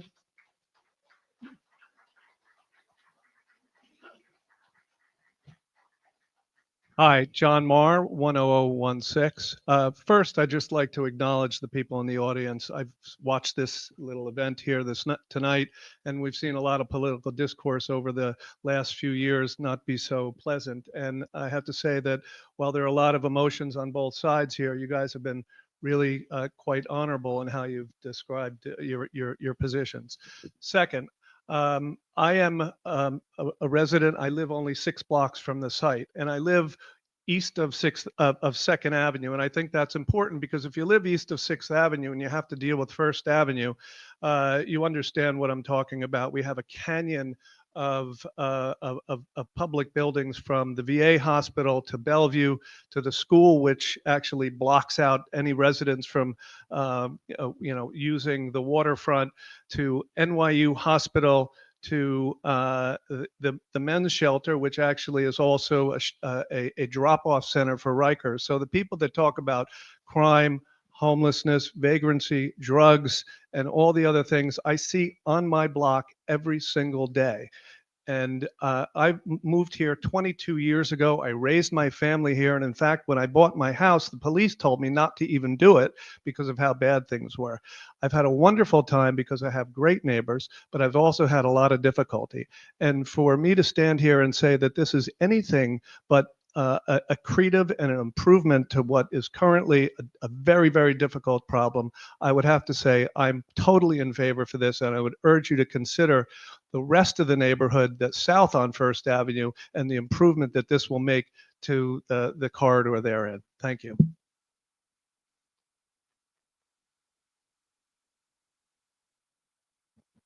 Hi, my name is Noam. I live in 10017 in Tudor City, and I would like to speak as a parent. My children are 8 and 11, and my 8-year-old doesn't walk to school yet. He still takes the bus, but sometimes he goes back with his nanny, and my daughter walks past that area every day. And I think of what comes with casinos. I think of prostitution. I think of bros being happy and drunk. I think of people who are not bros, who are happy and or sad and drunk. I think of drug use. And as a gentleman before me said, we have problems in our neighborhood because there's a VA hospital, there's a regular hospital, this will just compound it. I fear for my children's safety as they walk past this space. And I beg you to please consider that when you think whether you want to have a casino with all the troubles and everything that comes along with it. There's a reason why there's a strip in Las Vegas that's not in a residential area, why the boardwalk in Atlantic City is not a residential area, why there's always resort hotel casinos, but never neighborhood casinos. Please, for the safety of my kids, don't allow this to happen. Thank you.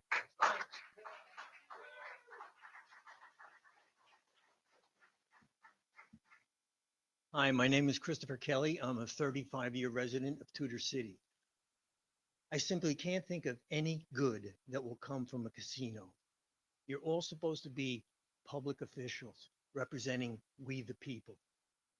Please listen to we the people. This is not good for us or this city. Vote no. Thank you.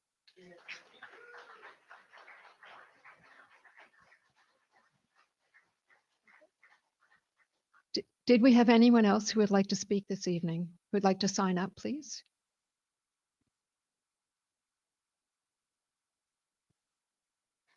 Yeah, you need to sign up and get a number. It's just outside the door. Yeah, it's right outside. And while they're doing that, we just want to reiterate that we want to hear everyone's comments. If you weren't able to speak tonight, or you know someone who wasn't able to, you can submit written comments. We receive them all. We receive every single email. We get to read it. So please don't feel your voice isn't being heard, regardless of which side you're on. We want to know what the community thinks.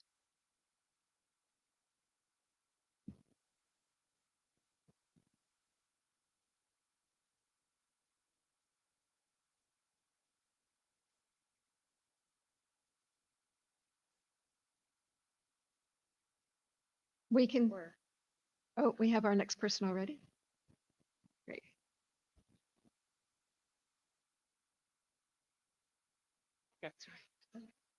Good evening, Juan Nunez here, zip code 10017. I'm a resident of Tudor City and an active member of the Tudor City Greens. I am on the board of the parks and volunteer my time on a weekly basis, trying to keep our parks in our neighborhood looking nice and just focusing on the community aspect of our cherished neighborhood. Um, I question the um, the value of a property development in our neighborhood that is going to include a casino.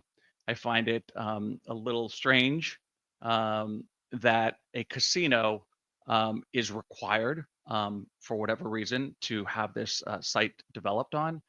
It's also a little strange to me that the casino, for whatever reason, is in the basement. It's almost as if uh, trying to put a blanket over something that is a little nefarious, a little seedy, a little in the shadows. Um, I'm all about parks, land, space, community being out and about. And I'm really concerned about the unintended consequences or the sort of uh, um, spillover, if you will, that may result as a result of a casino being in place. Um, it'll impact not only the direct surrounding neighborhood, but also spill out to the greater area, parts of Murray Hill, out to Grand Central, north to Turtle Bay. Um, there to me is a vision of individuals who will just spill out um, and cause disruption in a way that I don't think is welcoming for neighborhood life. As was stated by some other individuals here today, casinos, typically you'll find them in zones, not in neighborhoods. They're not zoned for neighborhoods.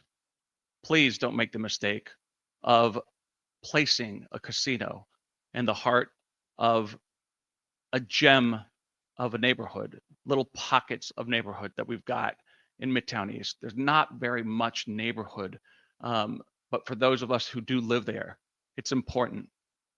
We welcome community housing. We welcome more people. We welcome community. Casino does not equal community. Thank you.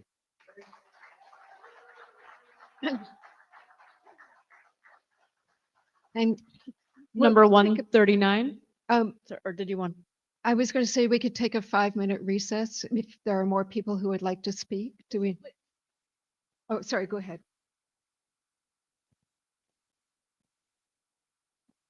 Oh, I just need to have my notes. Hi, Christine T, zip 16. I've lived in the neighborhood for 29 years. My daughter has enjoyed the parks. A major problem in New York City has become sunlight. It has not been addressed, and it's something our children need sunlight. It's just a fact. And I'm concerned about that. The traffic on 38th, my husband commutes to and from work, works in Brooklyn. On 38th Street, already because of the ambulatory center, that's already a log jam. Cannot get through, plus the Midtown Tunnel. And with the UN, you already can't move.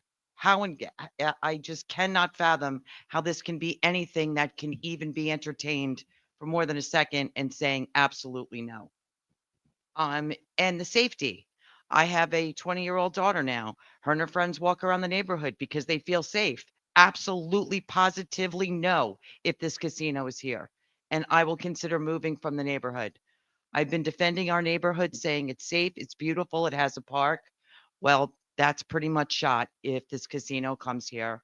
I am completely horrified, and I don't see anything positive coming from a basement casino and a 1,000-room hotel with an infrastructure of Manhattan that cannot even deal with who is already here, addition to the hospitals and the ambulances.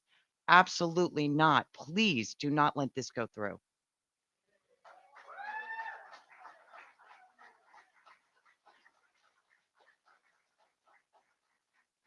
And do we have anyone else who would like to speak?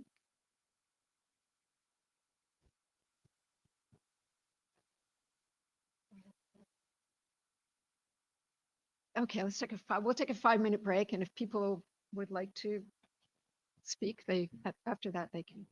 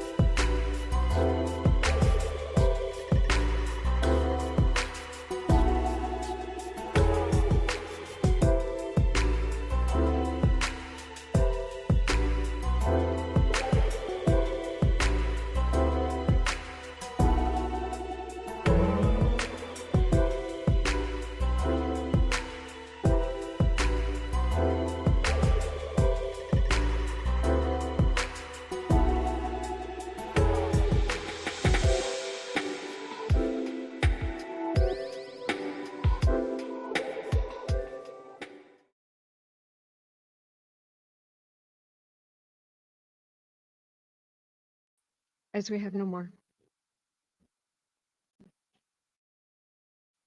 As we have no more individuals wishing to speak, we will adjourn this public hearing for the Freedom Plaza Community Advisory Committee. Thank you. Thank you.